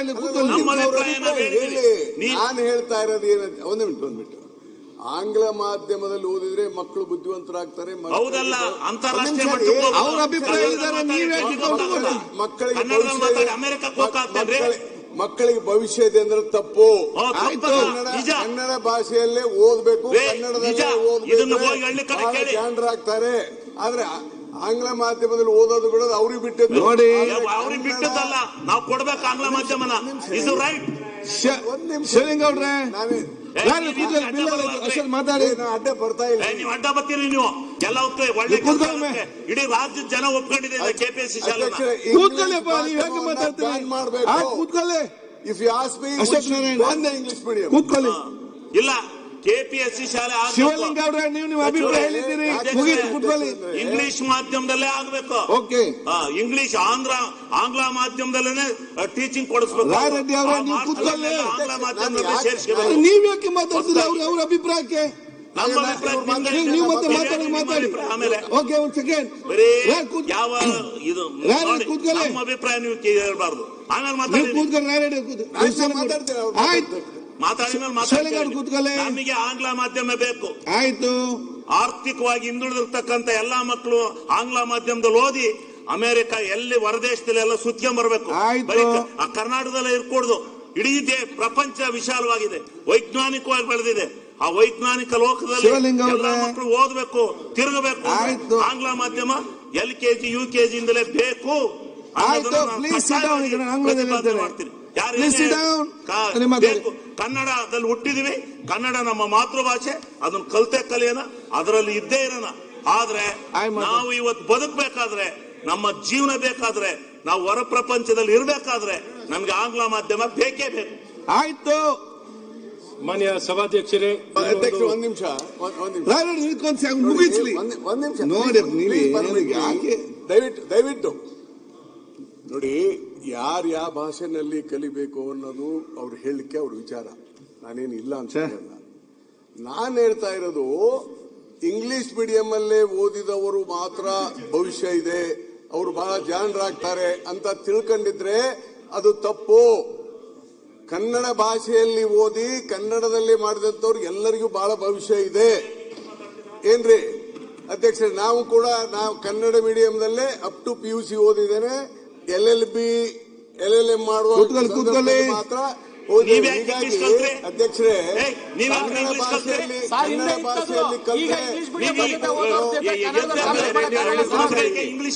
ಭಾಷೆಯಲ್ಲಿ ಜನರು ತಿಳ್ಕೊಂಡಿದ್ರೆ ಮುಖ್ಯಮಂತ್ರಿಗಳು ಕೂಡ ಒಪ್ಪೋದಿಲ್ಲ. ಮುಖ್ಯಮಂತ್ರಿಗಳು ಕನ್ನಡದ ಚರ್ಚೆ ಮಾಡ್ತಾರೆ. ಬಿಲ್ ಬಗ್ಗೆ ಮಾತಾಡಿ. ಅಲ್ಲ, ಒಂದ್ ಮಿನಿಟ್ ಬಿಲ್ ಬಗ್ಗೆ ಮಾತಾಡಿ. ನೀವು ಒಂದು ನಿಮಿಷ ಬಿಲ್ ಬಗ್ಗೆ ಮಾತಾಡಿ. ನಿಮಿಷ ಅಧ್ಯಕ್ಷರೇ, ನಾವು ಇಂಗ್ಲಿಷ್ ಮೀಡಿಯಂ ತಗೊಳ್ರಿ, ಕನ್ನಡದ ಕಲ್ಪನೆ ಏನಿದೆ ತಗೊಳ್ರಿ ಅಂದ್ರೆ ಯುರೋಪ್ನಲ್ಲಿ ಅಧ್ಯಕ್ಷರೇ, ಯುರೋಪ್ನಲ್ಲಿ ಯುನೈಟೆಡ್ ಕಿಂಗ್ಡಮ್ ಅಂದ್ರೆ ಇಂಗ್ಲೆಂಡ್ ದೇಶವನ್ನು ಬಿಟ್ರೆ ಬೇರೆ ಐರ್ಲೆಂಡ್ ಯಾವ ದೇಶದಲ್ಲಿ ಇಂಗ್ಲಿಷ್ ಮಾತಾಡೋದಿಲ್ಲ. ಫ್ರೆಂಚ್ ಮಾತಾಡ್ತಾರೆ. ಯಾಕೆ ಚರ್ಚೆ? ಈಗ ಚರ್ಚೆ ಇಂಗ್ಲಿಷ್ ಭಾಷೆಯ ಗುಲಾಮರಾಗುವಂತ ಅವಶ್ಯಕತೆ ಇಲ್ಲ. ಆದ್ರೆ ಅಲ್ಲ, ಒಂದ್ ಮಿನಿಟ್, ಭಾಷೆ ಈಗ ನಿಮ್ಮ ಮಕ್ಕಳು ಯಾವ ಶಾಲೆ ಹೋಗ್ತಾ ಇದ್ದಾರೆ? ಅಲ್ಲ ಅಧ್ಯಕ್ಷರೇ, ಲೆಟ್ ಮಿ ಕಂಪ್ಲೀಟ್. ಇಂಗ್ಲಿಷ್ ಭಾಷೆಯ ಗುಲಾಮರಾಗ ಅವಶ್ಯಕತೆ ಇಲ್ಲ. ಕನ್ನಡದಲ್ಲಿ ಓದಿದ್ರೆ ಕನ್ನಡದಲ್ಲಿ ಓದಿದ್ರೆ ಭವಿಷ್ಯ ಇಲ್ಲ ಅಂತ ತಿಳ್ಕೊಂಡ್ರೆ ಆಯ್ತಪ್ಪ. ನಂದೇನ ನೋ ಅಬ್ಜೆಕ್ಷನ್. ಸುಮ್ಮನೆ ಮಾತಾಡಿ. ಕನ್ನಡ ಭಾಷೆಯನ್ನ ನಾವು ನಮ್ಮ ರಾಜ್ಯದ ಸ್ವಾಮಿ ವೋಟಿಂಗ್ ಸಿಗಲ್ಲ. ಪ್ಲೀಸ್ ಮಾತಾಡ್ತೀರಾ? ವೋಟಿಂಗ್ ಸಿಗಲ್ಲ. ಮಾತಾಡ್ಕೊಡ್ದು. ಇದು ಸರ್ಕಾರದ ಸಾಧನೆ. ಇದು ನೀವು ಸರ್ಕಾರದ ವಿರುದ್ಧ ಮಾತಾಡ್ತಾ ಇದ್ದೀರಿ. ನೀವು ಭಾಷೆ ಮಾತಾಡ್ತಾ ಇದ್ದೀರಿ. ಅವ್ರು ಇಂಗ್ಲಿಷ್ ಮಹತ್ವಾಕಾಂಕ್ಷೆ ಯೋಜನೆ ಅಂತ ಹೇಳಿ ನಾವೆಲ್ಲ ಅವಶ್ಯಕತೆ ಇಲ್ಲ. ಸೀರಿಯಸ್ ಕೂತ್ಕೊಳ್ಳಿ ಮೇಲೆ. ಆಯ್ತು, ಕೂತ್ಕೊಳ್ಳಿ. Okay, please sit down. ಮಾತಾಡ್ಲಿಕ್ಕೆ ಒಂದು ನಿಮಿಷ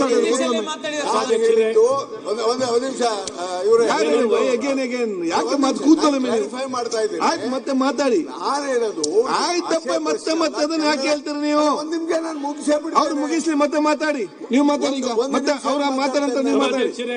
ಅವ್ರು ಮಾತಾಡಂತ ನಿಮ್ಮನ್ನು ಕರಿತೇನೆ. ಅವ್ರು ಮಾತಾಡಂತ ಮಾತಾಡಿ. ಹೇಳಿ. ನಾವು ಆಂಗ್ಲ ಭಾಷೆ ಅವ್ರಿಗೆ ಮಾತಾಡಿ ಆಗ್ಲಿ. ಅವ್ರು ಮಾತಾಡಿ ಆಗ್ಲಿ. ಆಯ್ತು, ಮಾತಾಡಿ ಆಗ್ಲಿ. ಅವ್ರು ಮತ್ತೆ ನೀವು ಮಾತಾಡಿ. ಇಂಗ್ಲಿಷ್ ಭಾಷೆಯಲ್ಲೇ ಮಾತಾಡ್ತಾರೆ. ಆಯ್ತು, ಒಂದ್ ಸೆಕೆಂಡ್ ಮಾತಾಡಿ. ಅದಕ್ಕೆ ಆಯ್ತು, ಮಾತಾಡಿ. ಮುಗಿಸಿ ಅಪಚಾರ ಈ ಸದನದಲ್ಲಿ ಆಗಬಾರದು. ಆಯ್ತು, ಕೂತ್ಕೊಳ್ಳಿ. ನಮಗೆ ಕನ್ನಡವೂ ಬೇಕು, ಇಂಗ್ಲಿಷು ಬೇಕು. ಇಂಗ್ಲಿಷ್ ಮೀಡಿಯಂ ಈಗ ಬೇಕು, ಅರ್ಜೆಂಟ್. ಆಯ್ತು. ಸನ್ಮಾನ್ಯ ಸಭಾಧ್ಯಕ್ಷ, ನಮಗೊಂದು 2 ನಿಮಿಷ ಅವರಿಬ್ಬರು ಸಮಾಧಾನ ಆಗೋ ತನಕ ಹೌಸ್ ಅರ್ಜೆಂಟ್ ಮಾಡಿ. ಅರ್ಧ ಗಂಟೆ ಇಂಗ್ಲಿಷ್ ಕನ್ನಡನ ಇದು ಫೈನಲ್ ಆಗೋರು ಬಿಟ್ಟು ಎರಡೂ ಇದೆ, ಶಾಲೆಗಳಲ್ಲಿ ಎರಡೂ ಇದೆ. ಅಶೋಕ್ ನಾರಾಯಣ್. ಮಾನ್ಯ ಅಧ್ಯಕ್ಷರೇ, ನಮಗೆ ಶಿವಲಿಂಗೇಗೌಡರು ಕನ್ನಡವೂ ಬೇಕು, ರಾಯರೆಡ್ಡಿ ಅವರು ಇಂಗ್ಲಿಷೂ ಬೇಕು. ಇಲ್ಲ, ಶಿವಲಿಂಗೇಗೌಡರು ಇಂಗ್ಲಿಷು ಮಾತಾಡಿ. ಈಗ ನೀವು ಇಲ್ಲಿ ಶಿವಲಿಂಗೇಗೌಡದ್ದು ಬಾಂಬೆ ಇಂಗ್ಲಿಷ್ ಒಂದೈತೆ. ಯಾರೇ ವೈದ್ಯ? ಮಾನ್ಯ ಸಭಾಧ್ಯಕ್ಷರೇ, ಏನೊಂದು ತಿದ್ದುಪಡಿಯನ್ನ ಈ ಒಂದು ಟ್ರಾನ್ಸ್ಫರ್ ಆಕ್ಟಿಗೆ ತರುವಂತದ್ದಾಗಿದೆ. ಇದರಲ್ಲಿ ಎಲ್ಲ ಚೆನ್ನಾಗಿದೆ, ಆದರೆ ಬಹಳ ಮುಖ್ಯವಾಗಿ ಒಂದು ವಿಚಾರ ನಾನು ಸನ್ಮಾನ್ಯ ಸಚಿವರ ಗಮನಕ್ಕೆ ತರಲಿಕ್ಕೆ ಇಷ್ಟಪಡ್ತೀನಿ, ಮತ್ತು ರಿಲ್ಯಾಕ್ಸೇಷನ್ ಅನ್ನು ಕೊಡಬೇಕು ಅಂತ. ಕ್ಲಾಸ್ 3D ನಲ್ಲಿ ಶಿವಲಿಂಗೌಡ್ರೆ ರೆಡ್ಡಿ ಅವರೇ ಕ್ಲಾಸ್ 3D ಅಮೆಂಡ್ಮೆಂಟ್ 2 ನಲ್ಲಿ ಕ್ಲಾಸ್ 3D ನಲ್ಲಿ the following shall be inserted at the end, namely, provided that in the case of transfers to the post specified in serial number 3 of Schedule 1 shall only be by counseling, for which minimum period of service rendered in the incumbent's present cadre in schools and college shall be 12 years continuous years. 12 continuous years ಅಂತ ಹೇಳಿದೆ. 12 ವರ್ಷ ಕಾಲ eligibility ಕೊಡಬೇಕು ಅಂದ್ರೆ 12 ವರ್ಷ ಕಾಲ ಒಂದೇ ಸ್ಥಳದಲ್ಲಿ 12 ವರ್ಷ ಸೇವೆನ ಹಾಕಬೇಕಾಗಿರುವಂತದ್ದು ಕಂಡೀಷನ್ ತುಂಬಾ ಜಾಸ್ತಿ ಇದೆ. ಸಜೆಷನ್ ಅದನ್ನು ವಿಡ್ರಾ ಮಾಡಿ ರಿಲ್ಯಾಕ್ಸ್ ಮಾಡಿ ಅಂತ. ಎಷ್ಟು ವರ್ಷಕ್ಕೆ ಮಾಡಬೇಕು? ಒಂದು 5 ವರ್ಷಕ್ಕೆ ಮಾಡ್ಲಿ. ಆಯ್ತು, ನೆಕ್ಸ್ಟ್. ಅಷ್ಟು ಬಿಟ್ರೆ ಇನ್ನೆಲ್ಲ ಚೆನ್ನಾಗಿದೆ, ಇನ್ನೆಲ್ಲ ವೆಲ್ಕಮ್ ಮಾಡ್ತೀವಿ. ಓಕೆ, ಈಗ ವಿಧೇಯಕವನ್ನು ಸಭಾಧ್ಯಕ್ಷ ನಮಗೆಲ್ಲ ನೀವು ಕೊಟ್ಟಿಲ್ಲ ಅಂದ್ರೆ ಹೇಗೆ? ನೀವು ನಿಮಿಷ ನಾವು ಹೇಳ್ಬೇಕಲ್ಲ ಬಿಲ್ ಬಗ್ಗೆ. ತಾವೇನಾರು ಅವಕಾಶ ಮಾಡಿಕೊಟ್ರೆ. ಅಧ್ಯಕ್ಷರೇ, ಗ್ರಾಮ ಪಂಚಾಯಿತಿ ಇರೋದು ಸಭಾಧ್ಯಕ್ಷರೇ, ನಾನು ಜಿಲ್ಲಾ ಉಸ್ತುವಾರಿ ಸಚಿವನಾಗಿ ಕೆಲಸ ಮಾಡಿದಾಗ ನಮ್ಮ ಗ್ರಾಮ ಪಂಚಾಯಿತಿ ಒಂದು ಜಾಸ್ತಿ ಅಂದ್ರೆ ಒಂದು 6,500 ಇರ್ಬೋದು. 6,500 ಗ್ರಾಮ ಪಂಚಾಯಿತಿ ಇದೆ. 6,500 ಗ್ರಾಮ ಪಂಚಾಯಿತಿ ಶಾಲೆಗಳನ್ನು ಮಾಡಿದ್ರೆ ಈಗೇನು 55,000ದಿಂದ 36,000 ಇಟ್ಕೊಂಡಿದ್ದಾರೆ. 6,500 ಗ್ರಾಮ ಪಂಚಾಯಿತಿ ಶಾಲೆಗಳನ್ನೇನಾರು ಇವರು ಕೆಪಿಎಸ್ಸಿನೂ ಬೇಕಿಲ್ಲ, ಗ್ರಾಮ ಪಂಚಾಯಿತಿ ಶಾಲೆ ಇನ್ನು ಮಿಕ್ಕಿದ ಸ್ಕೂಲನ್ನ ಸುಧಾರಣೆಯನ್ನ, ನಿಜವಾದ ಸುಧಾರಣೆಯನ್ನ ಸರ್ಕಾರ ಮಾಡಬೇಕಾಗಿದ್ರೆ, ಇರುವಂತ ಸಿಬ್ಬಂದಿಗಳನ್ನ ಗುಣಮಟ್ಟ ಹೆಚ್ಚಿಸಬೇಕಾದ್ರೆ ಏನು ಟ್ರಾನ್ಸ್ಪೋರ್ಟ್ ಫೆಸಿಲಿಟಿಯನ್ನು ಕೊಟ್ಟು, ಸಾರಿಗೆ ವ್ಯವಸ್ಥೆಯನ್ನು ಕೊಟ್ಟು 6,500 ಗ್ರಾಮ ಪಂಚಾಯಿತಿ ಶಾಲೆಗಳನ್ನ ಮಾಡಿಬಿಟ್ರೆ ಎಲ್ಲ ಸಮಸ್ಯೆಗಳು ಬಗೆಹರುತ್ತೆ. ಸುರೇಶ್, ತಾನಾಗ್ತಾನೆ ಗುಣಮಟ್ಟ ಏನ್ ಗುಣಮಟ್ಟ ಹೇಳಿದಾರೋ ಈ ಗುಣಮಟ್ಟ ಹೆಚ್ಚುವಂತದ್ದಾಗುತ್ತೆ. ಹಾಗೆ ಅರ್ಗ ಜ್ಞಾನೇಂದ್ರ ಅವ್ರು ಹೇಳಿದಾಗೆ ಸೋಷಿಯಲ್ ವರ್ಕ್ ಪ್ರಾಜೆಕ್ಟ್ಗಳನ್ನು ಕೊಡ್ತೀವಿ, ಬೇರೆ ಬೇರೆ ಪ್ರಾಜೆಕ್ಟ್ ಅನ್ನ ಶಾಲೆಗಳನ್ನೇ ಅಚ್ಚುಕಟ್ಟ ಇಟ್ಕೊಳ್ಳಿಕ್ಕೆ ನಾವು NSS ಪ್ರಾಜೆಕ್ಟ್ ಎಲ್ಲ ಕೊಡ್ತೀವಿ. ಸಭಾಧ್ಯಕ್ಷರೇ, ಶಾಲೆನೇ ಅವ್ರ ಶಾಲೆನ ಅವರೇ ಅಚ್ಚುಕಟ್ಟಾಗಿ ಇಟ್ಕೊಳ್ಳೋಕೆ ನಾವು ಒತ್ತನ್ನು ಕೊಡ್ಲಿಲ್ಲ. ಆ ಮಕ್ಕಳನ್ನ ಹೊರತುಪಡಿಸಿ ಅವ್ರಿಗೊಂದು ಜವಾಬ್ದಾರಿ ಅನ್ನುವಂಥದ್ದು, ತನ್ನ ಶಾಲೆ ಅನ್ನುವಂಥದ್ದು ಸ್ವಚ್ಛವಾಗಿ ಇಟ್ಕೋಬೇಕು ಅನ್ನೋಂಥದ್ದನ್ನ ಅವಕಾಶವನ್ನು ಮಾಡಿಕೊಡೋದು ಒಳ್ಳೇದು. ಗ್ರಾಮ ಪಂಚಾಯಿತಿ ಶಾಲೆಯನ್ನು ಮಾಡಿದ್ರೆ ಈ ಕ್ರಿಟಿಕಲ್ ಈ ಒತ್ತಾಯವನ್ನು ಮಾಡ್ತೀವಿ. ಮಾನ್ಯ ಸಭಾಧ್ಯಕ್ಷರೇ, ಏನು ಇವತ್ತು ಶಿಕ್ಷಣ ಇಲಾಖೆಯಲ್ಲಿ ಒಂದು ಕಾಯ್ದೆಯನ್ನು ತಂದಿದ್ದಾರೆ ಟ್ರಾನ್ಸ್ಫರ್ ಬಗ್ಗೆ ಮತ್ತೆ ಪ್ರೆಗ್ನೆಂಟ್ ವುಮೆನ್ಸ್ಗೆ. ಮತ್ತೆ ಈ ಒಂದು ಕಾಯ್ದೆ ಒಳಗಡೆ ನಾನು ಸರ್ಕಾರದ ಗಮನಕ್ಕೆ ತರೋದಕ್ಕೆ ಏನಂದ್ರೆ, ಮೊದಲನೇದಾಗಿ ಮಧು ಬಂಗಾರಪ್ಪನವ್ರನ್ನ ಮತ್ತೆ ಆ ಇಲಾಖೆನ ನಾನು ಅಭಿನಂದನೆ ಸಲ್ಲಿಸ್ತೇನೆ. ಎರಡನೇದು ಏನಪ್ಪಾ ಅಂತ ಹೇಳಿದ್ರೆ, KPSC ಶಾಲೆಗೆ ಮತ್ತೆ ಆದರ್ಶ ವಿದ್ಯಾಲಯಕ್ಕೆ PMC ಸ್ಕೂಲ್ಗೆ ಇವರು ಟ್ರಾನ್ಸ್ಫರ್ ಆಗುವಂತ ಸಂದರ್ಭದಲ್ಲಿ ಮಾನ್ಯ ಸಭಾಧ್ಯಕ್ಷರೇ, ಎಲ್ಲಿ ಕಡಿಮೆ ವಿದ್ಯಾರ್ಥಿಗಳಿರ್ತಾರೋ ಅಲ್ಲಿ ಆಪ್ಷನ್ಗಳನ್ನ ತಗೊಂಡ್ಬಿಡ್ತಾರೆ ಟೀಚರ್ಸ್ಗಳು. ಅದಕ್ಕೆ ಇದನ್ನ ಫಸ್ಟ್ ಪ್ರಿಯಾರಿಟಿ ಕ್ರಿಟಿಕಲ್ ಪಾತ್ ಅಂತ ಹೇಳ್ಬಿಟ್ಟು ಇದನ್ನ ಮಾಡಿದ್ದಾರೆ. ಈ ಬಿಲ್ ತುಂಬಾ ಚೆನ್ನಾಗಿದೆ. ಆದರೆ ಈ MLCಗಳು ಟೀಚರ್ ಕಾನ್ಸ್ಟಿಟ್ಯೂನ್ಸಿ ರೆಪ್ರೆಸೆಂಟ್ ಮಾಡ್ತಾರಲ್ಲ, ಅವ್ರನ್ನ ಬಿಡ್ತಾರ ಅಂತ ಕೆಲವರು 99 ಭಾಗ ಕೌನ್ಸಿಲ್ ಅಲ್ಲಿ ತುಂಬಾ ಚೆನ್ನಾಗಿ ಡಿಸ್ಕಷನ್ ಆಗುತ್ತೆ. ಇದು ಎಲ್ಲಿ ಹಾಳಾಗಿದೆ, ಶಿಕ್ಷಕರುಗಳದ ಒಂದು ಕಾನೂನು ತರಬೇಕಾದ್ರೆ ಈ ಸರ್ಕಾರಕ್ಕೆ ಎಲ್ಲಿ ಸಮಸ್ಯೆ ಅಂತ ಹೇಳಿದ್ರೆ, ಅಲ್ಲಿಂದ ರೆಪ್ರೆಸೆಂಟೇಟ್ ಮಾಡಿರ್ತಲ್ಲ ಟೀಚರ್ಸ್ಗಳು, ಅಲ್ಲಿರುವಂತ ಯೂನಿಯನ್ಗಳಲ್ಲಿ ಕೆಲವರು ಬರ್ತಾರೆ ಇವಕ್ಕೆಲ್ಲ ಆಗದಲ್ಲೇ ಇರೋದಕ್ಕೆ ತಡೆ ಮಾಡೋದಕ್ಕೆ ಮತ್ತು ಇವಕ್ಕೆಲ್ಲ ಗೊಂದಲಗಳು ಸೃಷ್ಟಿ ಮಾಡಿ, ಇವತ್ತೇನಾದ್ರೂ ಎಜುಕೇಶನ್ ಸಿಸ್ಟಮ್ ಅಲ್ಲಿ ಕೆಲವು ಶಿಕ್ಷಕರು ಸರಿಯಾಗಿ ಪಾಠ ಮಾಡಲ್ಲ, ಮತ್ತೆ MLCಗಳಾಗಿರೋ ಹಿಂದ್ಗಡೆ ಕ್ಯಾಂಪೇನ್ ಮಾಡೋದು, ಮತ್ತೆ ಇವೆಲ್ಲವೂ ಸರ್ಕಾರಿ ಶಾಲೆಗಳನ್ನ ನಾವು ಕಾಣ್ತೇವೆ. ಅದಕ್ಕೂ ಕೂಡ ಬಿಲ್ಲಲ್ಲಿ ತರಬೇಕು ಕಾನೂನುಗಳನ್ನ. ಆದರೆ ಈ ಕಾನೂನು ಇವತ್ತು ತಂದಿರುವಂತದ್ದು ಮಧು ಬಂಗಾರಪ್ಪನವರಿಗೆ ನಾನು ಅಭಿನಂದನೆ ಸಲ್ಲಿಸ್ತೇನೆ. ಇನ್ನೊಂದು ಬಹಳ ಮುಖ್ಯವಾಗಿ ಸಜೆಷನ್ ಕೊಡೋದು, ನಾನು ಉದ್ದುದ್ದ ಹೇಳಲ್ಲ ಮಾನ್ಯ ಸಭಾಧ್ಯಕ್ಷರೇ, ನಾನೊಂದು ಫಿನ್ಲೆಂಡ್ ದೇಶಕ್ಕೆ ಹೋಗಿದ್ದೆ. ಅಲ್ಲಿಯ ಶಿಕ್ಷಣ ಪದ್ಧತಿ ಇಡೀ ವಿಶ್ವದಲ್ಲೇ ಮೊದಲನೇ ಒಂದು ದೇಶ ಉತ್ತಮ ಗುಣಮಟ್ಟದ ಶಿಕ್ಷಣವನ್ನು ಕೊಡೋದು ಅಂತ ನಾನು ಕೇಳ್ಬಿಟ್ಟು ಅಲ್ಲಿ ಹೋಗಿದ್ದೆ.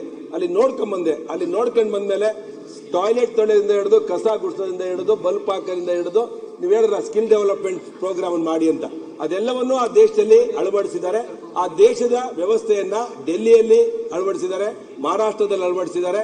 ಇಡೀ ದೇಶದಲ್ಲಿ ಒಂದು 5 ರಾಜ್ಯಗಳು, ಮಧ್ಯಪ್ರದೇಶ, ರಾಜಸ್ಥಾನ, ಈ ಎಲ್ಲಾ ದೇಶಕ್ಕೆ ಡೆಲ್ಲಿ ಮತ್ತೆ ಹರಿಯಾಣ ಮತ್ತೆ ಪಂಜಾಬ್, ಈ ರಾಜ್ಯಗಳಲ್ಲಿ ಅಳವಡಿಸಿದ್ದಾರೆ. ಆ ರಾಜ್ಯಗಳಲ್ಲಿ ಇವತ್ತು ಶಿಕ್ಷಣದ ಗುಣಮಟ್ಟ ನಂಬರ್ 1 ಇದೆ. ಅದರಿಂದ ಕರ್ನಾಟಕದಲ್ಲೂ ಒಂದು ಅಳವಡಿಸಬೇಕು. ಟ್ರೈನಿಂಗ್ ಅಂದ್ರೆ ಓರಿಯೆಂಟೇಷನ್ ಕ್ಲಾಸ್ಗಳನ್ನ ಅಲ್ಲಿಯ ಜೊತೆ ಒಡಂಬಡಿಕೆ ಮಾಡ್ಕೋಬೇಕು ಅಂತೇಳಿ ಮಾನ್ಯ ಮುಖ್ಯಮಂತ್ರಿಗಳಿಗೂ ನಾನು ವಿನಂತಿ ಮಾಡಿದೆ 8 ತಿಂಗಳ ಹಿಂದೆ ಹೋಗಿ ಬಂದ್ಮೇಲೆ. ಮಾನ್ಯ ಮಧು ಬಂಗಾರಪ್ಪನವ್ರಿಗೂ ವಿನಂತಿ ಮಾಡಿದೆ. ಆದ್ರೆ ಅದನ್ನ ಮಾಡಬೇಕು, ಆ ಒಡಂಬಡಿಕೆಯನ್ನ ಫಿನ್ಲೆಂಡ್ ದೇಶದ ಶಿಕ್ಷಣದ ಒಂದು ಒಡಂಬಡಿಕೆಯನ್ನ ಕರ್ನಾಟಕ ರಾಜ್ಯ ಸರ್ಕಾರ ಮಾಡಬೇಕು ಅಂತ ಹೇಳಿ ವಿನಂತಿ ಮಾಡಿ ಸ್ವಾಗತ ಮಾಡ್ತೇನೆ ಮಾನ್ಯ ಸಭಾಧ್ಯಕ್ಷ. ಸನ್ಮಾನ್ಯ ಅಧ್ಯಕ್ಷ, ನಾವು ನೀವು ಬೋಸ್ಟನ್ಗೆ ಹೋದಾಗ ಒಂದು ಕೆಲವು ನೋಡ್ಕೊಂಡ್ ಬಂದ್ವಿ. ಬೇರೆ ದೇಶಕ್ಕೆ ಹೋಗೋದು ನಮ್ಮನ್ನೆಲ್ಲ ನೀವು ಕರ್ಕೊಂಡು ಹೋಗೋದು ಕಲಿಯೋಕೆ ಅಂತ ನಾವು ಭಾವಿಸ್ಕೊಂಡು ಈಗೇನು LKG UKG ಇಂದ PUC ವರೆಗೂ ಫ್ರೀ ಎಜುಕೇಶನ್ ಕೊಡುವಂತ ಕೆಲಸನ ಈಗ ಶಿಕ್ಷಣ ಸಚಿವರೇ, ಸನ್ಮಾನ್ಯ ಶಿಕ್ಷಣ ಸಚಿವರು ಬಿ ಆರ್ ಪಾಟೀಲ್ ಅಲ್ಲಿ ಸೈಡ್ ಸೀಟ್ ಇಡೀ ರಾಜ್ಯದಲ್ಲಿ ಯಾವುದೇ ಮಗು ಆಗ್ಲಿ LKG UKG ಇಂದ ಫ್ರೀ ಎಜುಕೇಶನ್ ಕೊಡುವಂತದ್ದು ಒಂದು ಪದ್ಧತಿ ತಂದ್ರೆ ಖಂಡಿತ ಎಲ್ಲ ಮಕ್ಕಳಿಗೂ ಕೂಡ ಅನುಕೂಲ ಆಗುತ್ತೆ ಅಧ್ಯಕ್ಷ. ಅದಾದ್ಮೇಲೆ ನಾನೊಂದು ಸಲಹೆ ಕೊಟ್ಟೆ. ನಾನು ನಮ್ಮ principal secretary Rashmi Mahesh madam ನಾವೆಲ್ಲ ಕೂತ್ಕೊಂಡು ಒಂದು ಚರ್ಚೆ ಮಾಡಿದ್ವಿ. ನಮ್ಮಲ್ಲಿ ಅನುದಾನ ಇದ್ದಿದ್ರಿಂದ ಪಂಚಾಯತಿ ಒಂದೊಂದು ಶಾಲೆ ಕೊಡಿ ಅಂತ ನಾವೆಲ್ಲ ಕಡೆನೂ ಕೂಡ 5 ಎಕರೆ ಜಮೀನು ಕೂಡ ಕೊಟ್ಟೆ ಎಲ್ಲಾ ಪಂಚಾಯತಿನಲ್ಲೂ. ಅದ್ರಲ್ಲಿ 10 ಸ್ಕೂಲ್ನ ನಮ್ಗೆ ಇವಾಗ ಸ್ಯಾಂಕ್ಷನ್ ಮಾಡಿದ್ದಾರೆ. ನಮ್ಮಲ್ಲಿ ಸೆಪ್ಮೀಸ್ ಅಡಿಲಿ ಇದ್ದಂಥದ್ದು ನಾವು ಏನ್ ಮಾಡಿದ್ವಿ, ಅದರಲ್ಲಿ ಪೂರ ಪ್ರಾಜೆಕ್ಟ್ ನಾನು ರಶ್ಮಿ ಮಹೇಶ್ ಮೇಡಮ್ ಮತ್ತೆ ನಮ್ಮ BO ಕಾಂತರಾಜ್ ಅವರು ಕಮಿಷನ್ ಕೂತ್ಕೊಂಡು ಮಾತಾಡಿ ಅದರಲ್ಲಿ ಈಗೇನಾಗಿದೆ, ಚಿಕ್ಕ ವಯಸ್ಸಿಂದನೇ ಮಕ್ಕಳಿಗೆ 6ನೇ ತರಗತಿಯಿಂದನೇ ಅವ್ರಿಗೆ ಸ್ಟೆಮ್ ಲ್ಯಾಬ್ ಈ ತರದ್ದೆಲ್ಲ ಒಂದು ಎಜುಕೇಶನ್ ಕೊಟ್ರೆ, ಅವ್ರಿಗೆ CET ನೀಟ್ ಕೋಚಿಂಗ್ ಎಲ್ಲ ಕೊಟ್ರೆ ಖಂಡಿತ ಆ ತರ ಗುಣಾತ್ಮಕ ಶಿಕ್ಷಣ ಕೊಡಿ ಅಂತ ನಾನು ಸಲಹೆ ಕೊಡ್ಲಿಕ್ಕೆ ಬಯಸ್ತೇನೆ. ಏನು ಎಜುಕೇಶನ್ ಮಿನಿಸ್ಟರ್ ತಂದಿರತಕ್ಕಂಥ ಬಿಲ್ಲನ್ನ ಸ್ವಾಗತವನ್ನ ಮಾಡ್ತೇನೆ. ಮೇ ಅಂತ್ಯದ ವೇಳೆಗೆ ಏನು ಟೀಚರ್ಸ್ಗಳನ್ನ 30 ಜನಕ್ಕೆ ಒಬ್ರು ಟೀಚರ್ಸ್ ಕೊಡಬೇಕು, 35 ಜನಕ್ಕೆ ಒಬ್ರು ಟೀಚರ್ಸ್ ಕೊಡಬೇಕು. ದಯಮಾಡಿ ಆ ಶಾಲೆಗಳಿಗೆ ಟೀಚರ್ಸ್ ಅನ್ನ ಕೊಡಿ. ನನ್ನ ಕ್ಷೇತ್ರದಲ್ಲಿ 4 ಶಾಲೆ, ಸರ್ಕಾರಿ ಶಾಲೆ ಕಾರ್ಪೊರೇಷನ್ ಅನುದಾನದಲ್ಲಿ ಶಾಲೆಗಳನ್ನು ಕಟ್ಟಿಸಿದ್ವಿ, ಸುಮಾರು 60 ಕೋಟಿ ರೂಪಾಯಿ ವೆಚ್ಚದಲ್ಲಿ. ಒಂದೊಂದು ಕರ್ನಾಟಕ ಪಬ್ಲಿಕ್ ಶಾಲೆಯಲ್ಲಿ LKGಗೆ 150 ಮಕ್ಕಳು ಅಡ್ಮಿಷನ್ ಆಯ್ತಾರೆ, UKGಗೆ ಹೋಗ್ತಾರೆ, ಫಸ್ಟ್ ಸ್ಟ್ಯಾಂಡರ್ಡ್ ಹೋಗ್ತಾರೆ. ಇನ್ನ ಅಲ್ಲಿ ಸೀಟ್ ಇಲ್ಲ ಅಂತಕ್ಕಂಥದ್ದು ಹೋಗಿ ಬೇರೆ ಪ್ರೈವೇಟ್ ಶಾಲೆಗೆ ಹೋದ್ರೆ ಆ ಮಕ್ಕಳನ್ನ ಓದ್ಸಕ್ಕಾಗೋದಿಲ್ಲ. 150 ಮಕ್ಕಳು 2 ಶಾಲೆಯಲ್ಲಿ ಕಂಪಲ್ಸರಿ ಆಗ್ತಾರೆ. ಇನ್ನು 2 ಶಾಲೆಯಲ್ಲಿ 75 ಮಕ್ಕಳಾಗುತ್ತೆ. ಯಾವ ಶಾಲೆಗಳಲ್ಲೂ ನಿಮ್ಮ ಮಕ್ಕಳ ಅನುಪಾತದಲ್ಲಿ ಶಿಕ್ಷಕರನ್ನ ಕೊಟ್ಟಿಲ್ಲ. ಅದನ್ನ ಕೂಡಲೇ ಮೇ 30 ಕೊಟ್ರೆ 1ನೇ ತಾರೀಕಿಂದ ಶಾಲೆ ಪ್ರಾರಂಭ ಆಗುತ್ತೆ. ಅವತ್ತು ಮಕ್ಕಳ ಭವಿಷ್ಯವನ್ನ ರೂಪಿಸಬಹುದು. ಜೊತೆಗೆ ನೀವೇನ್ ಟ್ರಾನ್ಸ್ಫರ್ ಮಾಡ್ತೀರಿ, ಜೂನ್ ಜುಲೈ ಆಗಸ್ಟ್ ಅಲ್ಲಿ ನೀವು ಟ್ರಾನ್ಸ್ಫರ್ ಮಾಡ್ತಕ್ಕಂಥದ್ದಲ್ಲ. ನೀವು ಟ್ರಾನ್ಸ್ಫರ್ ಅನ್ನು ಮೇ ಅಂತ್ಯದ ವೇಳೆಗೆ, ಏನು ಏಪ್ರಿಲ್ ಮತ್ತು ಮೇ ಏನಿದೆ ಅದನ್ನ ಟ್ರಾನ್ಸ್ಫರ್ ಅನ್ನು ಅದೇ ಸಂದರ್ಭದಲ್ಲಿ ಮಾಡಬೇಕು. ಅವ್ರು ಜೂನ್ 1ನೇ ತಾರೀಕಿಂದ ಪ್ರತಿಯೊಬ್ಬ ಟೀಚರ್ಸ್ ಶಾಲೆಗೆ ಬರಬೇಕು. ಜೊತೆಗೆ LKG UKGನಲ್ಲಿ ಓದ್ತಕ್ಕಂಥ ಮಕ್ಕಳಿಗೆ ಆಯಾಗಳು ಬೇಕು. ಅದನ್ನ ನಮಗ್ ಬರ್ತಾ ಗ್ರಾಂಟಲ್ಲಿ ಇಟ್ಕೊಂಡು ಮಾಡ್ತಾ ಇದ್ದೇವೆ. ಯಾವ ಶಾಲೆಗೂ ನೀವು ಆಯಾಗಳು ಕೊಟ್ಟಿಲ್ಲ. 100-150 ಇರ್ತಕ್ಕಂಥ ಮಕ್ಕಳಿಗೆ ಕೊಟ್ಟಿಲ್ಲ. ಸನ್ಮಾನ್ಯ ಸಭಾಧ್ಯಕ್ಷರೇ, ಈ ಬಾರಿ ಏನು ಬಿಲ್ ಅನ್ನ ತರ್ತಿದ್ದೀರಾ, ಸೇರಿಸಬಹುದಾ? ನಿಮ್ಗೆ ಇರ್ತಕ್ಕಂಥ ಅನುದಾನದಲ್ಲಿ ಬನ್ನಿ, ಒಂದು ಬಾರಿ ನನ್ನ ಕ್ಷೇತ್ರದ ಶಾಲೆಗಳು ಬನ್ನಿ. ಅಲ್ಲಿ ಸನ್ಮಾನ್ಯ ಅಧ್ಯಕ್ಷರೇ, ಸೈನ್ಸ್ ಲ್ಯಾಬ್ ಇದೆ, ರೊಬ್ಯಾಟಿಕ್ ಲ್ಯಾಬ್ ಇದೆ, ಬುಕ್ ಲೈಬ್ರರಿ ಇದೆ, ಕಂಪ್ಯೂಟರ್ ಲ್ಯಾಬ್ ಇದೆ, ಲೈಬ್ರರಿ ಇದೆ. ಅಲ್ಲಿಗೆ ಟೀಚರ್ಸ್ಗಳನ್ನ ಕೊಡಿ. ನಮ್ಮ ಮಕ್ಕಳನ್ನ ಸರ್ಕಾರಿ ಶಾಲೆಗಳಲ್ಲಿ ಬೇರೆ ಪ್ರೈವೇಟ್ ಶಾಲೆಗಿಂತ ನಾವು ಆ ಮಕ್ಕಳಿಗೆ ಶಿಕ್ಷಣವನ್ನು ಕೊಡಬೇಕು ಅಂತಂದ್ರೆ ಒಂದ್ ಬಾರಿ ಬಂದು ನೋಡಿ, ನೋಡ್ಬಿಟ್ಟು ಅವ್ರಿಗೆ ಶಿಕ್ಷಕರನ್ನ ಕೊಡಬೇಕು ಅಂತಕ್ಕಂಥ ಒತ್ತಾಯವನ್ನ ಮಾಡ್ತೇನೆ. ಮತ್ತೆ ಮೇಂಟೆನೆನ್ಸ್ಗೆ ಬರೀ ನನ್ನ ಕ್ಷೇತ್ರಕ್ಕಲ್ಲ, ಬಿಲ್ ಬಗ್ಗೆ ಮಾತಾಡಿ ಬಿಲ್ ಬಗ್ಗೆ ಮಾತಾಡಿ, ಜನರ ಡಿಸ್ಕಷನ್ ಹಣವನ್ನ ಬಿಡುಗಡೆ ಮಾಡಬೇಕು ಅಂತಕ್ಕಂಥ ಸಂದರ್ಭದಲ್ಲಿ ಬಿಲ್ ಅನ್ನ ನಾನು ಸ್ವಾಗತವನ್ನು. ಮಾನ್ಯ ಅಧ್ಯಕ್ಷರೇ, ಏನು ಶಿಕ್ಷಣ ಸಚಿವರು ಮಧು ಬಂಗಾರಪ್ಪಜಿಯವರು ಕೆಲವು ಸುಧಾರಣೆ ಮಾಡ್ಲಿಕ್ಕೆ ಬಿಲ್ ತಂದಿದ್ದಾರೆ, ಅದು ನಾನು ಸ್ವಾಗತ ಕೊಡ್ತೀನಿ. ಅದೇ ತರ ಏನು ರಾಜ್ಯದಲ್ಲಿ ಸಾಕಷ್ಟು ಸಮಸ್ಯೆಗಳೇನು ಸ್ಟೂಡೆಂಟ್ಸ್ಗಳು ಒಳಗೆ ಕಡಿಮೆ ಆಗಿದೆ ಗೌರ್ಮೆಂಟ್ ಶಾಲೆಯಲ್ಲಿ. ಬಿಲ್ ಬಗ್ಗೆ ಮಾತಾಡಪ್ಪ. ಇಲ್ಲ, ಯಾಕಂದ್ರೆ ಬಿಲ್ ದೃಷ್ಟಿಯಿಂದ ಸನ್ಮಾನ್ಯ BS ಇದ್ದಾಗ ಎಲ್ಲ ಉಚಿತವಾಗಿ ಸೈಕಲ್ ಕೊಟ್ಟಿದ್ರು ವಿದ್ಯಾರ್ಥಿನಿಯರಿಗೆ. ಅವಾಗ ಸಾಕಷ್ಟು ಸ್ಟ್ರೆಂಥಿಂಗ್ ಜಾಸ್ತಿ ಇತ್ತು ಸ್ಕೂಲ್ದು. ಈಗ ಅದು ಕಡಿವಾಣ ಮಾಡಿದ್ದಾರೆ, ಸಾಕಷ್ಟು ವಿದ್ಯಾರ್ಥಿ ಬರ್ತಾ ಇಲ್ಲ. ಮತ್ತೊಂದು ಬಸ್ಸಿನ ವ್ಯವಸ್ಥೆ, ಒಂದು ಬಸ್ಸಲ್ಲಿ 130-135 ಜನ ಓಡಾಡ್ತಾ ಇದಾರೆ ಸ್ಟೂಡೆಂಟ್ಸ್ಗಳು.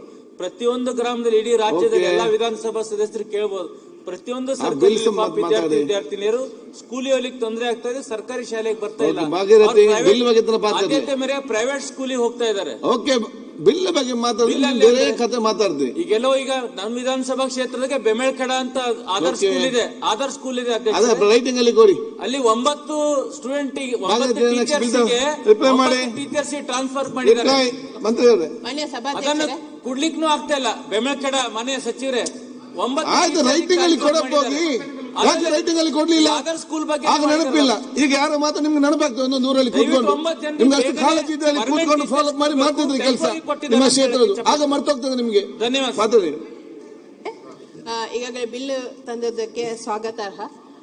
ಈಗಾಗಲೇ 75 ವರ್ಷ ಆದ ಕಟ್ಟಡಗಳನ್ನು ಎಲ್ಲ ಡೆಮೊಲಿಷ್ ಮಾಡಿ ಹೊಸ ಕಟ್ಟಡ ಕೊಡುವ ಹಾಗೆ ನಮ್ಮ ದಕ್ಷಿಣ ಕನ್ನಡದಲ್ಲಿ ಮಳೆ ಜಾಸ್ತಿ ಬರುವ ಕಾರಣ ಅದನ್ನೊಂದಲ್ಲಿ ಅನುದಾನಕ್ಕೆ ಸೇರಿಸಿಕೊಳ್ಬೇಕು. ಮತ್ತೆ ಈಗಾಗಲೇ ಗೆಸ್ಟ್ ಟೀಚರ್ ಆಗಿ ಕೆಲಸ ಮಾಡ್ತಿರುವವರನ್ನೇ ಅವ್ರ ಫಸ್ಟ್ ಪ್ರಿಫರೆನ್ಸ್ ಅಲ್ಲಿ ಅವರನ್ನು ಆಯ್ಕೆ ಮಾಡಿಕೊಳ್ಬೇಕು ಅಂತ ಒಂದು ನನ್ನ ಮತ್ತೆ ನಮ್ಮಲ್ಲಿ ಈಗಾಗಲೇ ಹಳೆ ವಿದ್ಯಾರ್ಥಿಗಳ ಸಂಘಗಳನ್ನು ಮಾಡ್ತಿದ್ದೇವೆ ಸ್ಕೂಲಲ್ಲಿ. ಆ ಹಳೆ ವಿದ್ಯಾರ್ಥಿಗಳು ಕಾರ್ಯಕ್ರಮ ಮಾಡುವುದಕ್ಕಾದ್ರೂ ಆ ಶಾಲೆಯ ಆವರಣದಲ್ಲಿ ಅವಕಾಶವನ್ನು ಮಾಡಿಕೊಡ್ಬೇಕು ಅಂತ ಈ ಮೂಲಕ ವಿನಂತಿಯನ್ನು ಮಾಡಿಕೊಳ್ತೀವಿ. ಈಗ ಮತ್ತೆ ಒಂದು ಈ ಲ್ಯಾಂಗ್ವೇಜ್ ಬಗ್ಗೆ ಸಂಬಂಧಪಟ್ಟಾಗೆ ಮೈ ಸಜೆಷನ್ ಇದಕ್ಕೆ you should have one language lab ಅಂತ ಹೇಳಿ ಅದು ಹೈಸ್ಕೂಲ್ ಅಲ್ಲಿ ಅದೊಂದು ಸ್ಟಾರ್ಟ್ ಮಾಡಬೇಕು, ಒಂದು language lab. It's very essential. ಯಾಕಂತ ಹೇಳಿದ್ರೆ ನಮ್ಮ human resources not only for India, entire country world we can give such strength India has got. ಈಗ ಇಂಗ್ಲಿಷ್ ಅವರು ಹೇಳಿದ್ರು, ಕೆಲವು ಕಂಟ್ರಿಯಲ್ಲಿ ಮಾತ್ರ ಇಂಗ್ಲಿಷ್ ಇರುವುದು. ನೀವು ಕೊರಿಯಾ ಹೋದ್ರೆ ಕೊರಿಯಾ ಬಿಟ್ಟು ಭಾಷೆ ಅವ್ರಿಗೆ ಗೊತ್ತಿಲ್ಲ, ಚೈನಾಕ್ಕೆ ಹೋದ್ರೆ ಚೈನಾ ಬಿಟ್ಟು ಬೇರೆ ಭಾಷೆ ಗೊತ್ತಿಲ್ಲ, ಜಪಾನ್ ಹೋದ್ರೆ ಜಪಾನ್ ಬಿಟ್ಟು ಅವ್ರಿಗೆ ಗೊತ್ತಿಲ್ಲ, ಜರ್ಮನ್ ಮಾತಾಡೋದಿಲ್ಲ ಗೊತ್ತಿದ್ರು ಕೂಡ. ಸೊ ನಾವು ಇಂಗ್ಲಿಷ್ ಕನ್ನಡ ನಾವು ಕಲಿಲೇಬೇಕು ಎಲ್ಲರೂ ಕೂಡ ಕಡ್ಡಾಯವಾಗಿ. ಕನ್ನಡ ಜೊತೆಯಲ್ಲಿ ಇಂಗ್ಲಿಷ್, ಜರ್ಮನ್ ಯಾವುದೆಲ್ಲ ಭಾಷೆ, ಫ್ರೆಂಚ್, ಸ್ಪ್ಯಾನಿಷ್ ಅಲ್ಲಿ ಹೋದ್ರೆ ನಮಗೆ ಉದ್ಯೋಗ ಇಲ್ಲಿರಬೇಕು ಅಂತ ಅವಕಾಶ ಸಿಕ್ಕಿದೆ, ಅವಕಾಶ ಇದೆ. So think of this also, one language lab where all language will be available to the students. ಅಧ್ಯಕ್ಷರೇ, ನಾನು ಮಾನ್ಯ ಸಭಾಧ್ಯಕ್ಷರೇ, ಎಲ್ಲಾ ಸದಸ್ಯರ ಒಂದು ಸಲಹೆ ಹಿರಿಯರೇನು ಹೇಳ್ತಾ ಇದ್ದಾರೆ. ಈಗ ಈ ಮಸೂದೆ ತಿದ್ದುಪಡಿ ಉದ್ದೇಶನೇ ಬೇರೆ ಚರ್ಚೆ ಆಗ್ತಾ ಇರೋದು. ಹೌದು, ಇಲ್ಲ ಈಗ ನೀವು ವರ್ಗಾವಣೆ ಬಗ್ಗೆ ಹೌದು ಅದೇ ಮಾತಾಡಿದೆ. ನಿಮ್ಮ ಅಭಿಪ್ರಾಯ ಈಗ ಅಲ್ಲ ಅಧ್ಯಕ್ಷರೇ, ಮಸೂದೆಯನ್ನು ಕೆಲವು ತೊಡಕುಗಳನ್ನು ನಿವಾರಣೆ ಮಾಡ್ಕೋಬೇಕಂತ ಮಾನ್ಯ ಸಚಿವರು ತಂದಿದ್ದಾರೆ, ಅದನ್ನು ಒಪ್ಪಲೇಬೇಕು. ಓಕೆ. ಆದರೆ ತಾವು ಈಗ ತಾನೇ ಹೇಳಿದಾಗೆ ಮತ್ತು ರಾಯರೆಡ್ಡಿ ಅವರು ಹೇಳಿದಾಗೆ ಇದು ಚರ್ಚೆ ಒಂದು ಬೇರೆ ದಿಕ್ಕಿನಲ್ಲಿ ಹೋಗ್ತಾ ಇದೆ. ಓಕೆ. ಈಗ ಸರ್ಕಾರದವರೇನು KPSC ಸ್ಕೂಲ್ ತೆಗೆಯುವಂಥದ್ದನ್ನು ಪ್ರಯತ್ನ ಮಾಡ್ತಾ ಇದ್ದಾರೆ. ಇದ್ರ ಬಗ್ಗೆ ನಾನು ಕಾರವಾರದ ಪತ್ರಿಕೆಯಲ್ಲಿ ವರದಿ ನೋಡಿದ್ದೀನಿ, ತುಮಕೂರು ವರದಿ ನೋಡಿದ್ದೀನಿ, ಅಲ್ಲಿ ಗೊಂದಲಗಳು ಸೃಷ್ಟಿಯಾಗಿದ್ದಾವೆ. ನಾನು ಮಾಧ್ಯಮದಲ್ಲಿ ಬಂದಂಥ ವರದಿಯ ಮೇಲೆ ಆಧಾರ ಮಾತಾಡ್ತಾ ಇದ್ದೀನಿ. ಮಾನ್ಯ ಅಧ್ಯಕ್ಷರೇ, ಏನಾಗಿದೆ, ಈಗ ಅಧಿಕಾರಿಗಳಿಗೆ ಆದೇಶ ಕೊಟ್ಟಿದ್ದಾರೆ ಇವರು ಈ KPSC ಸ್ಕೂಲ್ಗಳಿಗೆ, ಶಾಲೆಗಳ ಶಿಕ್ಷಕರನ್ನು ನೇಮಕಾತಿ. ಆದರೆ ಎಂಥವ್ರು ಅಂದರೆ ಅವನಿಗೆ ಇಂಗ್ಲೀಷ್ ಬರೋದಿಲ್ಲ, ಕನ್ನಡ ಶಿಕ್ಷಕ, ಅವನಿಗೆ ಇಂಗ್ಲೀಷ್ ಪಾಠ ಹೇಳಕ್ಕೆ ಕಳಿಸ್ತಾ ಇದ್ದಾರೆ. ಅವನಿಗೆ ಸಾಮಾಜಿಕ ವಿಜ್ಞಾನದಲ್ಲಿ ಅವನು ಓದಿದ್ದಾನೆ, ಅವನಿಗೆ ವಿಜ್ಞಾನ ಹೇಳೋದಕ್ಕೆ ಕಳಿಸ್ತಾ ಇದ್ದಾರೆ. ಈ ಥರ ಗೊಂದಲಗಳು ಭಾಳ ಇದ್ದಾವೆ. ಅಧಿಕಾರಿಗಳ ಜೊತೆಗೆ ನಾನು ಮಾತಾಡಿದ್ದೀನಿ, ಅದನ್ನೆಲ್ಲ ನಿವಾರಣೆ ಮಾಡಬೇಕು ಅಂತ ನಂದು ವಿನಂತಿ. ಸಚಿವರೇ, ಆಮೇಲೆ ತಾವು ಹೇಳಿದಾಗ ಮಾನ್ಯ ಅಧ್ಯಕ್ಷರೇ, ನಾನು ಇಂಗ್ಲೆಂಡಿಗೆ 4 ಸಲ ಹೋಗಿದ್ದೆ. ಅಲ್ಲಿ ಪ್ರಾದೇಶಿಕ ಭಾಷೆಗಳು ಬೇರೆ ಇದಾವೆ, ಇಂಗ್ಲಿಷ್ ಆಳುವಂಥ ಭಾಷೆ ಅಲ್ಲದು, ಇದು ಬದುಕು ಭಾಷೆ ಆಗಿದೆ. ಮಾನ್ಯ ಮಧುವರೇ, ಇದು ಇಂಗ್ಲಿಷು ಬದುಕು ಭಾಷೆ ಆಗಿದೆ. ಈಗ UR ಅನಂತಮೂರ್ತಿ ಅವರು ಜ್ಞಾನಪೀಠ ಪ್ರಶಸ್ತಿಯನ್ನು, ಅವರು ಇಂಗ್ಲಿಷ್ ಪ್ರೊಫೆಸರು, ಆದರೆ ಜ್ಞಾನಪೀಠ ಪ್ರಶಸ್ತಿ ಪಡೆದದ್ದು ಅವರು ಕನ್ನಡದ ಲೇಖನದ ಮೇಲೆ. ಹೀಗಾಗಿ ಇವತ್ತು ಕನ್ನಡವನ್ನ ಸಾಮಾನ್ಯವಾಗಿ ಮೂಲ ಆಯ್ತು ಇಲ್ಲ, ಲಂಕೇಶ್ವರ್ ಅವ್ರ ಮೂಲವತ್ತು ಕನ್ನಡ, ಚಂಪಾ ಇಂಗ್ಲಿಷ್ ಪ್ರೊಫೆಸರು, ಅವರು ಕನ್ನಡದಲ್ಲಿ ಪ್ರಾಧಾನ್ಯತೆ ಹೊಂದಿದ್ರು. ಹಾಗಾಗಿ ನಾನು ವಿನಂತಿಯನ್ನು ಮಾಡ್ಕೊಳ್ಳೋದಂದ್ರೆ, ಮುಂದೆ ಬರ್ತಂತ ದಿನಗಳಲ್ಲಿ ಮಕ್ಕಳಿಗೆ ಆ ಕಡೆ ಇಂಗ್ಲಿಷು ಇಲ್ಲ, ಈ ಕಡೆ ಕನ್ನಡನೂ ಇಲ್ಲ, ಆ ಥರ ಆಗಬಾರ್ದು ಅನ್ನುವಂಥದ್ದು ಸದುದ್ದೇಶದಿಂದ ಹೇಳ್ತಾ ಇದ್ದೀನಿ. ದಯಮಾಡಿ ಅದ್ರ ಬಗ್ಗೆ ಗಮನ ಕೊಡಬೇಕು. ಮತ್ತು ಮಾನ್ಯ ಸಭಾಧ್ಯಕ್ಷರು ಹೇಳಿದಾಗೆ ಬದುಕು ಭಾಷೆ ಬರೀ ಇಂಗ್ಲಿಷ್ ಒಂದೇ ಅಲ್ಲ, ಜರ್ಮನಿ ಬೇರೆ ಇದೆ, ಬೇರೆ ಬೇರೆ ದೇಶಗಳಲ್ಲಿ ಬೇರೆ ಬೇರೆ ಭಾಷೆ ಇದೆ, ಫ್ರೆಂಚ್ ಭಾಷೆ ಇದೆ. ಹಾಗಾಗಿ ರಾಯರೆಡ್ಡಿ ಅವರ ಮಾತಿಗೆ ನಾನು ಒಪ್ತೀನಿ, ಇದು ಇಂಗ್ಲಿಷು ಶ್ರೀಮಂತರ ಭಾಷೆ ಆಗಿದೆ, ಬಡವರ ಭಾಷೆ ಕನ್ನಡ ಆಗಿದೆ. ಇದನ್ನು ಶ್ರೀಮಂತಿಕೆಗೊಳಿಸಬೇಕಾಗಿದ್ರೆ ನೀವು ಕನ್ನಡ ಶಿಕ್ಷಣವನ್ನು, ಗುಣಮಟ್ಟವನ್ನು ಸುಧಾರಣೆ ಮಾಡಬೇಕು. ಕನ್ನಡ ಶಿಕ್ಷಣವೂ ಕೂಡ ಜೀವಂತವಿಡಬೇಕು. ಇಂಗ್ಲಿಷ್ ಕಲ್ತ್ರೆ ತಪ್ಪೇನಿಲ್ಲ. ಮಿನಿಸ್ಟರ್ ಅವರೇ, ಮಾನ್ಯ ಸಭಾಧ್ಯಕ್ಷರೇ, ಎಲ್ಲರ ಒಂಥರ ಹೆಚ್ಚು ಕಮ್ಮಿ ಡಿಸ್ಕಷನ್ ಆಯಿತು. ಅದಕ್ಕೆ ಬಹಳ ಅನುಕೂಲನೂ ಕೂಡ. ಒಂದು, ನಾನು ಸದನಕ್ಕೆ ಮತ್ತು ನಮ್ಮ ಸರ್ಕಾರದ ವತಿಯಿಂದ ಒಂದು ಹೇಳಲಿಕ್ಕೆ ಇಷ್ಟಪಡ್ತೀನಿ. ನಮ್ಮ ರಕ್ತ ಕನ್ನಡ, ಅದು ಯಾವುದೇ ಕಾರಣಕ್ಕೂ ಬದಲಾವಣೆ ಮಾಡೋದಕ್ಕೆ ಯಾರಿಂದನೂ ಸಾಧ್ಯ ಇಲ್ಲ. ಅದನ್ನ ನಾನು ಹೇಳಲಿಕ್ಕೆ ಇಷ್ಟಪಡ್ತೀನಿ. ಆದರೆ ಮಕ್ಕಳ ಭವಿಷ್ಯ ಬಂದಾಗ ಈ ಥರ ಚರ್ಚೆಗಳಾಗ್ತಕ್ಕಂಥದ್ದು ಬದಲಾವಣೆಯಲ್ಲಿ ಬಂದುಬಿಟ್ಟಿದೆ. ಅದನ್ನ ನಾನು ಹೇಳಲ್ಲ. ಆಮೇಲೆ ಕಡ್ಡಾಯವಾಗಿ ಕನ್ನಡ ಮಾತಾಡ್ತಕ್ಕಂಥದ್ದು, ಇಲ್ಲ ಕಲಿಸ್ತಕ್ಕಂಥದ್ದು, choice of the language lies with the parent. ಇದನ್ನ ಸುಪ್ರೀಂ ಕೋರ್ಟ್ ಅಲ್ಲೂ ಕೂಡ ಒಂದು ರೂಲಿಂಗ್ ಇದೆ. ಮೀಡಿಯಂ ನೀವು ಇದನ್ನ ಮಾಡಬೇಕು ಅಂತ ಹೇಳಿ ನಮ್ಮಲ್ಲಿ ಅಧಿಕಾರ ಹಂಗಂದ ತಕ್ಷಣ ಕನ್ನಡನ ಎಷ್ಟು ಇನ್ನೂ ಚಂದವಾಗಿ ಓದಿಸ್ಬೇಕು. ನಾನು ಕೂಡ ಕನ್ನಡ ಪ್ರಾಧಿಕಾರ ಅಧ್ಯಕ್ಷರಾಗಿರ್ತಕ್ಕಂಥ ಬಿಳುಮಲೆ ಅವ್ರಿಗೂ ಕೂಡ ನಾನೇ ವೈಯಕ್ತಿಕವಾಗಿ ಮನವಿ ಮಾಡಿ, ಕೆಲವರು ಸಾಹಿತಿಗಳಿಗೂ ಕೂಡ, ಬರ್ಗೂರವ್ರು ಇರ್ಬೋದು, ಮೊನ್ನೆ ನಾನು ದೇವನೂರವ್ರಿಗೂ ಕೂಡ ನಾನು ಮಾತಾಡಿದೆ. ಲ್ಯಾಂಗ್ವೇಜ್ ಹೇಗಿದ್ರು first language, second language Kannada ಇದೆ. ಯಾಕಂದ್ರೆ ಇದು ಬಹಳ ಮುಖ್ಯ. ಇಲ್ಲಿಂದ ಒಂದು ಒಳ್ಳೆ ಸಂದೇಶ ಹೋಗಬೇಕು. ಇವತ್ತು ಅವಕಾಶನೂ ಕೂಡ ಸಿಕ್ಕಿದೆ ಈ ಬಿಲ್ ಮೂಲಕ. ಏನು ಅಂತ ಹೇಳಿದ್ರೆ, ಕನ್ನಡನೇ ಇನ್ನೂ ಚಂದವಾಗಿ, ಇನ್ನೂ ಅರ್ಥಪೂರ್ಣವಾಗಿ, ಇನ್ನೂ ಡೆಪ್ತ್ ಆಗಿ ಹೆಂಗೆ ನಾವು ಕಲಿಸ್ಬೇಕು ಮಕ್ಕಳಿಗೆ, ಅದನ್ನ ನೀವು ಸಜೆಷನ್ ಕೊಡಿ. ನಾವು ಯಾವತ್ತೂ ಕೂಡ ಅದನ್ನ ಅನುಷ್ಠಾನ ಮಾಡ್ತಕ್ಕಂಥದ್ದನ್ನ. ಯಾಕಂದ್ರೆ ಕರ್ನಾಟಕದಲ್ಲಿ ಕನ್ನಡ ಈಗ ಮಾನ್ಯ ಇಲ್ಲೇ 2ನೇ ಸತಿ ಮುಖ್ಯಮಂತ್ರಿಗಳಾಗಿದ್ದಾರೆ ಅಂತ ಹೇಳಿದ್ರೆ ಅದು ಕನ್ನಡ ಶಾಲೆಯಲ್ಲೇ ಓದಿ ರಾಜ್ಯದ 2ನೇ ಬಾರಿ ಮುಖ್ಯಮಂತ್ರಿಗಳಾಗಿದ್ದಾರೆ. ನನ್ನ ತಂದೆ ಬಂಗಾರಪ್ಪಾಜಿಯವರು ಕೂಡ ಆ ರೀತಿ ಸಾಕಷ್ಟು ಇಲ್ಲಿ ಆ ಸ್ಥಾನದಲ್ಲಿ ಕೂತಿರ್ತಕ್ಕಂಥವ್ರು ಕನ್ನಡ ಮೀಡಿಯಂ ಅಲ್ಲೇ ಬಂದು ಓದಿದ್ದಾರೆ. ಅದನ್ನ ಅಲ್ಲ ನಾನು ಅದನ್ನೇ ಹೇಳಿ ಒಂದ್ ನಿಮಿಷ ಬಿಡ್ತೀನಿ. ಅದಕ್ಕೆ ಯಾವುದೇ ಕಾರಣಕ್ಕೂ ಕೂಡ ಕನ್ನಡದಲ್ಲಿ ಆ ಭಾಷೆನ ನಾವು ಎಷ್ಟು ಮುಖ್ಯವನ್ನ ಕೊಡಬೇಕು ಅದನ್ನ ಕೊಡ್ತಕ್ಕಂಥದ್ದು ನಾವು ಕೊಡ್ತೀವಿ. ಅದನ್ನ ಯಾವುದೇ ಕಾರಣ ಬದಲಾವಣೆ ಮಾಡೋದಿಲ್ಲ. ಈಗ ಮಾನ್ಯ ಅರ್ಗ ಜ್ಞಾನೇಂದ್ರ ಅವರು ಹಿರಿಯ ಸದಸ್ಯರು ಕೂಡ ಹೇಳಿದ್ರು, ಮಲೆನಾಡು ಭಾಗದಲ್ಲಿ ನೀವು ಇದು ರಿಲ್ಯಾಕ್ಸೇಷನ್ ಕೊಡ್ಬೇಕಂತ ಹೇಳಿ. ಆ ರಿಲ್ಯಾಕ್ಸೇಷನ್ ಕೂಡ ಇದೆ. ಇದನ್ನ ಏನು ನಾವು ಕ್ರಿಟಿಕಲ್ ಪೋಸ್ಟ್ ಅಂತ ಯಾಕೆ ತಗೋತಾ ಇದೀವಿ ಅಂದ್ರೆ, ಯಾರು ಒಳ್ಳೊಳ್ಳೆ ಟೀಚರ್ಸ್ ಅಲ್ಲ ಯಾರು ಕ್ವಾಲಿಫೈ ಆಗ್ತಾರೆ ಟ್ರಾನ್ಸ್ಫರ್ಸಿಗೆ, ಯಾಕಂದ್ರೆ ಇದು ಟ್ರಾನ್ಸ್ಫರ್ಸ್ನ ವರ್ಷ ಕೌನ್ಸಿಲಿಂಗ್ ಅಲ್ಲಿ ಅವ್ರ ರೈಟ್ಸ್ ಅಲ್ಲಿ ಮಾಡೋದ್ರಿಂದ ಅವ್ರು ಎಲ್ಲಾದ್ರೂ ಕೆಲವರು ಸಾಕಷ್ಟು ಟೀಚರ್ಸ್ ಕಮ್ಮಿ ನಂಬರ್ಸ್ ಅಲ್ಲಿ ಇರಲಿ ಹೋಗ್ಬಿಡ್ತಾರೆ. ಅದನ್ನ ಅವಾಯ್ಡ್ ಮಾಡಬೇಕು. ಶಿಕ್ಷಣಕ್ಕೆ ಒತ್ತನ್ನ ಕೊಡಬೇಕು ಅಂತ ಒಂದೇ ನಿಟ್ಟಿನಲ್ಲಿ. ಯಾಕಂದ್ರೆ ಒಂದ್ ಕಡೆಗೆ ನನಗೆ ಕೊರತೆನೂ ಕೂಡ ಇರೋದು ತಮಗೆ ಗೊತ್ತಿದೆ. ಅದಕ್ಕೆ ನಾವು ಪ್ರಯಾರಿಟಿ ಮೇಲೆ ಇದೆಲ್ಲ ಫುಲ್ ಆಗ್ಬಿಟ್ರೆ ಆಮೇಲೆ ಇಲ್ಲಿ ಕೊಡ್ತಕ್ಕಂಥದ್ದು. ಆಮೇಲೆ ನಿಮಗೆಲ್ಲ ಚೆನ್ನಾಗಿ ಗೊತ್ತಿದೆ, ನಾವು ಕ್ವಾಲಿಫೈಡ್ ಗೆಸ್ಟ್ ಟೀಚರ್ಸ್ನು ಕೂಡ ಅಶ್ವಥ್ ಅವರೇ ನಾವು ಕೊಡ್ತಾ ಇದೀವಿ. ಹೋದ್ ಸತಿ ಮಾನ್ಯ ಮುಖ್ಯಮಂತ್ರಿಗಳು ಬಜೆಟ್ ಅಲ್ಲೇ ಅನೌನ್ಸ್ ಮಾಡಿಸಿದೆ. ಸರ್ ದಯವಿಟ್ಟು ಸರ್, ಶಿಕ್ಷಣ ಇಲಾಖೆಯಲ್ಲಿ ಕೊರತೆ ಜಾಸ್ತಿ ಇರೋದ್ರಿಂದ ಮಕ್ಕಳಿಗೆ ಪಾಠನೇ ಹೇಳ್ಕೊಡ್ಲಿಲ್ಲ ಅಂದ್ರೆ ಕಷ್ಟ ಆಗ್ಬಿಡುತ್ತೆ. ಅಟ್ಲೀಸ್ಟ್ ಟೀಚರ್ಸ್ ಯಾರು ಇರ್ಬೇಕು, ಅಟ್ಲೀಸ್ಟ್ ಗೆಸ್ಟ್ ಟೀಚರ್ಸ್ ಇರ್ಬೇಕು. ಈಗ ಒಂದೇ ಸತಿಗೆ ನಾನು ರಿಕ್ರೂಟ್ಮೆಂಟ್ ಮಾಡೋಕ್ಕಾಗಲ್ಲ. ಸುಮಾರು 50-60 ಸಾವಿರ ಟೀಚರ್ಸ್ ಕಮ್ಮಿ ಇದೆ. ಒಂದೇ ಸತಿ ಮಾಡೋದಕ್ಕೆ ಅಸಾಧ್ಯ. ತಮಗೂ ಗೊತ್ತಿದೆ, ತಮ್ಮ ಸರ್ಕಾರದಲ್ಲೂ ಕೂಡ ಕಮ್ಮಿ ಮಾಡಿದ್ರಿ, ನಮ್ಮ ಹಿಂದಿನ ಸರ್ಕಾರದಲ್ಲೂ ಕೂಡ ಕಮ್ಮಿ ಆಗಿದೆ. ಈಗ ಬರ್ತಕ್ಕಂಥದ್ದನ್ನು ಕೂಡ ನಾವು ತಗೊಳ್ಬೇಕಾದ್ರೆ ಕಲ್ಯಾಣ ಕರ್ನಾಟಕಕ್ಕೆ ಹೆಚ್ಚು ಒತ್ತನ್ನ ಕೊಡ್ತಾ ಇದೀವಿ. ಯಾಕಂದ್ರೆ ಅಲ್ಲಿ ಶಿಕ್ಷಕರು ಕೂಡ ಅಲ್ಲಿ ಕಮ್ಮಿ ಇದ್ದಾರೆ ಅಂತ ಹೇಳಿ ನಾವು ಕೊಡೋದು ಕೂಡ 5800 ಟೀಚರ್ಸು, ಹೆಚ್ಚು ಪಾಲ್ ಟೀಚರ್ಸ್ ಅವ್ರಿಗೇನೆ ಕೊಡ್ತಾ ಇದೀವಿ. ಅದಕ್ಕೆ ಯಾವುದೇ ತರದ ತೊಂದರೆ ಆಗದೆ ಇರತಕ್ಕಂಥ ರೀತಿಯಲ್ಲಿ ಇಲಾಖೆಯಲ್ಲಿ ನೀವು ಸಜೆಷನ್ ಕೂಡ, ಯಾಕಂದ್ರೆ ರೂಲ್ಸ್ ಮಾಡಬೇಕಾದ್ರೆ ಅದನ್ನೆಲ್ಲದೂ ಕೂಡ ನೀವೇನೇನು ಗೈಡ್ಲೈನ್ಸ್ ಕೊಟ್ಟಿದ್ರಿ ನಾವು ಮಾಡ್ತೀವಿ. ಮತ್ತೆ ಮಾನ್ಯ ಅಶ್ವಥ್ ನಾರಾಯಣ ಅವರು ಕೂಡ ತಾವೇನು ಹೇಳಿದ್ರಿ, 10 ವರ್ಷನ ನೀವೇನು ಮಿನಿಮಮ್ ವರ್ಷನ ನೀವು 5 ವರ್ಷಕ್ಕೆ ತನ್ನಿ ಅಂತ ಹೇಳಿ, 12 ವರ್ಷನ ಕಮ್ಮಿ ಮಾಡಿ ಅಂತ ಹೇಳಿ, ಅದನ್ನ ನಾನು ನೋಡ್ತೀನಿ. ನಾವು ಅದನ್ನ ಯಾವ ರೀತಿಯಲ್ಲಿ ಮಾಡಬೇಕು ಅದನ್ನ ಸಜೆಷನ್ ಮಾಡಿ ನಾನು ಇಲಾಖೆಯಲ್ಲೂ ಕೂಡ ಮಾತಾಡ್ತಕ್ಕಂಥದ್ದು. ಬಟ್ ಅದನ್ನ ನೋಡ್ಕೊಂಡು ಮಾಡ್ತೀವಿ. ಮುಂದೆ ನಮಗೆ ಟೀಚರ್ಸ್ ಜಾಸ್ತಿ ಇದ್ದಾಗ ಅಶ್ವಥ್ ಅವರೇ ನಮಗೆ ಬಹಳ ಈಸಿ ಆಗುತ್ತೆ. ಮೇನ್ ಪ್ರಾಬ್ಲಮ್ ಇರೋದೇನು, ಶಿಕ್ಷಣ ಇಲಾಖೆಯಲ್ಲಿ ಟೀಚರ್ಸ್ ಕೊರತೆನೂ ಕೂಡ ಇದು ಮೇನ್ ಕಾರಣ ಅಂತ ಹೇಳಿದ್ದೆ ತಪ್ಪ. ಅದ ಪಾರಂಪರಿಕವಾಗಿ ಬಂದ್ಬಿಡಿದೆ. ಇಲಾಖೆಯಲ್ಲಿ ಬದಲಾವಣೆ ಮಾಡೋದ್ರಿಂದ ಇದೆಲ್ಲದೂ ಕೂಡ ಸುಧಾರಣೆ ತರ್ತಕ್ಕಂಥದ್ದು. ಫಿನ್ಲ್ಯಾಂಡಿಗೆ ಸುರೇಶ್ ಅವ್ರು ಕರ್ಕೊಂಡು ಹೇಳಿದ್ರೆ ಅವರು ದುಡ್ಡು ಕೊಟ್ಟು ಖರ್ಚು ಮಾಡಿದ್ರೆ ಅವರು ನಾವು ಒಟ್ಟಿಗೆನೆ ಹೋಗೋಣ ಅಂತ ಹೇಳಿ. ಅದಕ್ಕೆ ಈಗ ಈ ಎಲ್ಲಾ ಸದಸ್ಯರ ಒಂದು ಏನು ತಾವೆಲ್ಲರೂ ಕೂಡ ಏನು ಕೆಲವು ಗೈಡ್ಲೈನ್ಸ್ ಕೊಟ್ಟಿದ್ದೀರಿ, ಏನು ನಮಗೆ ಸಲಹೆಯನ್ನ ಕೊಟ್ಟಿದ್ದೀರಿ, ಅದನ್ನು ಕೂಡ ರೂಲ್ಸ್ ಮಾಡತಕ್ಕಂಥ ಸಂದರ್ಭದಲ್ಲಿ ಅದನ್ನ ಆಮೇಲೆ ನಮ್ಮ ಉದ್ದೇಶ ಉಪಮುಖ್ಯಮಂತ್ರಿಗಳು ಕೂಡ ಎಷ್ಟೊಂದ್ಸತಿ ನಾವೆಲ್ಲರೂ ಕೂಡ ಚರ್ಚೆ ಮಾಡಿ 1 ಗ್ರಾಮ ಪಂಚಾಯತ್ಗೆ 1 KPS ಅಂತ ಹೇಳಿ ವಿತ್ ಫ್ರೀ ಟ್ರಾನ್ಸ್ಪೋರ್ಟೇಷನ್ ಅಂತ ಹೇಳಿ ನಾವು ಮಾತಾಡ್ತಾ ಇದೀವಿ. ಅದು ಈಗ 1309 ಶಾಲೆ ಈಗ ನಾವೆಲ್ಲ ಸೇರಿ ಬಜೆಟ್ ಅಲ್ಲೂ ಅನೌನ್ಸ್ ಆಗಿರೋದು ಸೇರಿ ಅದನ್ನ ಆದಷ್ಟು ಬೇಗ ಕೆಲಸನೂ ಕೂಡ ನಾವು ಶುರು ಮಾಡ್ತೀವಿ. ಇರೋದು 300 ಚಿಲ್ಲರೆ ಪ್ಲಸ್ 1000 ಶಾಲೆನೂ ಕೂಡ ಮಾಡ್ತಕ್ಕಂಥದ್ದು ನಾವು ಮಾಡ್ತೀವಿ ಅಂತ ಹೇಳಲಿಕ್ಕೆ ಇಷ್ಟಪಡ್ತೀನಿ. ಮತ್ತೆ ನನಗೆ ಸದನದಿಂದ ಈ ಬಿಲ್ಲಿಗೆ ಅನುಮೋದನೆಯನ್ನ ಕೊಡ್ಲಿಕ್ಕೆ ನಾನು ಈಗ ವಿಧೇಯಕವನ್ನು ಖಂಡವಾಗಿ ಮತಕ್ಕೆ ಹಾಕುತ್ತೇನೆ. 2ರಿಂದ 7ರವರೆಗಿನ ಖಂಡಗಳು ವಿಧೇಯಕದ ಅಂಗವಾಗಿರಬೇಕೆನ್ನುವುದು ಸಭೆಯ ಮುಂದಿರುವ ವಿಷಯ. ಪ್ರಸ್ತಾವದ ಪರವಾಗಿರುವ ಹೌದು ಎಂದು ಸೂಚಿಸಬೇಕು. ಪ್ರಸ್ತಾವದ ವಿರೋಧವಾಗಿರುವ ಇಲ್ಲ ಎಂದು ಸೂಚಿಸಬೇಕು. ಪ್ರಸ್ತಾವ ಹೌದನ ಪರವಾಗಿದೆ ಎಂದು ಭಾವಿಸುತ್ತೇನೆ. ಪ್ರಸ್ತಾವ ಹೌದನ ಪರವಾಗಿದೆ. ಪ್ರಸ್ತಾವಕ್ಕೆ ಒಪ್ಪಿಗೆ ದೊರಕಿದೆ. 2ರಿಂದ 7ರವರೆಗಿನ ಖಂಡಗಳು ವಿಧೇಯಕದ ಅಂಗವಾಯಿತು. 1ನೇ ಖಂಡ ಹೆಸರು ಮತ್ತು ಅವತರಣಿಕೆ ವಿಧೇಯಕದ ಭಾಗವಾಗಬೇಕೆಂಬುದು ಸಭೆಯ ಮುಂದಿರುವ ವಿಷಯ. ಪ್ರಸ್ತಾವದ ಪರವಾಗಿರುವ ಹೌದು ಎಂದು ಸೂಚಿಸಬೇಕು. ಪ್ರಸ್ತಾವದ ವಿರೋಧವಾಗಿರುವ ಇಲ್ಲ ಎಂದು ಸೂಚಿಸಬೇಕು. ಪ್ರಸ್ತಾವವು ಹೌದನ ಪರವಾಗಿದೆ ಎಂದು ಭಾವಿಸುತ್ತೇನೆ. ಪ್ರಸ್ತಾವವು ಹೌದನ ಪರವಾಗಿದೆ. ಪ್ರಸ್ತಾವ ಅಂಗೀಕರಿಸಲ್ಪಟ್ಟಿದೆ.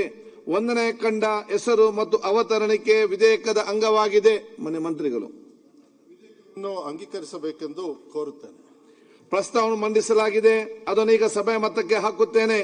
2020 ಸಾಲಿನ ಕರ್ನಾಟಕ ರಾಜ್ಯ ಸಿವಿಲ್ ಸೇವೆಗಳು ಶಿಕ್ಷಕರ ವರ್ಗಾವಣೆ ನಿಯಂತ್ರಣ ತಿದ್ದುಪಡಿ ವಿಧೇಯಕವನ್ನು ಈ ಸಭೆಯು ಅಂಗೀಕರಿಸಬೇಕು. ಪ್ರಸ್ತಾವದ ಪರವಾಗಿರುವ ಹೌದು ಎಂದು ಸೂಚಿಸಬೇಕು. ಪ್ರಸ್ತಾವದ ವಿರೋಧವಾಗಿರುವ ಇಲ್ಲ ಎಂದು ಸೂಚಿಸಬೇಕು. ಪ್ರಸ್ತಾವ ಹೌದನ ಪರವಾಗಿದೆ ಎಂದು ಭಾವಿಸುತ್ತೇನೆ. ಪ್ರಸ್ತಾವ ಹೌದನ ಪರವಾಗಿದೆ. ಪ್ರಸ್ತಾವ ಅಂಗೀಕರಿಸಲ್ಪಟ್ಟಿದೆ ಮತ್ತು ವಿಧೇಯಕಕ್ಕೆ ಅನುಮೋದನೆ ದೊರಕಿದೆ. ಈಗ ಸದನ ನಂತರ ಬಜೆಟ್ನಲ್ಲಿ ಮತ್ತೆ ಪ್ರಾರಂಭ ಆಗ್ತದೆ.